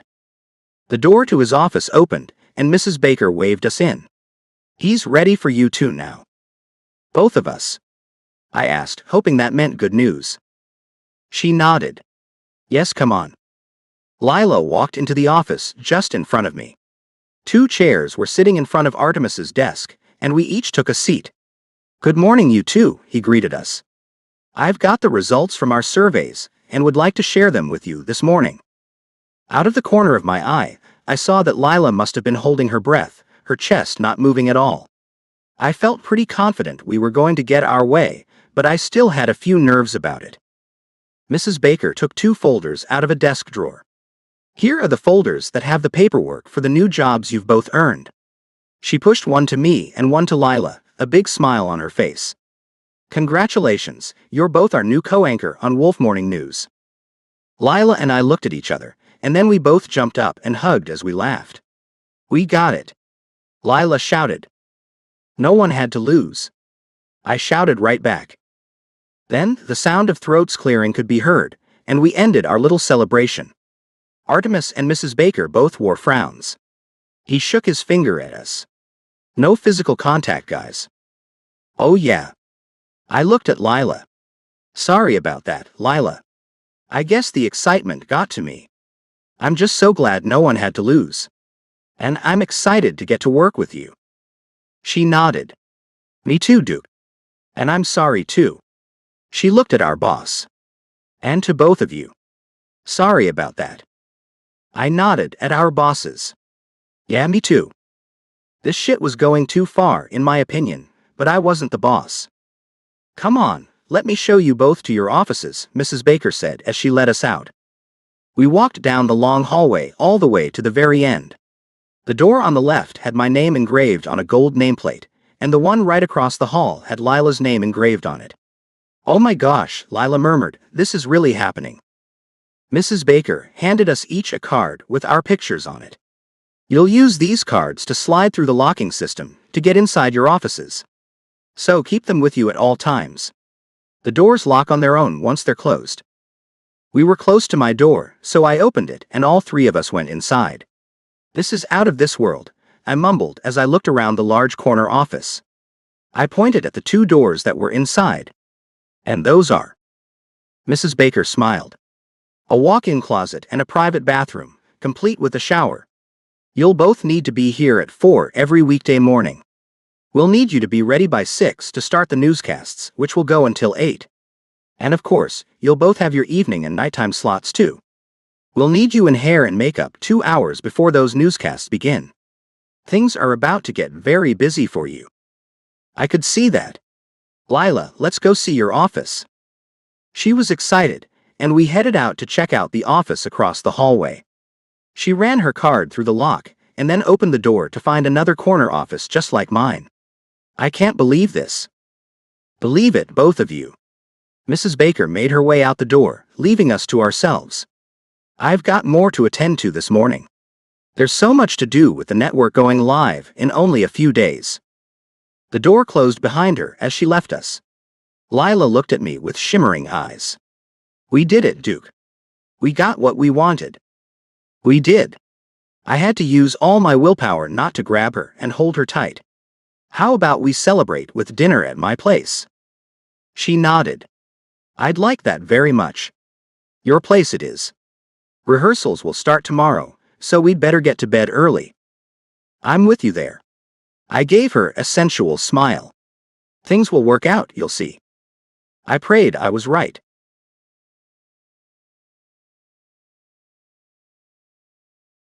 Chapter 21. Lila. Plates of lasagna were left on the table, the salads wilting, the glasses of red wine almost untouched. I couldn't seem to help myself after watching Duke cook for me. He'd had on a black apron to keep his clothes clean. So manly, yet so domestic too. It proved too much for me, and I wrapped myself around the man after he'd served the meal, placing each thing on the table just so before he took a seat. Looking up at him, I whispered, "You've made an excellent meal that looks delicious, but you've also turned me into a hot mess. I can hardly sit still, I want you so bad." He looked at me for a long moment, I suppose, trying to see if I was being serious or not. The smolder in my eyes as I ran my hands over his muscular back must have let him know I wasn't fooling around. "Well, look at you, baby." His hand slid down my arm, linking his hand with mine, before he led me away from the dining area to his bedroom. I wasn't sure what exactly had turned me into this raving vixen set on taking my man to new heights, but a switch had been flipped. Maybe it was the great news that we'd gotten today, or maybe it was the fact that Duke could cook. I didn't know or care, really. And I'd had a great time just hanging out with Duke, too. The fact that things were progressing so well only served to make me feel worse about work. I'd gotten my dream job, and I might lose it because I'd developed feelings for my coworker. But for now, I wasn't going to allow myself to worry about that. For now, I was going to lose myself in the man who filled my thoughts, captivated my attention, and held my heart in the palm of his hand. Though I hadn't told him yet just how much of me he had. I didn't want to burden him with that knowledge, just in case we had to end this to keep our jobs. "You're so beautiful, Lila." He kissed my neck, sending shivers down my spine. His eyes were sparkling, his grin lopsided, his face still glowing. He trailed one finger along my collarbone. "I love seeing you like this in my bed, baby." "I love being like this in this bed too, babe." I took his finger and kissed the tip of it. "What you do always amazes me." "It's you who's amazing." He leaned over, letting his lips just barely graze mine. "You taste like heaven. I can't seem to get my fill of you, girl." Is that a good thing or a bad thing? The chuckle he made sent his warm breath all over my face. He pulled back to gaze at me some more. "I hope it's a good thing. It means I'd like to keep you around for a while. Don't you see that as a good thing?" I shouldn't I? I closed my eyes. If we didn't have these work rules hanging over our heads, it would feel so much better. "Hush, no talking about that. I'm still riding the high you've given me. Let's not think about that for a while." He kissed me again, this time letting his lips settle fully on mine. I thought I was spent, but my body started perking back up as our mouths took us further. He pulled back, leaving me wondering what he was doing now. He blinked a few times before he said, "I want you to stay the nights with me. My place is 30 minutes closer to the station than yours. You could stay the nights here, and give yourself at least a little bit more time to sleep each morning. Our mornings are going to be pretty hard, at least at first." He was right. I knew getting up that early was going to be a chore. But could I really stay with Duke every night before going to work, where I'd have to pretend he was nothing to me? That would be 5 nights out of each week. That's more nights than I'd spend at my own place. We'd practically be living together. I don't know, Duke. I mean, that's nice of you, but that's moving things a bit too fast for me. I'm not asking you to marry me, Lila. He rolled his eyes. It's just an invitation to allow you to get more sleep than you would if you stayed at your place.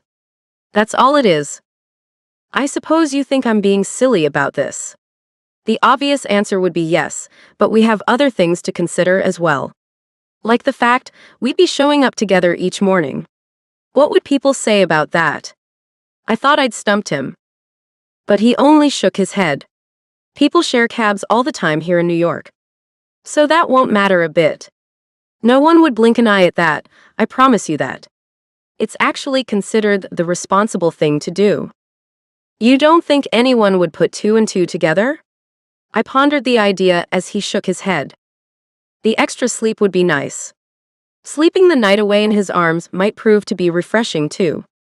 But I still had a little bit of worry that we'd get found out. If you're afraid that I'll keep you up all night long, don't be. He gave me a wink and a naughty smile. I think when we get home on the nights we work, we'll only do it once a night so that we can get some restful sleep. And then on the weekends, we'll catch up and do it more. He laughed, and I had to laugh too. Wow, glad you could work that all out for us. And it does sound nice. But it also sounds a little too much like we'd be living together. It's just too soon for that. I tapped my chin as I thought about a compromise. So, tell me what kind of plan you can come up with. I think mine's the best, just so you know. He kissed the soft spot just behind my ear to punctuate his sentence. I know you do, Duke. But I've got to maintain my independence. I'd come to a conclusion and hoped he wouldn't be disappointed with it. How about 3 nights a week? Sunday night, Wednesday night, and Thursday night. I'll take it. He kissed me again to seal the deal. Now, I just had to hope that we could pull it all off without getting caught.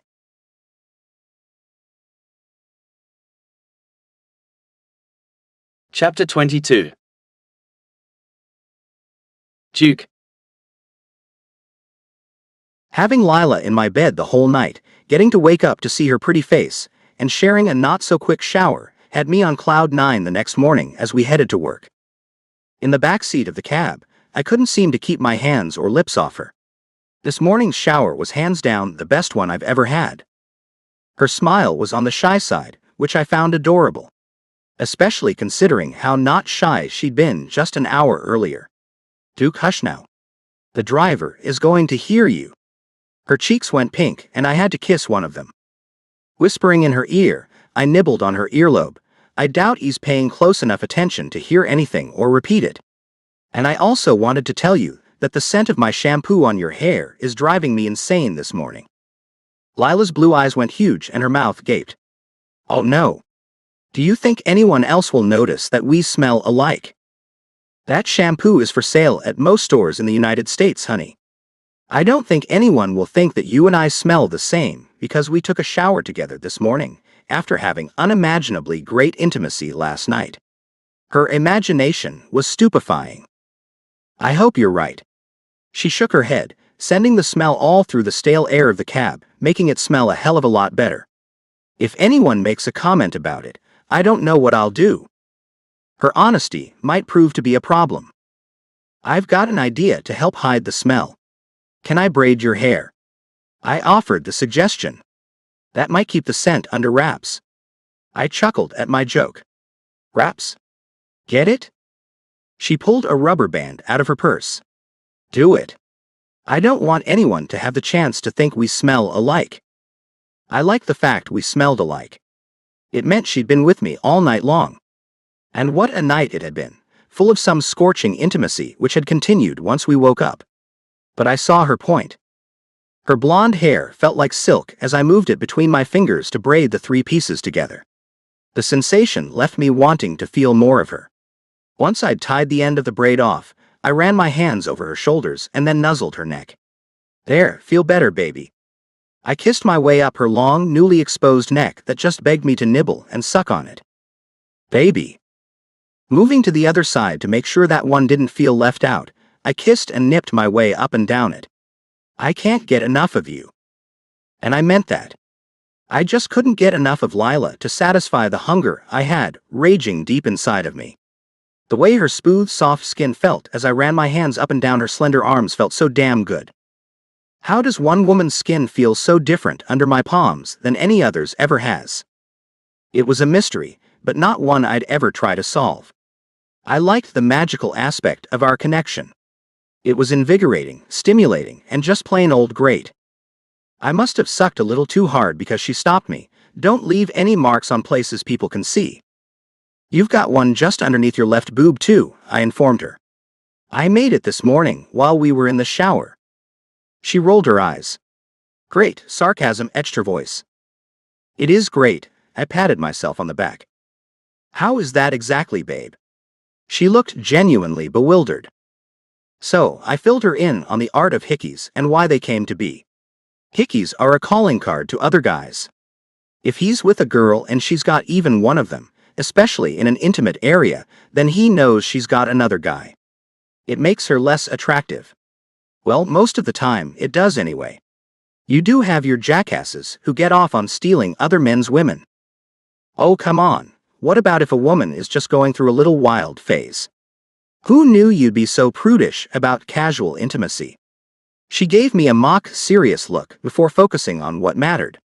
And are you saying that you've marked me on purpose? Her eyes went wide with what seemed to be concern. Not exactly on purpose, I stammered as I tried to curtail an argument that could get me into hot water. You see, it's kind of like I couldn't control myself. Those baby blues of hers rolled once more. Oh, really? You, Duke Cofield, can't control yourself. Not with you, I can't. Smoothing out her silk shirt, I made sure she could get out of the cab looking untouched. With her hair in a tight braid, I couldn't smell the scent of my shampoo on her, but her clothes had gotten a bit disheveled from my attention. Well, that will be a problem, won't it? She looked kind of miffed. I had to let her know what I really meant, and fast. When we're alone, baby. Not when we're in public or at work. Haven't I demonstrated that to you already? With a sigh, she gave in. Well, yes, you have shown me that you can control yourself when you have to. But just be careful not to leave any visible marks on me. I don't care to try to make up a lie as to why I have them, or try to come up with who gave them to me. A smirk ran over my lips. Well, if anyone did see marks on you, then they'd know you were taken. That wouldn't be such a bad thing in my opinion. She blinked a couple of times. Taken. Her expression was soft and sweet. It was as if she had barely realized that she was indeed taken. Am I taken, Duke? I wasn't about to share her with anyone. But I suppose I hadn't made that clear to her yet. But then again, other than the couple of times she'd clearly been jealous, she hadn't made it clear to me either. Am I? I turned the question around on her. Lila cocked her head to the right, as if she had to think about that. Finally, a smile curved her pink lips. I'd like to think you are taken. And I'd like to think the same thing about you, Lila Banks. I leaned in for a kiss. Her mouth was supple, her lips parting to allow me in. And with that kiss, we'd made it official. We were both taken by each other. No other person could come between us. The only real obstacle was our jobs. Damn that rule. Rules or not, the commitment, though small, appeared to have gotten her all hot for me again. Her hands moved up and down my back underneath my suit jacket. Her mouth took the kiss from sweet to hungry very quickly. Pulling her as close to me as we could possibly get, I felt her breasts smash against my chest. Her mouth left mine to kiss my neck. Her hot breath stirred the fine hairs, making me itch for more. Duke, you have no idea how good I feel for you right now. Me too, baby. Me too. Damn, I wish we were home right now. I should have brought this conversation up much earlier. I had no idea the reaction you'd give me. I had no idea I'd react this way. She bit my neck and then licked the spot. Gosh, you taste so good. I was missing out on some steamy intimacy, and knew it. Once Lila started cussing, it was on, she'd do anything. Get wilder than any woman I'd ever been with. If we'd been alone, I would have been in for a treat. I prayed we could put a pause on this, and get right back to this place once we got back home. Work was a necessary evil that seemed to be coming between us more than I ever knew it would. Lila had cautioned me only moments before about leaving marks where people could see them, but there she was, kissing my neck. Lila, baby, you've got to stop. I didn't want her to, but I couldn't have anything on me either. Not that I couldn't come up with a lie about them. I just didn't want anyone to think I was some kind of a player who messed around with tons of women. I wanted the good guy rep, and I wanted people to see me as trustworthy, too. And when the time came, I wanted people to think Lila had herself a good man. She eased up and kissed her way back to my mouth. One last kiss before our day had to begin. That was all we had left. We were getting close. I found myself wishing we'd stayed at her place instead of mine. We would have had more time in the cab if we had done that. But like all good things, this must come to an end. Although it was a premature ending with no finishes, it was what it had to be. Lila managed to pull herself away from me, huffing and puffing as she did. Damn, I wish we were back at either of our places instead of in a cab heading to work. She buttoned the top few buttons of her blouse, which I'd somehow undone without even realizing it. At least I didn't mess your hair up any. Thank goodness for that braid. I tucked my shirt in as she'd untucked it when she was running her hands all over my back, a thing she loved to do. Getting fixed back up, I found her frowning. I kind of hate this. Well, don't, I offered my advice. In the reality of life, one has to go to work to keep a roof over one's head. No one can lie in a bed with their lover all the time, leaving work out of it. What's that line? All work and no play makes Jack a dull boy. She laughed. I don't think you thought that one all the way through. What does all play and no work make? Oh yeah. I see how I messed that one up. I had to laugh at myself. And the answer to your question is, all play and no work makes Jack a homeless boy. Which I don't think we want to be either. Yeah, I suppose we don't. So to work it is. That means no naughty looks, no getting handsy, no whispered promises of what's to come once we're alone. Nothing. We are professionals, and we will act like it. Lila looked at me with a stern expression, then smiled. And somehow, we've got to act like we're just a couple of friends doing the morning news without bringing any intimacy into our newscast. This should be a piece of cake. Her frown returned. Not. She was probably right, but what else could we do?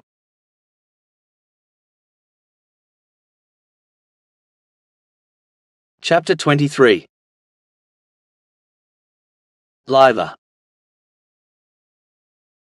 The male anchors all had a fitting to attend for the jackets Artemis wanted them all to wear for each newscast. The females didn't have any specific direction for the clothing he wanted us to wear, so we were all free to leave after the rehearsals. Nina and I left together. She wanted to see her aunt, so she and I caught a ride together to go to the bed and breakfast. After the visit with her aunt was done, she came up to my room to see me for a little visit. Everyone was getting excited about going live now that the premiere was just a couple of days away. I was nervous as well. Nina, I can't believe we're so close. I've got goosebumps nearly all the time now. Duke was part of that reason too, but I couldn't tell her that. I bet you do.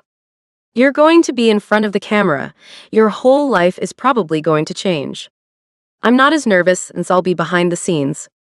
It takes some of the pressure off for me.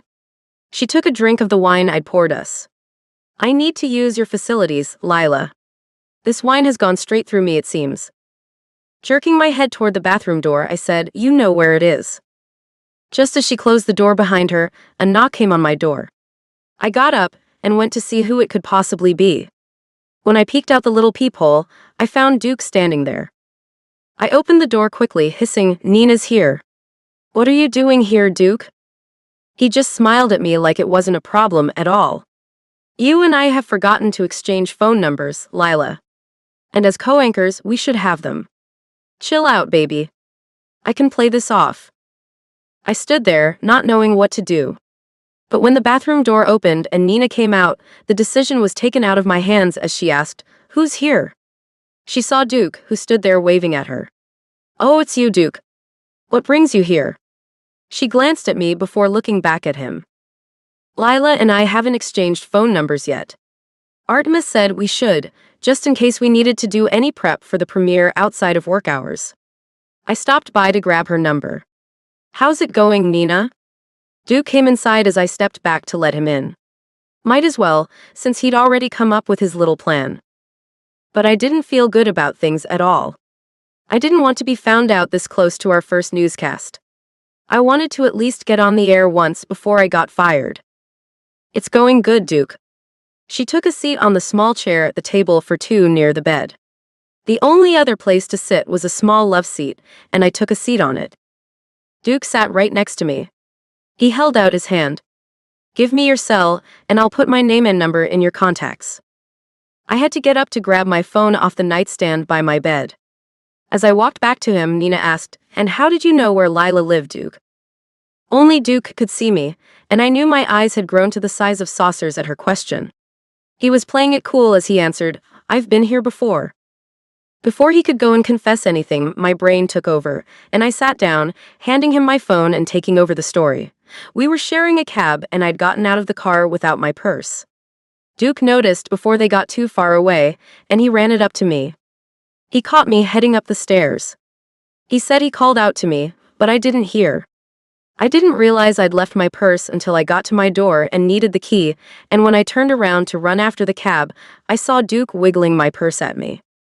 Duke had finished putting his number in my phone, then he called his phone from mine and saved his number. There, we can communicate effectively now. He looked at the two glasses of wine, Nina's empty, mine half full.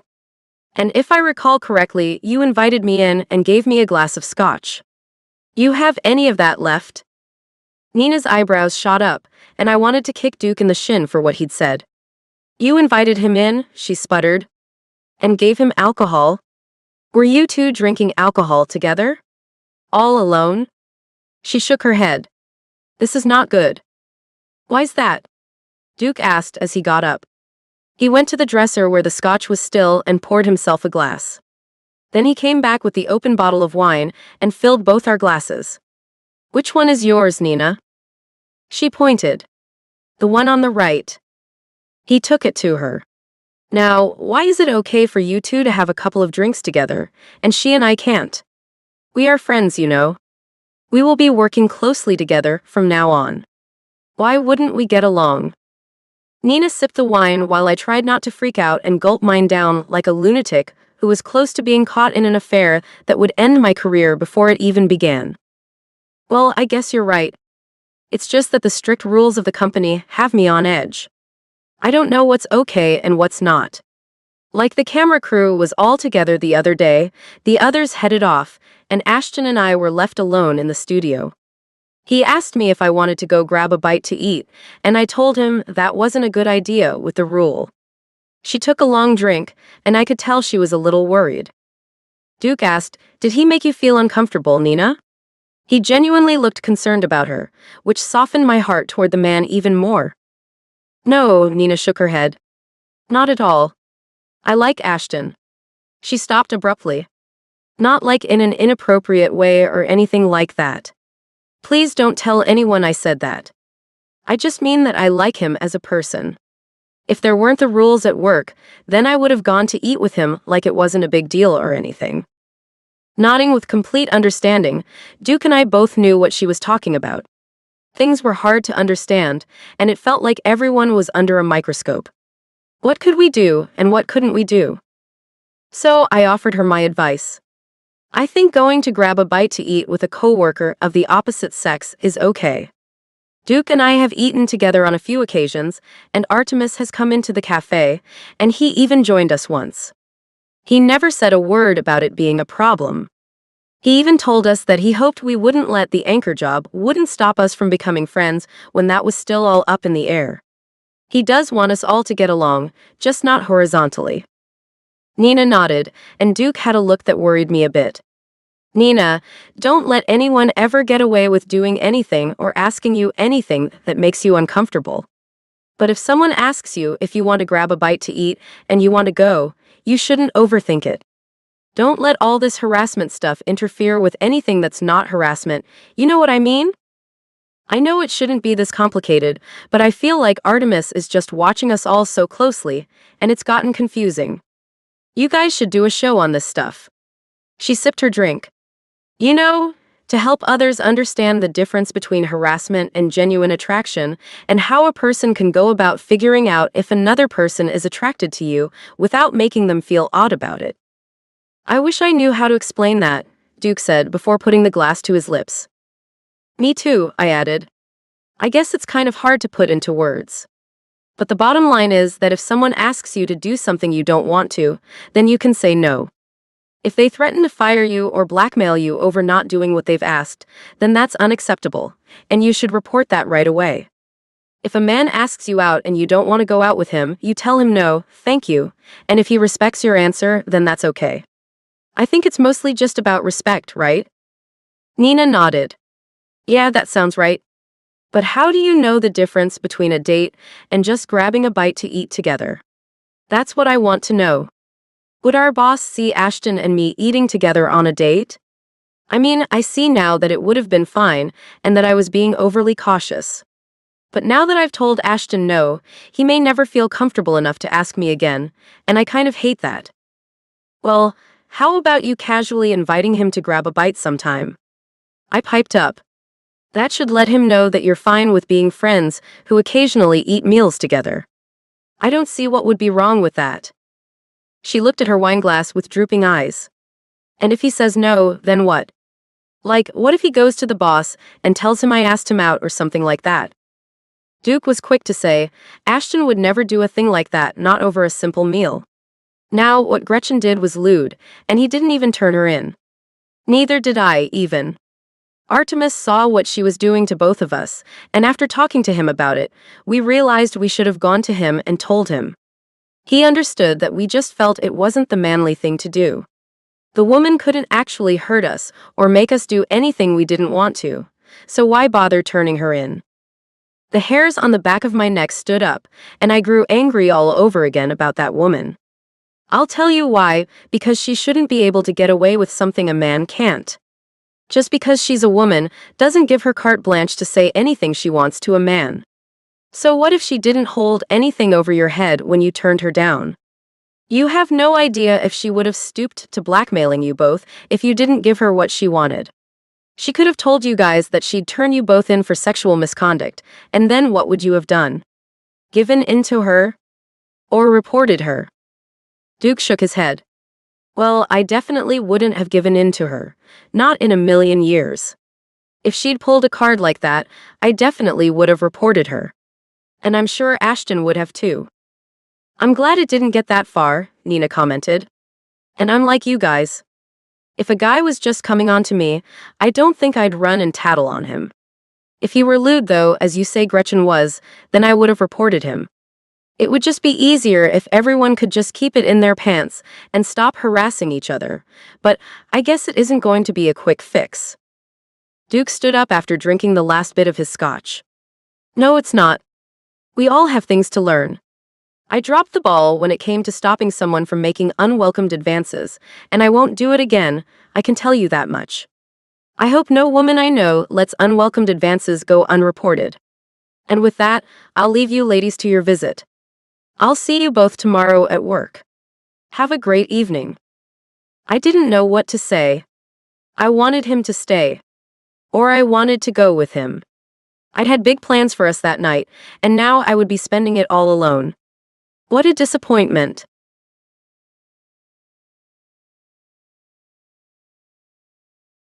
Chapter 24. Duke.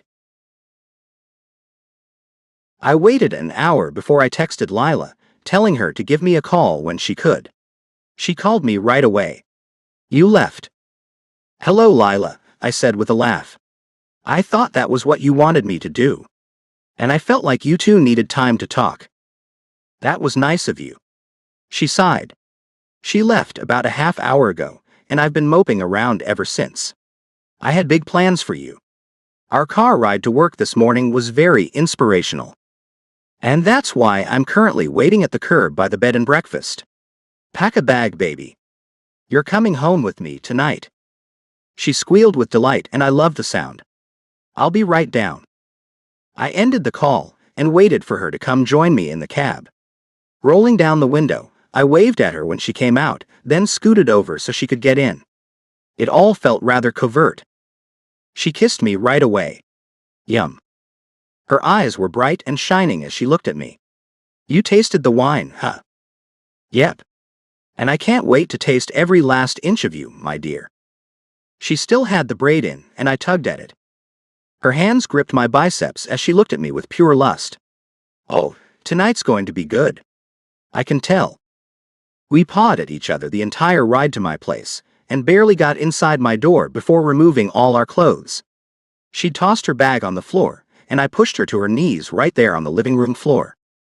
Giving her butt a good smack, I moved around behind her. Gosh, you're going to destroy me, aren't you? Destroy? No.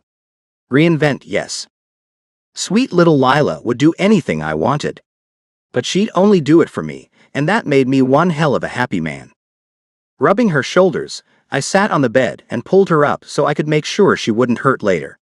But I was pretty sure she'd be sore in the morning, and walking funny too. I'm okay. She patted my hand. Let's cuddle.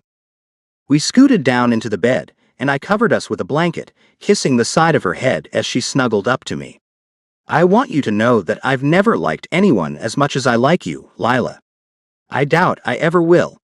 You're the most amazing woman I've ever had the pleasure of knowing. I like you more than anyone I've ever met too, Duke. And I think you're the amazing one. And for the record, I'm glad you didn't tell me what you had planned. I would have balked. You gave us both a real treat by keeping it to yourself. But I would like to know when you learned how to do that. Today on the internet. You'd be amazed what you can learn online. I bet. Good job. And with that, she dozed right off, and I wasn't far behind her. Our bodies had never been so completely satisfied and spent, and all they wanted now was to rest.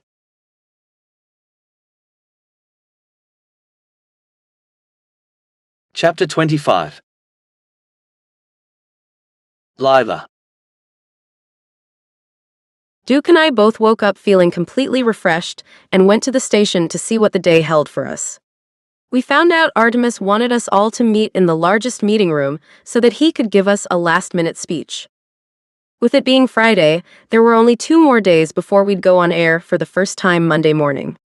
I suppose the boss wanted to give us that last-minute pep talk before the weekend began. He was giving us those 2 days off to rest and rejuvenate before our network opened for business. He knew our days would be getting incredibly busy soon enough. Duke made sure to sit somewhere other than next to me, choosing to sit next to Ashton. Nina and I took seats together, not too far behind them. She nudged me, then leaned in close to whisper, I hope this doesn't go too long. I've got plans to go get a mani-pedi. You want to join? Why not? I answered. It'll be nice to pamper myself a bit before my world gets turned upside down. I'm in. Anyone else going? Gina from audio and Terry from the wardrobe. Terry knows this great place that's really cheap too. She can get us in since her sister's sister-in-law owns the place. Nina winked. It pays to know people in New York. You'll find that out the longer you live here. Thanks for letting me into your little circle, Nina. I appreciate it more than you know. I smiled at her, feeling as if I'd found my new home. Artemis went up to the podium to deliver his speech. He was wearing an expensive suit and tie, looking dapper and handsome as always. I had to wonder why he was still single. He had wealth, a great physique, a personality to match, and a handsome face, so why was he all alone? Or was he? Maybe he simply didn't want to let us in on his love life. I could see that being the case. Whatever it wasn't any of my business, so I pushed the thought out of my head to listen to what the boss had to say. Harassment is no joke, people. He paused as he scanned the room, looking at each and every single one of us. I'm sure all of you are aware of what's happening in the entertainment industry right now, and we sent you to those classes so we could educate you as best we could. Even with that, we've already had to let someone go because they refused to abide by the rules here at Wolf. I had high hopes that we wouldn't lose any team members, but some people just don't want to follow the rules, and they pay a high price for breaking them. Nina and I exchanged a look as she whispered, "Good riddance to her." I nodded in agreement. I'd had no idea she'd been coming on to Duke. If I had, I don't know what I would have done.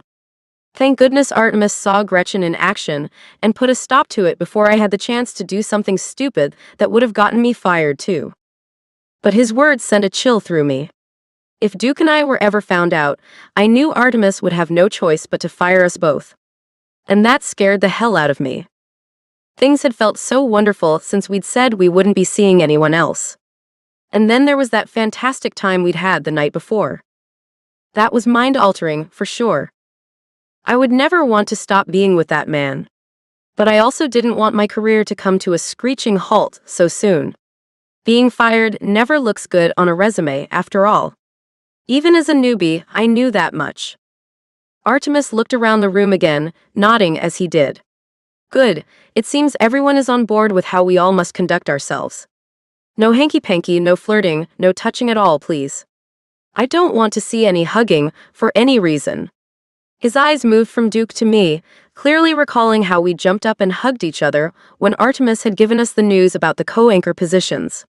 He'd reprimanded us then, and it seemed he was reminding us of that. Can we give each other high fives? Ashton asked. Light laughter could be heard amongst the staff. I'd rather you not do that, Artemis said as his eyes wandered over the meeting room, taking in each and every single one of the 50 staff members who filled it. No high fives? That was a bit overboard, in my opinion. It seemed he wanted no kind of physical contact at all. Which is impossible. I had to say something, so I raised my hand. He gave me a nod, so I said what I thought someone should. I know this is all very serious, Mr. Wolf. But I don't think it's possible to achieve an environment that completely blocks all physical contact. Duke was quick to add, I agree with Lila. Working so closely together will see us all touching from time to time, even if it's only an accident. Yesterday, I saw Ashton and Nina get into an accidental situation where it looked like he was humping her from behind. Granted, he was only showing her how she had to bend over a table to hold the cue cards at the right angle so Lila and I could both see from. Nina's cheeks were bright red cheeks from Duke's little story, but she raised her hand to speak anyway. With a nod, our boss let her have the floor. I know it may have looked bad, but Mr. Lang didn't actually touch me. He's very careful not to, I think. We're all really nervous about all of this. The girls too, sir. We've been talking amongst ourselves, us girls, and we all know it's only a matter of time before another man comes forward with harassment charges against a woman. None of us want to be that woman. Ashton raised his hand, and Artemis permitted him to speak with yet another nod. For the record, I would never accuse Nina of any type of harassment. She's very professional at all times. Nina sighed heavily and watched Ashton as he stood and looked around at everyone, saying the words that I suppose she wanted to hear. She mouthed thank you to him, then smiled. He smiled back at her before taking his seat. Artemis nodded. I know you're all on edge with these rules, but I think we'll settle into them just fine. Just mind your P's and Q's, and I think we'll all get through this unscathed. It just might take some time to navigate the waters. Okay? Artemis looked around as we all nodded in agreement with him, and then he turned to Mrs. Baker, who sat in a chair behind him. As he gestured to her, I could see she didn't look right. She was pale and her eyes were downcast. Her hands were limp in her lap. She didn't resemble the poised woman I'd gotten to know over the past few weeks. She raised her head slowly as Artemis cleared his throat to draw her attention to him. Mr. Wolf, I think I'm having a heart attack. The room went silent for a moment before we all burst into action. Artemis yanked his cell out of his pocket. I'll call 911. Some of the staff rushed to her side. Placing my hand on her shoulder, I could feel how cold she was. I looked back at Duke, who wore a suit. Can you give me your jacket to put around her? She's very cold. He took it off hastily and handed it to me. I draped it over her shoulders. Everything's going to be okay, Mrs. Baker. Her words were but a whisper. Make sure Mr. Wolf calls my husband to let him know, please. I want him there as soon as he can get to me. He's my world and I'm his. This is going to be hard for him. Please be there for him if anything happens to me, Lila. You're so good with people. I will, Mrs. Baker. I promise. I had no idea she thought that way about me. But you're going to be okay. You'll see. The other women and I took turns saying comforting things to her as we waited for the paramedics to get there. She held tightly to my hand the entire time. When they arrived and put her on a stretcher, she still held my hand in hers. "Can she come with me?" she asked the two men who were seeing to her. One of them looked at me. "I think that'll be fine." Artemis called out to her as we passed him, "I'll be right behind the ambulance, Mrs. Baker. Don't you worry a bit." Out of the corner of my eye, I saw Duke saying something to Artemis, and then he looked at me and gave me a nod. I had no idea what that meant. My mind was a bit scattered at that moment. I had to wait for the EMTs to get Mrs. Baker into the back of the ambulance before I could get in. Her color seemed to be getting worse. One of the paramedics got in the driver's seat while the other one hooked her up to an IV. She winced with the pain of the large needle he had to stick into the back of her hand. Her hand looked a little frail, definitely showing her age. I knew she had to be in her mid to late 60s. I held her free hand. "I know so little about you, Mrs. Baker. Now I know you have a husband that you love dearly, and he loves you too. Do you guys have any kids?" "Two." She closed her eyes as if searching her memory for them. "John and Jane. Twins." I could tell it was hard for her to speak. But she went on. "They died in a plane crash when they were 12. They were heading to summer camp in Utah." "I'm so sorry to hear that. And even sorrier that I brought that up, Mrs. Baker." I bit my lower lip, wishing I'd kept my mouth shut. "You just relax as best you can and don't worry about a thing. I'll be right here, and I'll make sure your husband gets to you as soon as possible. He's all I have. Please do, Lila." Her body arched, jerking up suddenly with violence that told me she was hurting far more than she had let on. Even with that action, she didn't utter one single cry. She took it all in silence. Stoic, noble, and always strong, she was one remarkable woman. She didn't deserve this. She didn't deserve for her children to have been taken away from her so young either. But she did have a man who loved her, and I prayed that would be enough to keep her alive.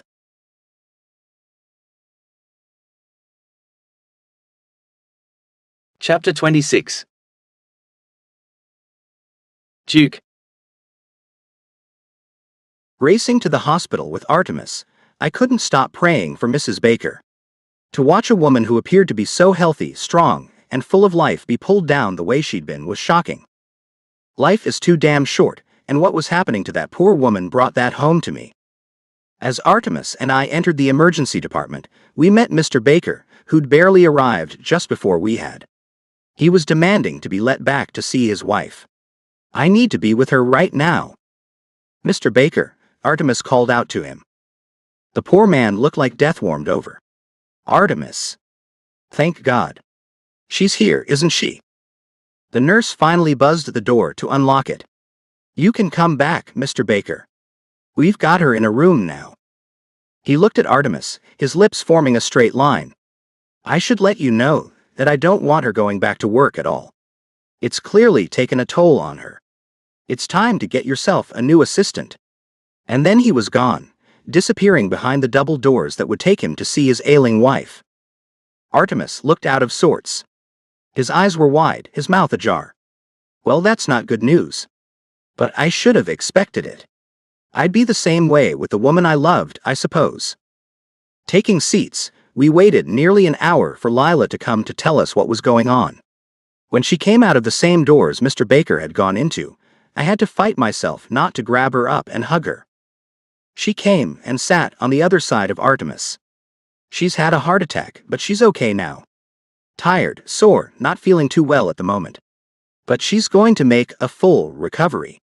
They want to keep her for 48 hours just to be sure, but I thought she looked much better after they got some medicine into her system and got her hydrated." He and I breathed sighs of relief. Thank God. Artemis looked much better. I wonder if I could go back and see her now. "I'm sure you can. Once they get her into a room and out of the ER, she's doing much better now." Lila patted his hand. "Her husband told me she'd no longer be working at Wolf or anywhere else. Believe it or not, she was pleased with his order." "So, I will need to find a new assistant then," he said as he nodded. The main thing is, Mrs. Baker is going to get better. I can deal with teaching a newbie how to assist me. But damn, I'm going to miss that woman. We all sat there in silence for a long time, the harsh reality of life hitting all of us square in the chest. The nurse broke our silence as she came and told us what room Mrs. Baker was in and that we could go see her. After a brief visit with her, we left her with her husband, letting her know to expect all kinds of flowers and cards from everyone at the station. She may not be coming around the station anymore, but she'd always have a place in all our hearts. As we left the hospital, Artemis giving Lila and me a ride in his private car, he let us in on a surprise. Well, we were going to announce this at the end of the meeting, but since that didn't work out, I think I'll let my 2 new anchors give the staff the great news. And what's that? I asked him. He pulled a packet out from under his suit jacket. Here are gift cards for Spirit Spa in Manhattan. It's an all-inclusive resort. All 50 of you guys have private rooms and access to everything the spa has to offer. There's a restaurant there too, where you each will get 3 meals. Everything's included. Even a bar to help you guys relax before our big day on Monday. You can check in as early as 10 tomorrow morning, and checkout isn't until 2 on Sunday. Lila was all smiles. Now that's some news we're happy to deliver. The very next morning we all met up at the spa, smiles on everyone's faces and laughter filling the fresh-smelling air. The day passed quickly, the men and women separating to get massages, sit in steam rooms, get facials, pedicure, manicures, you name it, that spa had it. After dinner, some retreated to the bar while others went to their rooms. I spotted Lila walking off by herself toward the rooms, and followed along far enough behind her that no one should have paid it any mind. After looking over my shoulder to make sure we were alone in the corridor, I snuck up behind her and grabbed her by the waist. "Hey there, Mama." She laughed and turned around in my arms, putting hers around my neck. "So my room's right here. Will it be mine or yours tonight?" "I say yours since we're already right here." She handed me her key card, and I swiped it to get us into her room and out of the hallway where anyone might come upon us at any moment. The door closed by itself behind us, and I kissed her all the way to the bed. When the backs of her legs hit the bed, we stopped. Our mouths parted, and I looked into her eyes. She smiled at me with that perfect smile she had. "I've missed you today. Everything was great, but it would have been even better if you'd been there with me." I thought the same thing, baby. I began peeling her little sundress off her gorgeous body. I needed to feel her skin against mine. In no time at all, we were in bed, our bodies uniting in a way I'd come to love. I brushed her hair back, gazing at her and thinking about how much I loved the way she looked lying in bed, her hair all splayed out on the pillowcase. Kissing her cheek, I moved my lips along until I got to her ear. "You make me happy, baby." "Duke, you make me happy too." I kissed my way back to her mouth, but then everything stopped as a knock came to the door. "Hey Lila, it's Nina. Let me in. I've got wine." We froze. Lila looked at me with wild eyes. "Duke," she hissed. "What the hell should I do?" She obviously knew Lila was in the room, so there wasn't much she could do. "I'll hide in the closet.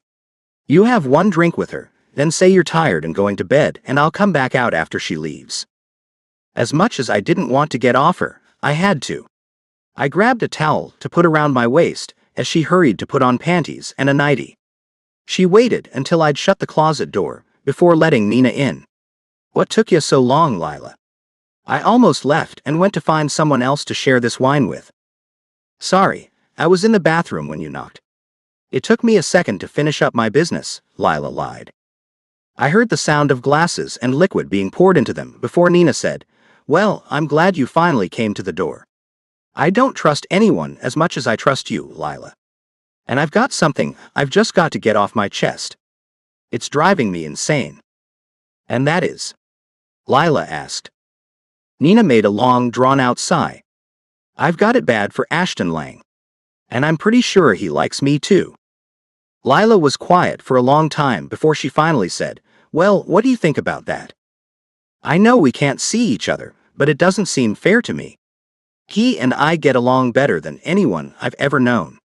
We like the same things, laugh at the same jokes, it's just not fair that we can't date," Nina whined.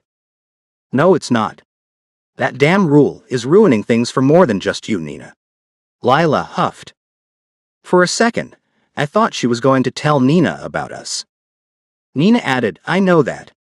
I've seen a few others giving each other the eye, but no one acts on it for fear of losing their jobs. Yeah, Lila mumbled. She and I had acted on it though. And my bet was that if Lila and I had gone behind everyone's back to have a relationship, then there were others who had done that too.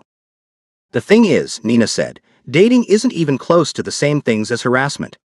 I know that's the boss's primary agenda, with the rules he's put into place to create a culture that doesn't tolerate harassment. But we've got to figure out a way to get him to loosen these rules up a bit, at least where consensual relationships are concerned. Keep a firm grip on the harassment part, but get more lenient with the relationship part. Lila remarked. I wonder maybe if all the women banded together to talk to Artemis Wolf, then maybe he'd see things our way. I know he's trying to protect all of us, but I think it's the women he's trying to protect the most. And that's admirable, but it's also too much. We need to let him know that we can watch out for predators, and we'll be sure to report them. We also need to let him know that we're more than capable of knowing the difference between being harassed and having a mutual attraction that we'd like to see through. Nina sounded chipper. Do you think we could actually pull that off? Because that would be the best thing ever. We'd probably need every female who works there to give her support. If even one doesn't, then I foresee Artemis shooting us down. We'll need to do a bit of networking to test the waters with our female coworkers before we go after what we want, Lila planned. I get it, Nina said. We have small conversations with the other women we work with, and then we see how they feel about the rules. As soon as we find any one of them saying they think it's too much, we let them in on our plan. Right, Lila assured her. That sounds great. I know nothing is going to happen overnight, but at least we have a plan. Nina sounded happy. A lot happier than she'd been when she'd first come into Lila's room, moaning about having the hots for Ashton. I already knew I'd be talking to him to see what he had to say about Nina. I hoped he'd tell me the truth. I did consider us to be good friends, after all. The girls wrapped it up and I heard the door close. Soon enough, Lila opened the closet door. The coast is clear, Romeo. Taking her in my arms, I pulled her close, kissed her sweet lips and said, You're a genius.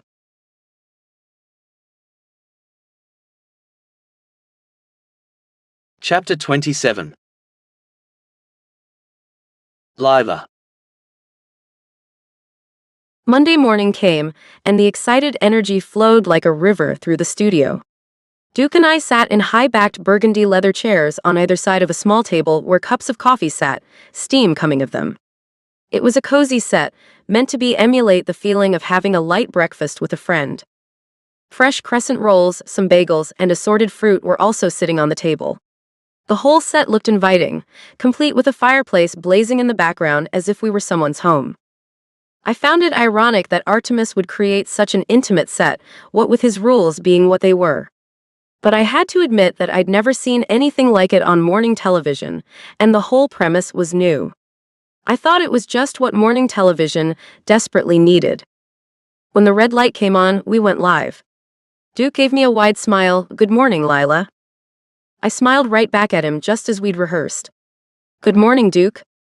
Then we looked at the camera and said together, Good morning, New York, and welcome to Wolf. The news wasn't read the way most stations would do it. Instead, we talked about the news as if we were having a conversation about it. Duke picked up his cup of coffee and took a sip before asking, So, Lila, did you happen to hear about the situation at the intersection of Broadway and 86th Street? I picked up a bagel and shook my head. No, what's happened there now? A bus hit a car, and while thankfully no serious injuries were sustained, it has shut down traffic there for the foreseeable future. Duke picked up a fresh strawberry. But any New Yorker knows that intersection is to be avoided at all costs anyway, so I'm sure the locals wouldn't be heading that way. We went on like that for the entire 2-hour morning show. We delivered the weather that way, and talked about last night's sports scores that way too. It was a blast, and when it was all said and done, our show got high ratings, making everyone happy and hopeful for the shows coming up throughout the day. I'd adjourned to my office to see if I had any new emails, Twitter followers, or other social media notifications from the airing of the first show. Wow, I whispered in awe as I saw that my Twitter account had over 1,000 new followers. Moving on, I found the same thing had happened to my other social media accounts. When I opened my email, I lost it. Oh shit. A knock on my door made me jerk my head up and away from my computer screen. I pushed a button on the bottom of the desk to unlock the door. Artemis strode in, followed by Duke. Artemis wore a broad smile as he said, "It was a great success, Lila." Yes, it was. I turned the laptop around to show them my emails, and they both laughed. Duke nodded as he said, "Yeah, I've got that little problem too." And I went to Artemis for a solution. "I've rounded up a few staff members who don't have much to do between newscasts," Artemis told me. "So, they'll take care of all the social media and emails for the news team. I put Nina on yours, Lila. If that's okay with you?" "Sure it is. I hope she doesn't get overwhelmed with it all." I was happy she had more to do, and hoped that meant a raise in her pay too. "You are paying them more for this extra work, right?" Artemis laughed. "Of course I am. But I have to tell you that I like how you're watching out for your coworkers." Duke chimed in, "Lila gets along great with everyone. She's a natural-born leader." "I can see that." Artemis gave me a nod. "We'll let you get back to work. Answer what you want and leave the rest for Nina. She'll be up shortly to get your information, so she'll be able to work from her computer in the office I've just assigned her." Nina now had her own office. I knew she had to be excited about that. "I can't wait to see her." "Thank you, sir." "Lila?" Artemis asked. "Yes, sir." "Just call me Artemis, please." "Sir is so. I don't know, old-sounding." "Okay?" He shoved his hands into his pants pockets as he smiled at me. "Sure, Artemis. I can do that. See you guys later." I went back to reading some of the messages on my computer. The two walked out, leaving me alone, but I had every idea that Duke would be back sometime later that day. Just before he shut the door behind them, Duke called out to me, "Lunch at Jimmy's around 2, Lila?" I looked up with a smile. "You buying?" "No, it's your turn to pay, cheapskate." He winked at me. Oh man. I knew my time would come. "Knock at my door to remind me when it's 2 and I'll join you." "Sure thing." He left me then, and I found myself still smiling away. The time flew as I read through as many of the emails as I could. Nina came up to my office, and her excitement with the extra job and income was obvious. "Lila, I'm like your assistant or media secretary or something. How cool is that?" She was beaming. "I'm glad it's you who got the job." I started writing down the usernames and passwords to all the accounts so that she could access them from her office. "I heard you've been given your own office, Nina." "I have, and it's a nice one too. You'll have to come to see it. And try not to look down your nose at it. It's not nearly as large or nice as this one is, but it's my first office, so I'm pretty stoked about it." "I bet you are. I'll stop by after lunch and check it out. Maybe bring you a cool stapler or something like that." I pushed the paper across the desk to her.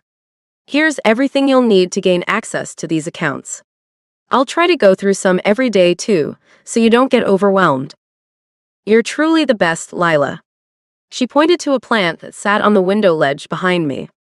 "And how about you forego the stapler as an office warming gift and get me a plant instead? I've got my very own window too." "Look at you," I said with a laugh. "A plant it is then." She was all smiles. "You know, I came here a lowly cue card girl, and on the first day of actual work, I get promoted to media assistant and given my own office." She pointed at the other 2 doors in my office. "Mine doesn't have any other doors in it." "Where do those lead?" "A private bathroom and a closet." I looked at them both. "But don't get jealous. If you need to use my private bathroom, all you have to do is ask." And I just might do that. She got up. "Well, I've got to get to work on these things here. I have a goal to get every last one of these things commented on or liked by the end of each workday." "And follow back too," I suggested as she walked away from me. "Will do, boss." She giggled all the way out the door.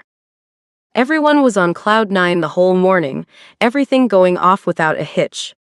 It was all coming together. And then came the knock on my door at 2 o'clock. Instead of buzzing him in, I met Duke at the door. "I'm ready." "Good." He stayed by my side as we walked to the elevators. "I'm starving." "I sure hope you brought your credit card today." "You're in luck." I hit the button to go down the elevator. A few others came up behind us. We wouldn't be making the trip down alone. The place was busy. It didn't even seem like the same place we'd be showing up to in the days leading up to today. The lobby was busy too, I found out as we stepped off the elevator. "Whoa, what's all this?" one of the other women on the elevator asked. Some other guy answered, "We're open for business and business is good." Duke and I kept walking side by side and right out the glass doors, taking a left to head to one of the many cafes on that side of the street. "I'm thinking Italian," he said. I was thinking deli." I nodded at the one that was coming up. "Let's split it down the middle and go all America with some cheeseburgers and onion rings," he offered. "I'm with you on that. I want a thick chocolate shake too. And we've got to stop by someplace where I can get Nina a plant for her office. I want to give it to her as an office warming gift." I pointed across the street at a florist's shop. "That one will do." We found a cafe and got the burgers we'd wanted before Duke started in. "So, how many ladies have you rounded up to go to Artemis with?" "Only Nina and I so far. I haven't ventured into that territory yet. I'm trying to take it nice and slow. I want to give our boss some time too. Let things settle in for him." I took a bite of the delicious greasy cheeseburger with extra pickles. "Yum." Duke shook his head as he made a sensual little grin. "That's exactly what you said last night about me." Well, you're yummy too," I reminded him. He dipped an onion ring in the ketchup we shared. "How long are we talking here before you do start to try to talk to some of the other women?" "I don't know. There's no rush." The Coke fizzled, drawing my attention, so I picked it up and took a drink, all the while noticing the frown on Duke's handsome face. "What do you mean there's no rush?" he asked with a stern tone.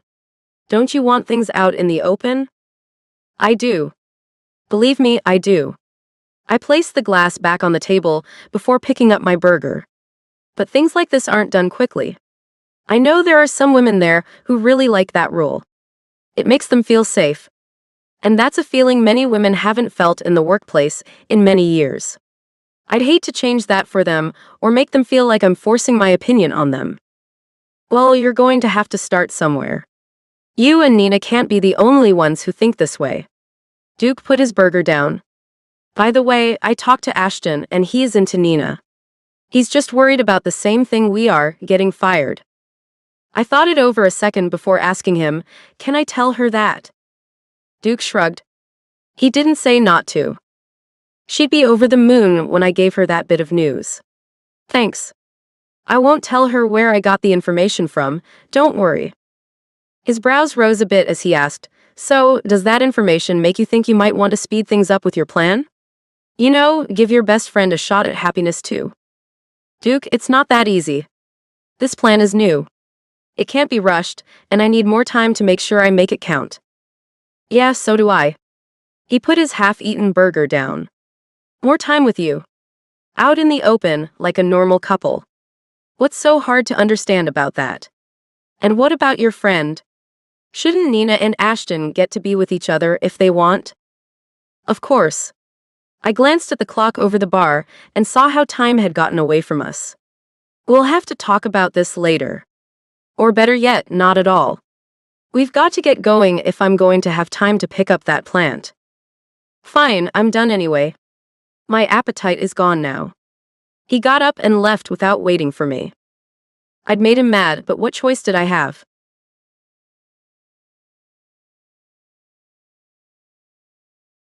Chapter 28.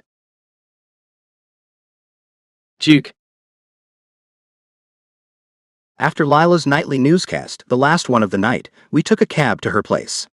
She needed clean clothes for the next day, and the plan was to pick up some things and then head back to my apartment to stay the night. I tried to keep my mouth shut about her plan, but I just couldn't stop myself. So, did you tell Nina about Ashton? I plopped down on the edge of her bed as she looked through her closet. Yeah. She laughed. She was all types of hyped about that. Thanks for letting me tell her, by the way. I think it made her millennium. I bet. I leaned back to rest on my elbows. And what did she think about going forward with this plan you two cooked up, so that you'll be allowed to be with the men you yearn for? I chuckled to try to make light of it. I really was trying very hard to take things for what they were, but it was getting harder and harder to do that. Oh, we didn't talk about that at all. She tossed a pink dress on the bed. Do you like that one for the morning show? You could wear pale blue. Sure. I barely noticed the dress at all as I looked at her. I couldn't believe she was dawdling so much. How could she not want to put an end to this hiding shit as quickly as possible? You didn't talk about that at all. That seems odd. Don't you both want things to be honest and open? Or is that just me? It's not just you. She looked exasperated with me, and that set me off. Look, I want you. I want the world to know that you and I have found something. Sure, we work together, but who really cares about that? I got up and began to pace. I wanted something, and I was used to making things happen when I saw something I wanted. This time, I needed a little assistance. She and I were a team, right? Teammates help each other out, right? What are you stomping around for? She asked me as she placed a pair of nude heels on the bed. Do you like the way these look with this dress? They look great. I stopped pacing, annoyed that she'd called it stomping as if I were some spoiled toddler. And for the record, I wasn't stomping, just pacing. I'm kind of upset if you haven't noticed. Oh, I've noticed. Believe me, I've noticed. And what do you think I can do to fix that? She rolled her eyes as she went to her endless supply of makeup to pick out tomorrow's look. Lila didn't like the way the makeup girl did her makeup, so she'd do it at home before we'd leave. She'd let them do her hair, but the makeup was her thing. So you've noticed and you just don't care? I asked her, feeling an incredulous expression on my face. I couldn't believe she knew how much I wanted this, and yet was paying so little attention to it. It made it seem like she didn't care. No, she was just going along, picking out her things like she wasn't worried about my feelings in the least. I'd never been a man who made mountains out of molehills. And I didn't think I was doing it then, either. But she sure acted like I was, sighing heavily and then looking at me with a sweet expression. What's wrong with what we're doing now? Everything. I threw my hands in the air. How can you even ask that question, baby? I don't see why you think everything is wrong with what we're doing now. We get to spend some nights together, having crazy great intimacy. We get to hang out together at work. We get to do almost everything we'd get to do if we were allowed to be a couple. She paused as she looked at the 5 shades of pink nail polish that she'd put on top of the dresser. So I stepped in where she left off. Yeah, we get to do everything except be a real one out in public. Except for getting to meet each other's families. Except for getting to walk hand in hand in Central Park like all the other couples do.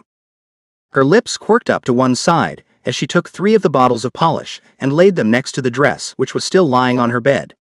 She eyed them until she finally picked one up, moving it away from the dress and taking it out of the running. That's really sweet that you want to do all that. And in time, we will be able to. No reason to rush anything. I was silent, as I had no idea what else to say to her to convince her that she did need to rush just a bit.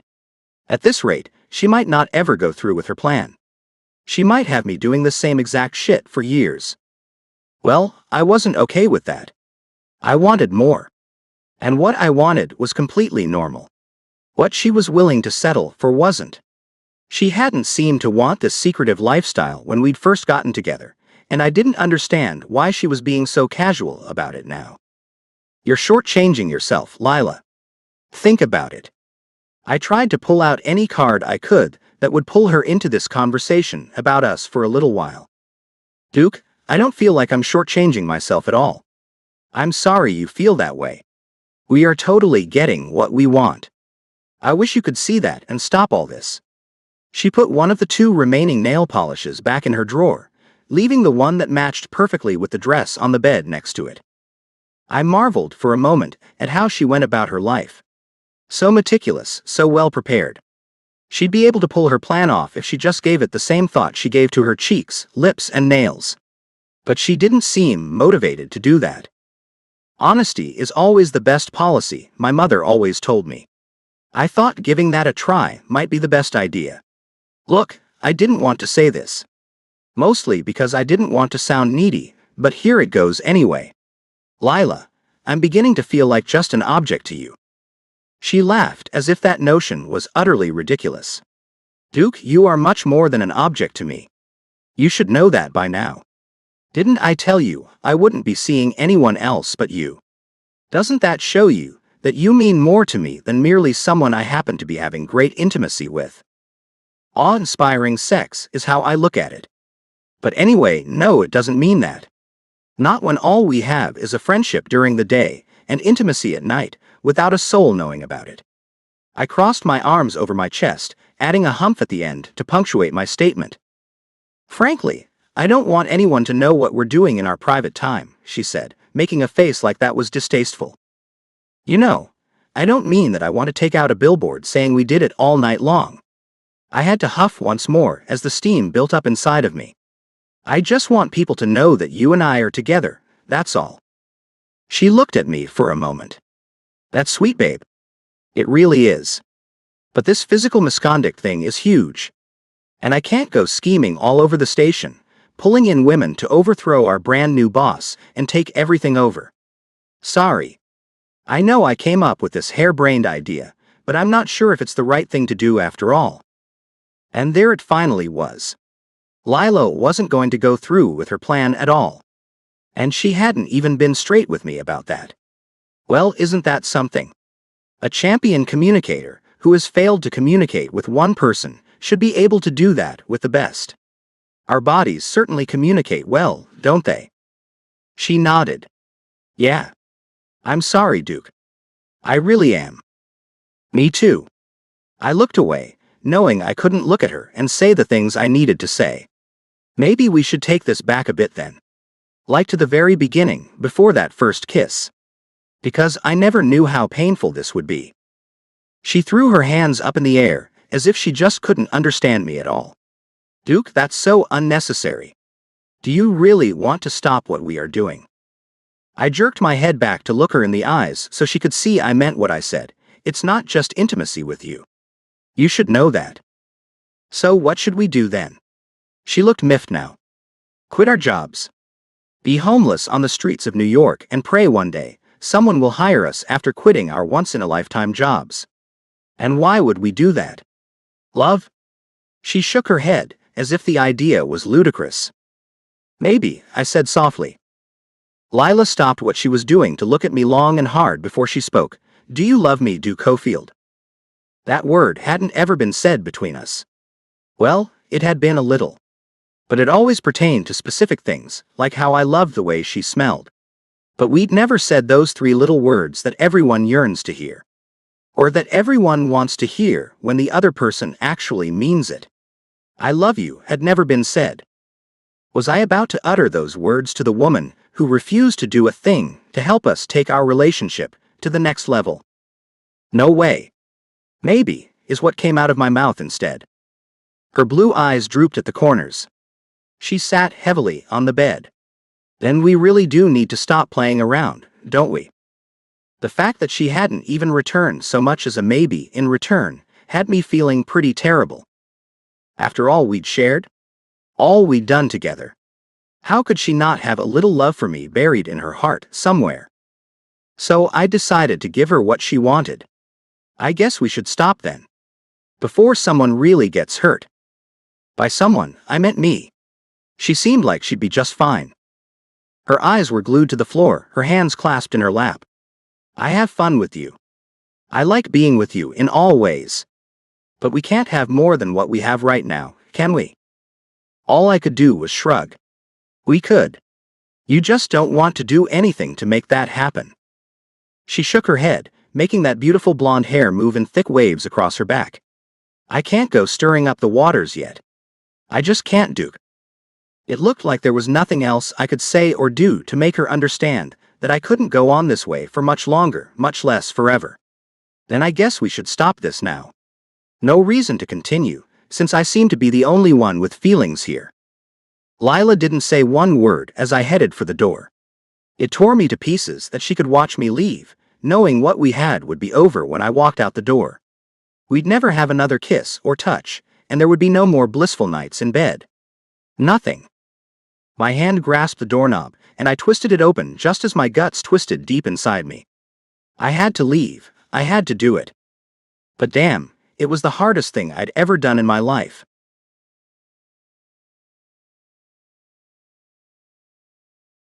Chapter 29.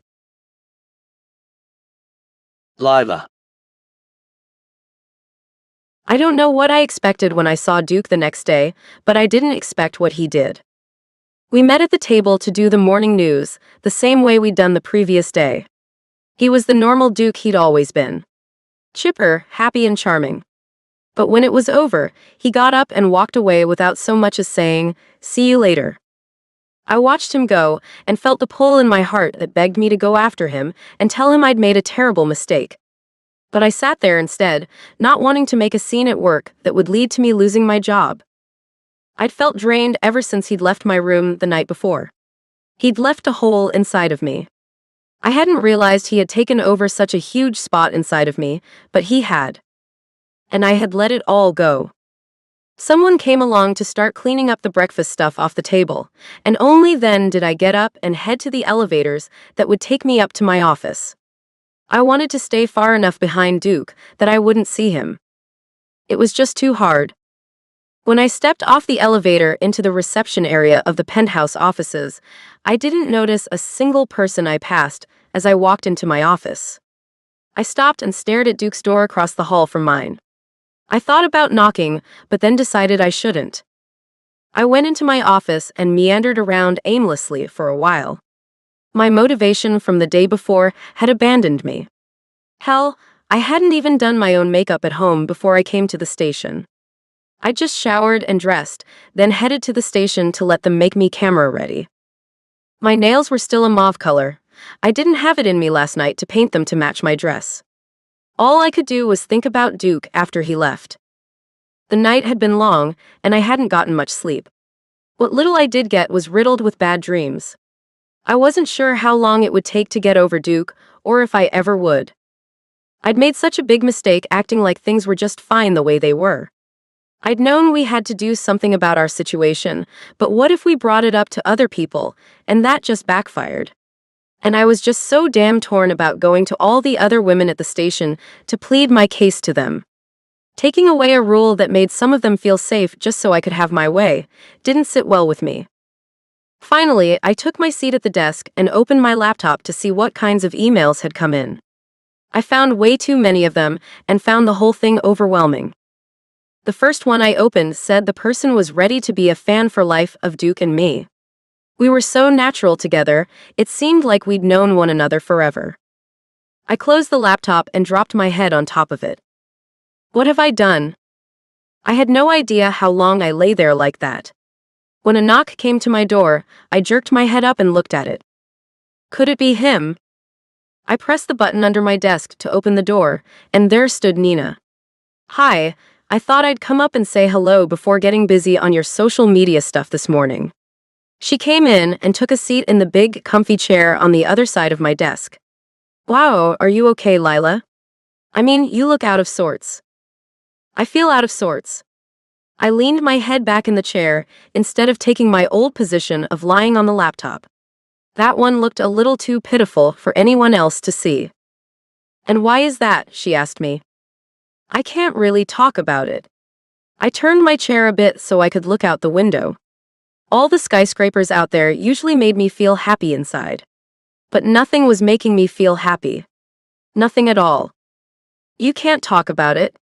Nina asked as she got up and went over to the coffee maker to make a pot of coffee. "You need some caffeine, girl. I'm going to make us up a pot and help you get out of this funk you've gotten yourself into."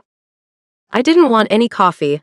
I wanted Duke to come and tell me it wasn't really over. But that didn't happen, and all too soon, I was looking at the steaming cup of coffee Nina brought to me. She stood there, waiting for me to take it out of her hand. "Thank you," I told her as I took it from her. She wasn't about to leave until I drank some of it. That was obvious. Taking her cup back to her seat, she went right into the interrogation phase of our conversation. "So spill it, Lila. Something's not right, I can see that. Is it about a family member?" "No." I sipped the hot coffee. She'd added some spices and cream, and it was pretty damn good. But I guess I didn't want anything good because I sat it down on my desk. Nina wasn't about to be detoured. "Is this about a member of the opposite sex?" I nodded. "Yep," but kept my eyes on the swirling mist over the coffee cup. "Okay, now we're getting somewhere." Nina placed her cup on the desk, too, as if she were really ready to get to work on me. "Is this man a boyfriend?" "He was," I admitted that much to her. "Did this boyfriend break up with you?" She was on fire. "Yep." My eyes moved up to hers. "So, now you know the reason for my melancholy mood, Nina. Is this question and answer session over now?" She smiled at me. "Far from it. Now, to get to the meat of the problem. Why did this boyfriend break up with you? Was it jealousy over your newfound success?" "Not at all." I spun back and forth in my chair a bit, feeling fidgety. I would have loved nothing more than to spill my guts to Nina. I didn't have anyone else to talk to about this thing, and she had admitted her own struggles with the stupid rules to me. But I had gone a hell of a lot further than merely lusting after Duke. No, he and I had acted on that mutual attraction, and that had either been the biggest mistake we'd both ever made or something else. What? I didn't know. Nina wasn't about to give up. Okay, so not jealous. Did he find another girl he's interested in? Not that either. I hoped that if I answered enough of her questions, then she'd just leave me alone. She'd never get the real reason my boyfriend had dumped me. Who would ever get the answer to that question? "I can't really see you being this way, but were you bitchy to him?" She leveled her eyes on me. Had I been? I don't think bitchy is the right term. I picked up my coffee again, taking a bigger sip of it now that it had cooled off some. "By the way, it would be a crime if I didn't compliment you on this coffee, Nina. It's better than any I've ever tasted before." "Thank you. I was a barista before I got this gig. If I'd had more to work with, I could have made you an even better cup of joe." "I'll see that you do get more to work with then, for next time." I had to smile, the coffee was just so good. "You've got hidden talents, my friend." "I know, there are a few more up my sleeve." But back to the Inquisition. She tapped her chin while she thought up her next question. "If you weren't bitchy to him, what were you?" I had to think about that myself. I suppose you could say that he was more concerned about the state of our relationship than I was. And that's what got in our way. He couldn't take the way things had to be between us. "And why did things have to be a certain way?" she asked me. "Because of your new schedule or something like that? Was he mad about the time you've been spending at work? Because you're better off without him if he wants to monopolize your time. You've got work to do, you can't be at some man's beck and call all the time." Shaking my head, I said, "No, that wasn't it. He just wanted to have something we couldn't right now. And he grew impatient. Especially when he thought we were close to getting what we wanted until I backed out of the plan I'd come up with. This is all so mysterious." She picked up her coffee and took a sip. "Okay, so you both wanted the same thing, but then you changed your mind about it, and he got mad. Was it having a baby? Did you guys want to have a baby, but you got the anchor position and thought that might be a bad idea since you just started the job?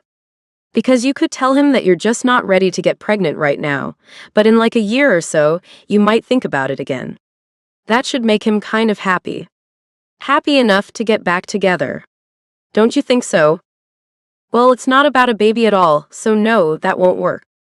Holding the warm cup in my hands, I wondered what I could possibly do short of going to all the women at our station and organizing a protest. Lila stood up and went to grab the coffee pot to refill our cups. She'd finished hers. Mine was half full and she topped it off. And for some reason, you don't want to let me in on all the details. Is this about a man who works here? Her question had my hackles rising for fear of being found out. Even if Nina and I were friends, I didn't want anyone to know our secret. No.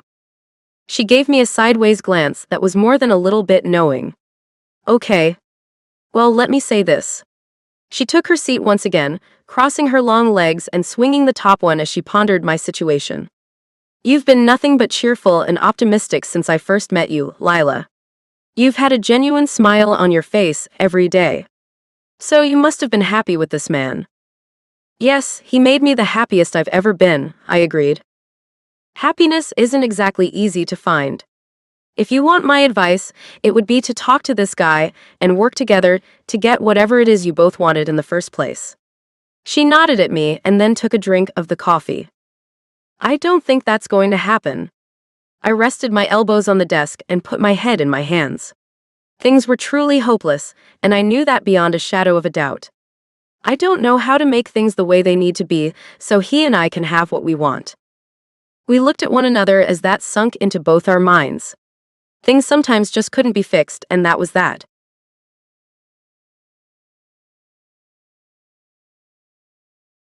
Chapter 30. Duke. A week went by, and Lila didn't change the shade of her nail polish. That might not be something a dude would normally notice, but I did. I did because it was Lila, and because that was something she was normally meticulous about. And that told me that she might not be having such an easy time with our breakup. And I certainly wasn't having any easy time over losing her. I could barely eat, hadn't slept for shit, and never stopped thinking about her. The time had come to fix the situation and get my girl back. However, that had to happen. Lila had left the station after our morning newscast. I watched her walk out the glass doors. Later, I saw Nina and asked why Lila had left so early. She told me that Lila was feeling sick and had even asked the afternoon weather person to take over for her on the nightly news. It was Friday, so she'd have all weekend to get better. But I knew better because I'd been with Lila just that morning doing the show with her. She wasn't sick, she was just upset. I'd been giving her the cold shoulder. I didn't know what else to do. It hurt too much to even look at her, knowing I couldn't have her anymore. With the knowledge that I was hurting her and myself, I made a decision. One that might just cost me my job. But at that point, I didn't care anymore. I only cared about Lila and me and getting back together. So I marched into Artemis's office. His new assistant was there, trying to learn the ropes. Artemis was quick to introduce us. Hey there, Duke. This is my new assistant, Julia Bengal. The young woman was striking, with long dark hair and big brown eyes. I thought to myself that Artemis might have a hard time keeping his eyes off this woman. Nice to meet you, Julia. I shook her hand. You too, Duke. You're part of the morning anchor team, and you do the sports on the evening news, right? I've seen you. You're great. A real natural. Wolf is lucky to have found you. She smiled at me and then turned away. If you guys will excuse me, I have to snoop around and find out where everything is so I can actually start helping the boss. Take a seat, Duke, Artemis said as he gestured to the chair on the other side of his large desk. What brings you by today? Love, there I'd said it. My heart was pounding, but I'd put it out there. Love, he asked with raised brows. So you've met someone? I have, I said, then placed my palms on top of his desk as I sat up. Okay, let me just get the rest out there for you. Lila and I are in love. Artemis rubbed his temples, looking more than displeased with my news. Crap. No, it's not bad. Don't say that. It's good. I thought about the current state of our relationship and added, or at least it was. It was great, actually. Up until she and I broke up. His demeanor perked up. Oh. So, you've broken up. Okay then. Things will be fine. You'll meet someone else. And I won't have to fire you both. This is good. Much better. I shook my head. No, Artemis, this is not good. This is anything but much better. This is awful. This is as close to hell as I've ever come. And believe me, I've come very close several times in my life. This is a train wreck. We've got to come up with a solution, you and I need her in my life. I can't stand not being with her. And I know it's killing her too. She's okay, he said as he waved me off. I haven't noticed her performance lacking at all. Because she's a professional, Artemis. Have you even noticed her fingernails? I asked him. No. He looked puzzled. What the hell does that even mean, Duke? She paints them to match her outfit. Every single day, that woman puts on a new shade of nail polish, and she hasn't changed her polish in a week. Not at all since I broke up with her. I smacked the table with my hand. That means she's depressed. Upset. And it's all over our breakup, which I didn't even want to do but felt I had to if I wanted to remain sane. And employed, he reminded me. Yeah, that too. I got up and started to pace. Not stomp around, the way Lila had said when we were last together. No, I was staying in complete control. Artemis, there has to be something we can do to be together out in the open and keep our jobs too. His dark brows knitted together while he thought it over, and then he raised one finger as his expression went to one of excitement. You could quit. I was shocked. I'd really thought true love would win out. I'd rather not. Julia stepped in. If I may be so bold, I'd like to say that losing Duke right now would be a terrible mistake. Just saying, boss. She went back to looking through everything. I had to make him understand things. Artemis, there are legitimate couples who work together. I didn't harass her. He smiled at me. Good to hear. Now stop messing with her altogether and we'll be okay. Do you hear yourself? I had to ask. Yes. Artemis looked at his new assistant for a moment as she picked something off a shelf, before looking back at me. I suppose I can't do anything if you two were, let's say, married. Married. Not long after our little meeting, I was on my way to Lila's place. I had great news for her, and knew she'd want to hear it right from my mouth instead of over the phone. I knocked and called out, Lila, it's me, Duke. The springs on the bed creaked, telling me she'd been lying on it. Probably crying her pretty blue eyes out. She opened the door, and I looked into her red-rimmed eyes. Duke, what are you doing here? Delivering news that I hope you'll be as excited to hear as I am to tell you. Can I come in? I asked, as she hadn't stepped back at all, but stood there blocking my entrance. She looked at me for a moment before answering. If you do, then nothing can happen, okay? I just can't take it if I have to lose you again. You won't lose me again, I assured her. She stepped back, looking a bit confused. What does that mean? You'll find out in a second. I closed the door behind us, and then took each of her arms, holding her back so I could look at her as I delivered the best news ever. We can see each other out in the open now. And since we can do that, I want this out in the open too. I love you. There, now you know that. And I want you to move in with me, there's that too. She shook her head as if in disbelief. And how's this happening? She'd missed the best part, it seemed, so I had to ask, did you hear what I said? She nodded. Yeah, we can be together out in the open. That wasn't enough for me, so I added, and what else did I say? She narrowed her eyes, looking off to one side as if trying to recall everything. I'm not real sure. You were talking kind of fast, and I thought I heard. Taking her by the chin to make her look at me, I went on, I said that I love you, Lila Banks. A smile moved over her lips as she nodded. Yeah, I heard you, I just wanted to hear you say it again. I couldn't wait any longer and pulled her close, wrapping my arms around her. You little tease. She had something to say too, I love you too. But what do you mean, we can be out in the open now? What happened? I had to quit my job, I admitted. She looked horrified. No. I nodded. Yes. But as I was walking out of Artemis' office, he stopped me. He told me if I'd go that far for someone, he knew I must really be in love.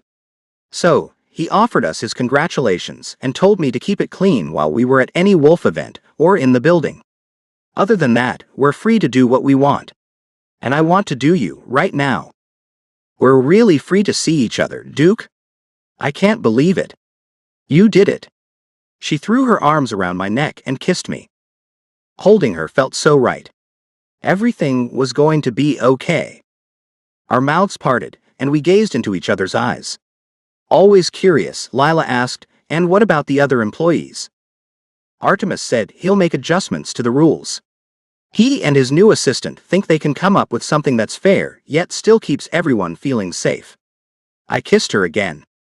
Her lips felt so soft against mine, so right. All I could think about was feeling her skin against mine again. Moving my hands under her dress, I lifted it up, taking it off her. She helped me get undressed too, and before we knew it, we were in her bed, the springs squeaking with each move we made. And we made a lot of them. Our bodies came together like a bolt of lightning shot right through us, connecting us in its electric current. Our heavy breathing filled the room as we lay there, holding each other so tightly. We stayed connected as we gained control of our breaths. I kissed her on the top of the head. "I love you, Lila." She purred, "I love you, Duke. Did you mean it when you said you want me to move in with you?" I certainly did. And please don't come up with some excuse why you can't. I really want you in my arms every night, baby. I kissed her sweet lips to entice her into giving me the answer I wanted to hear. She smiled when I let her lips go. "Will kisses like that be a part of our daily routine if I do move in with you?" "Mandatory," I let her know. "As will nightly cuddling. And don't forget morning showers. Those will start our days off much better than coffee ever could. I won't disappoint you, Lila. I promise. Plus, I'll be able to cook for you if you come live with me. That's a plus. We'll save on eating out. I have one stipulation, Duke." Her eyes were glistening as she made her demand. "And what is that?" I asked, as I knew no matter what it was, I would definitely give it to her. "I get to pay half the bills. All of them, Duke. And I'm serious. I've got to pay my way, or I'll never move in with you." She looked serious. "That wasn't my intention, Lila," I let her know. "I can pay the bills, baby." "Yeah, I know you can. But if we are going to cohabitate, then I want to do my part. And I can already see that you have a maid that comes in to clean up.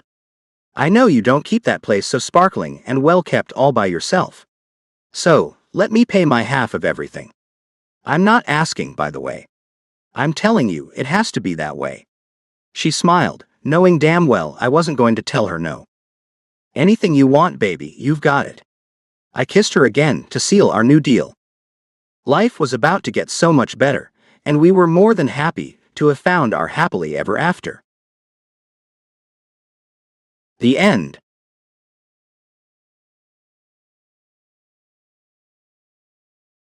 Dirty News Extended Epilogue.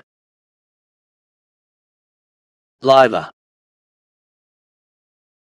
It's been a whole year since Duke and I started seeing each other, Nina. Can you believe that? I was shocked at how quickly the time had passed. Is today some kind of an anniversary for you guys? She pulled her shades down to look over them at me as we sat outside a little bistro near the news station. The weather was nice and warm, so we tried to soak up a bit of vitamin D as we ate lunch. Today is the anniversary of our first kiss. It was in a cab, and it was what started it all for us. All it took was one kiss to let us know we had something we had to explore further. I had to stop and sigh as I recalled that fateful kiss. The heat I'd felt back then radiated once more throughout my body. I had to wave my hand in front of my face to help me cool back down. That was one hot kiss, I tell you what. Just the memory can still get me all hot and bothered. Nina laughed as she put her half-eaten turkey on rye back on the plate. "Well, you'll have to take that up with Duke after work. No hanky-panky at work, you know." "I know, Nina. Not to worry. Duke and I are just so glad we get to have a relationship. We'd never do anything to get ourselves fired. Not so much as a held hand or a single kiss has been done while at work." I took a bite of my BLT, savoring the smoky taste of the bacon. The sound of a deep male voice came from behind me. "I thought I'd find you here, Lila." I turned around to find Duke coming up behind me. "You guessed right. It was such a nice day, we had to eat outdoors." "And just what are you looking for me for?" I'm here to steal you away. I've already gotten us both off for the rest of the day. Others will take over our later newscasts. You and I are free. I'm taking you home to change, and then I'm taking you out for a nice dinner. He took a seat at the table with us. So don't get too full on lunch, baby. And what prompted all of this? I asked him as I used the napkin to wipe my mouth. I guess I'd be taking the rest of my meal home so I wouldn't spoil my appetite for later. He leaned in and kissed the tip of my nose. Don't you remember what today is, baby? He hadn't said a word this morning about it being the anniversary of our first kiss. I hadn't either. I wanted to see if he remembered, and it seemed he had. I smiled as I answered him. Would this be the date 1 year ago today that we had our first kiss, Duke? His fingers trailed along my jaw as he gazed into my eyes. It would be that date. And I'm going to make our first anniversary a special one. One I hope you'll never forget. Now, I was getting excited. Wow. So, where are you taking me? It's a surprise. Tonight will be full of them, he promised. And he wasn't kidding either. When we got home, I found that he'd had a little black dress and heels delivered to the apartment. After one steamy hot shower together, we got ready to go to dinner. Duke had made reservations at Le Bernardin, thoroughly surprising me. I loved seafood, and this prestigious restaurant put a French spin on each masterpiece the chef prepared. To top it all off, we had a private dining area just for us. This is one gorgeous place, Duke. I can't believe you've brought me here. This meal is going to cost you a small fortune. I couldn't quit looking around at all the grandeur. It captivated me. It's all going to be worth it, he said. Duke paused as he took my hand in his, holding it on the tabletop. I hope. I looked at our clasped hands on the white linen tablecloth. You hope. He nodded but didn't say anything else. He was being so tight-lipped, and it had me wondering what he was up to. I knew he'd been wanting to find a house and get out of the apartment. Maybe that's what he had up his sleeve. Perhaps he wanted to surprise me with a new home. Whatever his surprise was, I was being patient about hearing about it. The delicious food helped. Served beautifully, I had the crab legs accompanied by a wonderful soup. Duke had the salmon with caviar. Both meals were decadent and bursting with flavor. For dessert, Duke had ordered a candied apple to share. Care to cut it into 2 pieces, Lila? He asked as he handed me a knife. Sure, I can do that. I took the knife and split the apple down the middle. Strangely, it had a hollow spot right in the middle, and something fell out of the apple. I gulped as I saw the big diamond solitaire glistening on the little plate. My heart began to pound. Then Duke picked the ring up. Well, would you look at this? How'd that get in there? He took a towelette to clean it before getting down on one knee. I turned in my seat, my hands covering my mouth as I tried hard not to cry. But it was so unexpected that I was having difficulty with that task. I blinked back my tears because I wanted to see his face ask me a question I had not anticipated. Lila Samantha Banks, I've loved you for only 1 year, but it seems like a lifetime. I want to spend the rest of my life with you. Would you consider becoming my wife so we could make our dreams come true? He pulled my left hand away from my mouth, holding it. I nodded as words stuck in my throat. But I managed to spit the answer out, yes.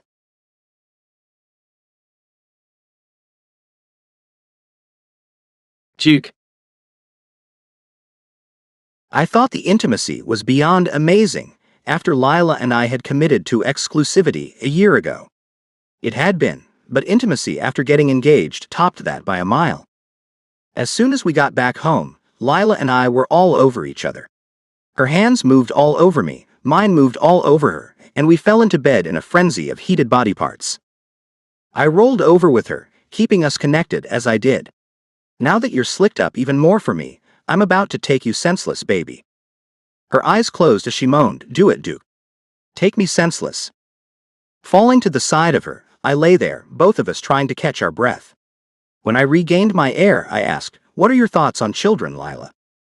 I like them. She turned on her side to face me. What are your thoughts on them? I like them too, I told her, and then I ran my finger along her nose. The straightness went all the way to the tip, which turned up just a tiny bit. I'd like to see a little girl running around that has your cute little nose and pretty eyes. You would. She smiled a sensual, lazy smile that made my heart skip a beat. I think I'd like to see a little boy who looks just like you. Who knows? We might both get what we want. I trailed my hand over her shoulder and then down her arm. What do you say to getting off the birth control a month or so before the wedding? I'd like to knock you up right away once we're married. Knock me up, huh? She laughed a little. I think I might just like that. She ran her hand over my stomach as she looked into my eyes. Promise me you won't think I'm fat when my belly is swollen with your child, Duke. Fat? You? Never, I promised. I think you'll look adorable with a round belly. I leaned over to kiss one of those big beauties. And tasting mother's milk will be a new experience for me. One I'm sure I'll love. Duke, you naughty boy. That will be for the baby, not you. Should we start looking for a house soon? A grin pulled her lips up to one side. That would be so much fun, wouldn't it? A new home to come to after we're married. A place to raise a family together. I can't tell you how happy that idea makes me, Duke. You and I are really going to do it, aren't we? We're going to get married and have a family and live happily ever after, aren't we? I kissed her plump lips before I gave her the answer she was looking for. You bet we are.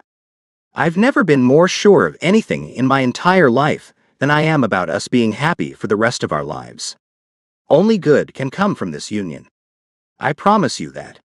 I'll make it my mission in life to see a smile on your face every single day. And any tears shed will only be happy ones from here on out.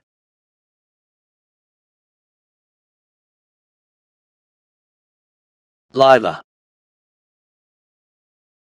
My knees shook as I got up out of the chair I'd been sitting in to let the stylist do my hair. She'd pulled it into a fancy updo that had dainty ringlets framing my face. Nina smiled at me before she left to walk down the aisle. See you at the end of the blue carpet, Lila, soon to be Mrs. Duke Cofield. I'd chosen her to be my maid of honor. There never was any doubt that she'd be that for me. Nina had become my dearest and most trusted friend throughout the 2 years I'd known her. Precisely 1 year after our engagement, Duke and I were tying the knot. I'd learned a lot about the man in the last 2 years.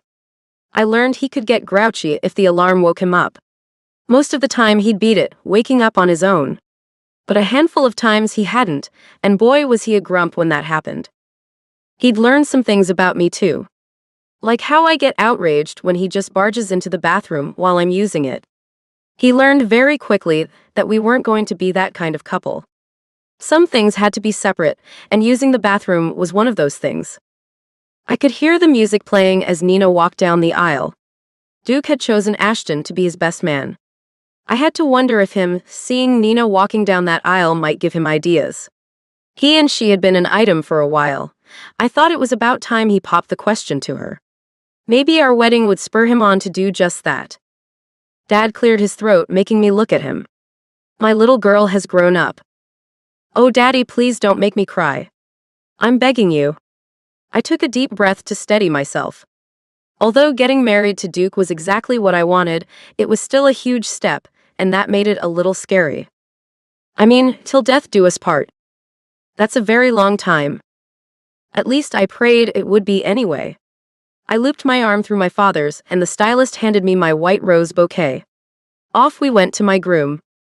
Dad just couldn't be stopped as he said, Duke Cofield is one lucky man. He's getting himself the best girl out there. I thought he might need to be reminded that he had another daughter. Let's not forget about Lily, Dad. She's great too. Yes, of course. Your twin sister is a great girl too. That should go without saying.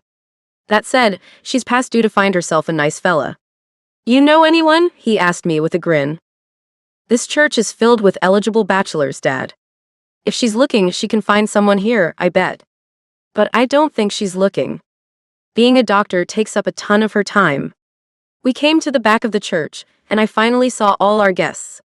The church was full, every last seat taken. The entire staff of Wolf and both of our large families were all in attendance. My head went light. Dad, I feel like I might faint. I believe that's pretty common when you're about to walk down the aisle. Your mom told me to tell you that you should look at your soon-to-be husband as you walk toward him. Ignore everyone else. He offered what I found to be good advice. My eyes homed in on my groom. Duke stood taller than anyone else at the front of the church. His black tux made him look like a king in my eyes. His lips were drawn up into a smile as he looked back at me. He made a little wave as if saying hello, and I laughed under my breath as I nodded back at him. The wedding march began, and my father started our journey that would change me from a single woman to a part of a married couple. As we reached the altar, Dad took my bouquet away and handed it to Nina before placing my hand in Duke's. My little girl is now a woman. A woman who has chosen you to live the remainder of her life with, Duke. I'm trusting you to take good care of my girl, son. Promise me you'll always make her your highest priority. She's an angel sent to us straight from heaven, after all. With my father's words, my eyes clouded with tears. The man had gone and done it, saying something that had me choking up. If the sentiment hadn't been so sweet, I would have been mad at him for making me cry. But damn it, he'd said just the right thing to make my heart swell with love for him. As Duke took the hand my father offered him, he said, "I can promise you that very easily, sir. She is and always will be my top priority. I love her more than I've ever loved anyone. She's at the very top of my heart." And there Duke went too, making the tears spill from my eyes as the dam finally broke. I sniffled and ducked my head, trying desperately to stop myself from full-out bawling like a baby.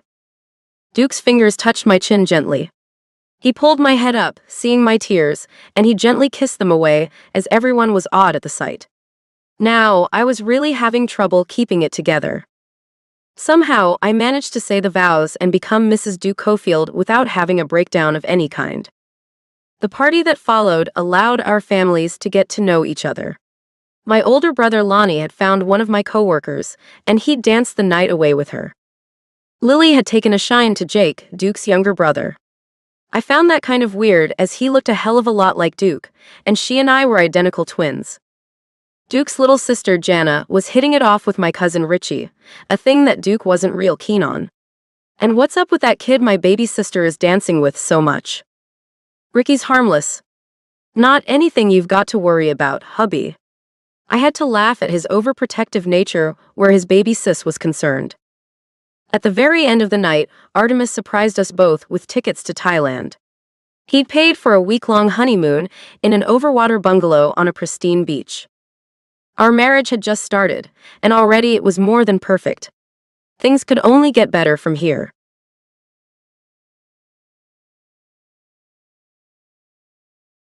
Duke. The tropical island paradise proved to be the most arousing place on the planet. My new bride and I barely got to see the gorgeous sunsets and sunrises, as we couldn't stop making love. In front of the sofa was a glass window on the floor where you could watch the fish swimming around right underneath the bungalow. Lila was face down on the sofa watching the fish when I stepped inside from taking a little nap on the deck. "You seem more interested in that than the television, baby," I commented as I made my way to her. Without looking back at me, she said, "It's really entertaining. I think we should get an aquarium when we get back home." We'd be moving into the house we'd bought once we returned to New York. Manhattan would be our new town, as we'd found a very nice 4-bedroom home there. I had every intention of filling at least 2 of those bedrooms with a couple of kiddos, as soon as humanly possible.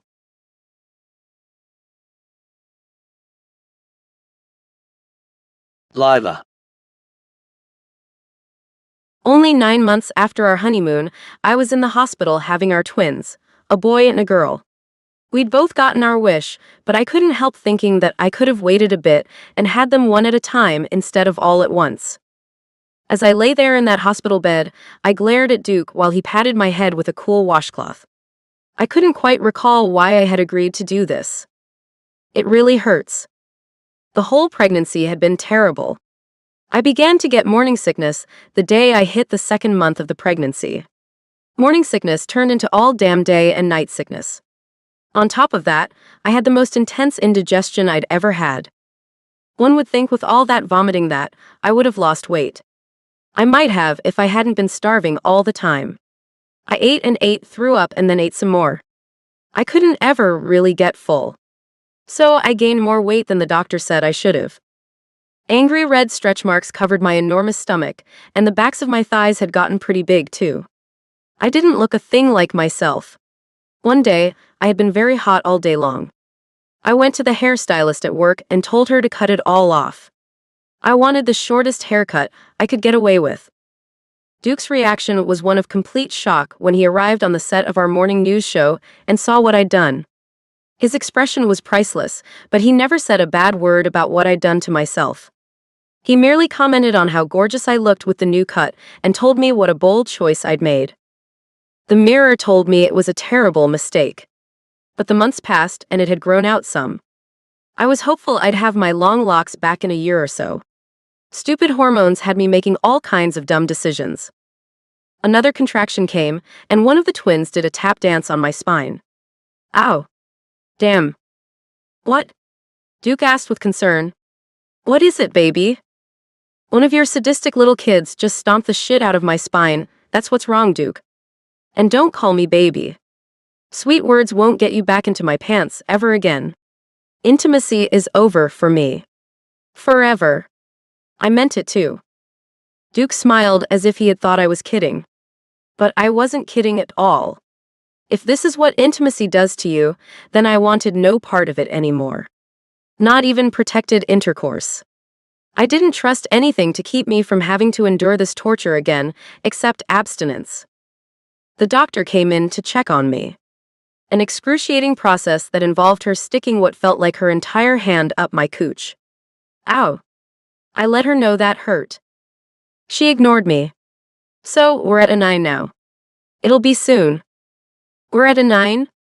I asked her, as I was the only one who was splitting open in that room. Duke gripped my shoulder. No need to be mean to the good doctor, sweetie.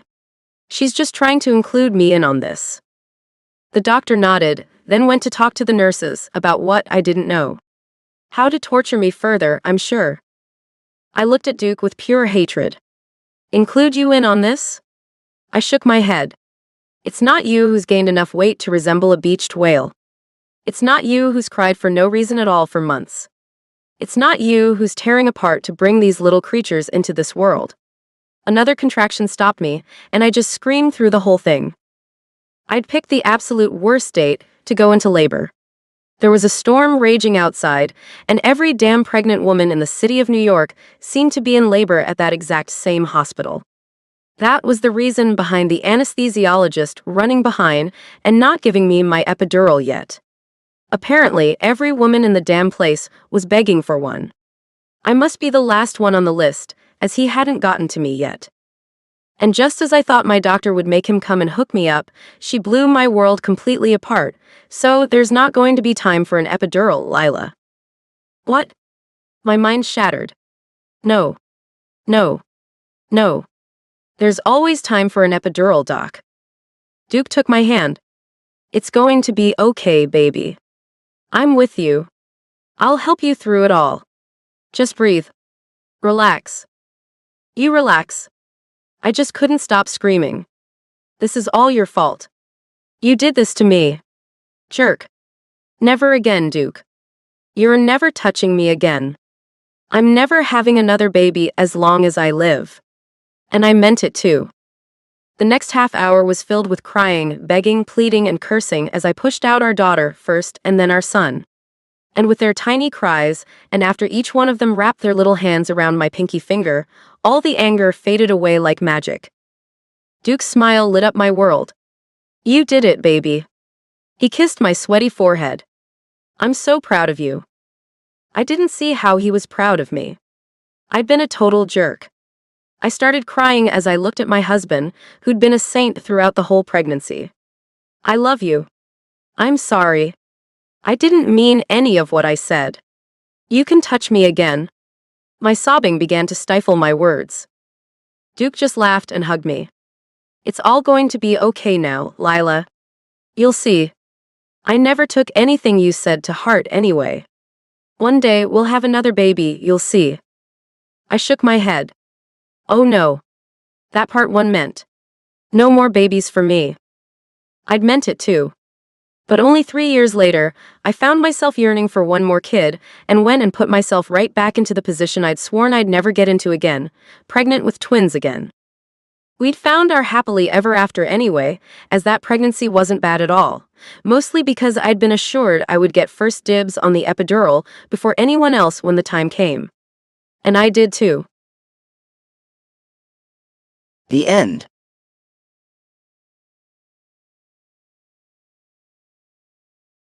The In-Laws. A Dirty News short story. Lily. I'd met my new brother-in-law, Duke, plenty of times before he and my twin sister, Lila, tied the knot. I could definitely see what my sister saw in that man. Duke was tall, dark, and handsome, the epitome of most women's perfect man. So you can imagine my surprise when his younger brother, Jake, turned out just as good-looking, if not more. Dark, wavy hair that fell to his broad shoulders, eyes the color of a cerulean sea, muscles that just wouldn't quit, and tall too. Jake Cofield seemed almost too good to be true. The fact he'd shown up to his brother's wedding without a date had me wondering why a man like him wasn't already taken. So me being me, I asked, "Jake, your brother told me that you're a veterinarian." I picked 2 glasses of champagne off a passing tray and handed one of them to him. His hands were empty, and I was sure he could use a drink too. "Here, have one of these while I interrogate you. It'll make your answers more honest." His dark brows raised as he accepted the flute of bubbly liquid. Jake took a sip and continued to regard me. I went on, "You seem to have it all, great looks, a career that would impress most women. So that has me asking myself, why isn't this guy attached to someone already?" As Jake pulled the glass away from his plump caramel lips, he smiled at me. "Funny you should ask me that, Lily. I was told that you were a child prodigy and had started college when you were only 14 years old. You wanted to become a doctor, which you did by the age of 22. Quite a prestigious career. When you add in your great looks, I asked myself the very same question. How is this gorgeous woman all alone?" There we both were, each wondering why the other was alone at an event as romantic as a wedding. I knew why I was alone. I was one busy person. My practice took up my entire day. I'd grab a quick bite after work before going to the hospitals where I had privileges, checking on any patients who needed me. I'd usually wrap that up by 9 o'clock or so at night and head home to hit the hay. Mornings started early for me, and I insisted on getting in my 8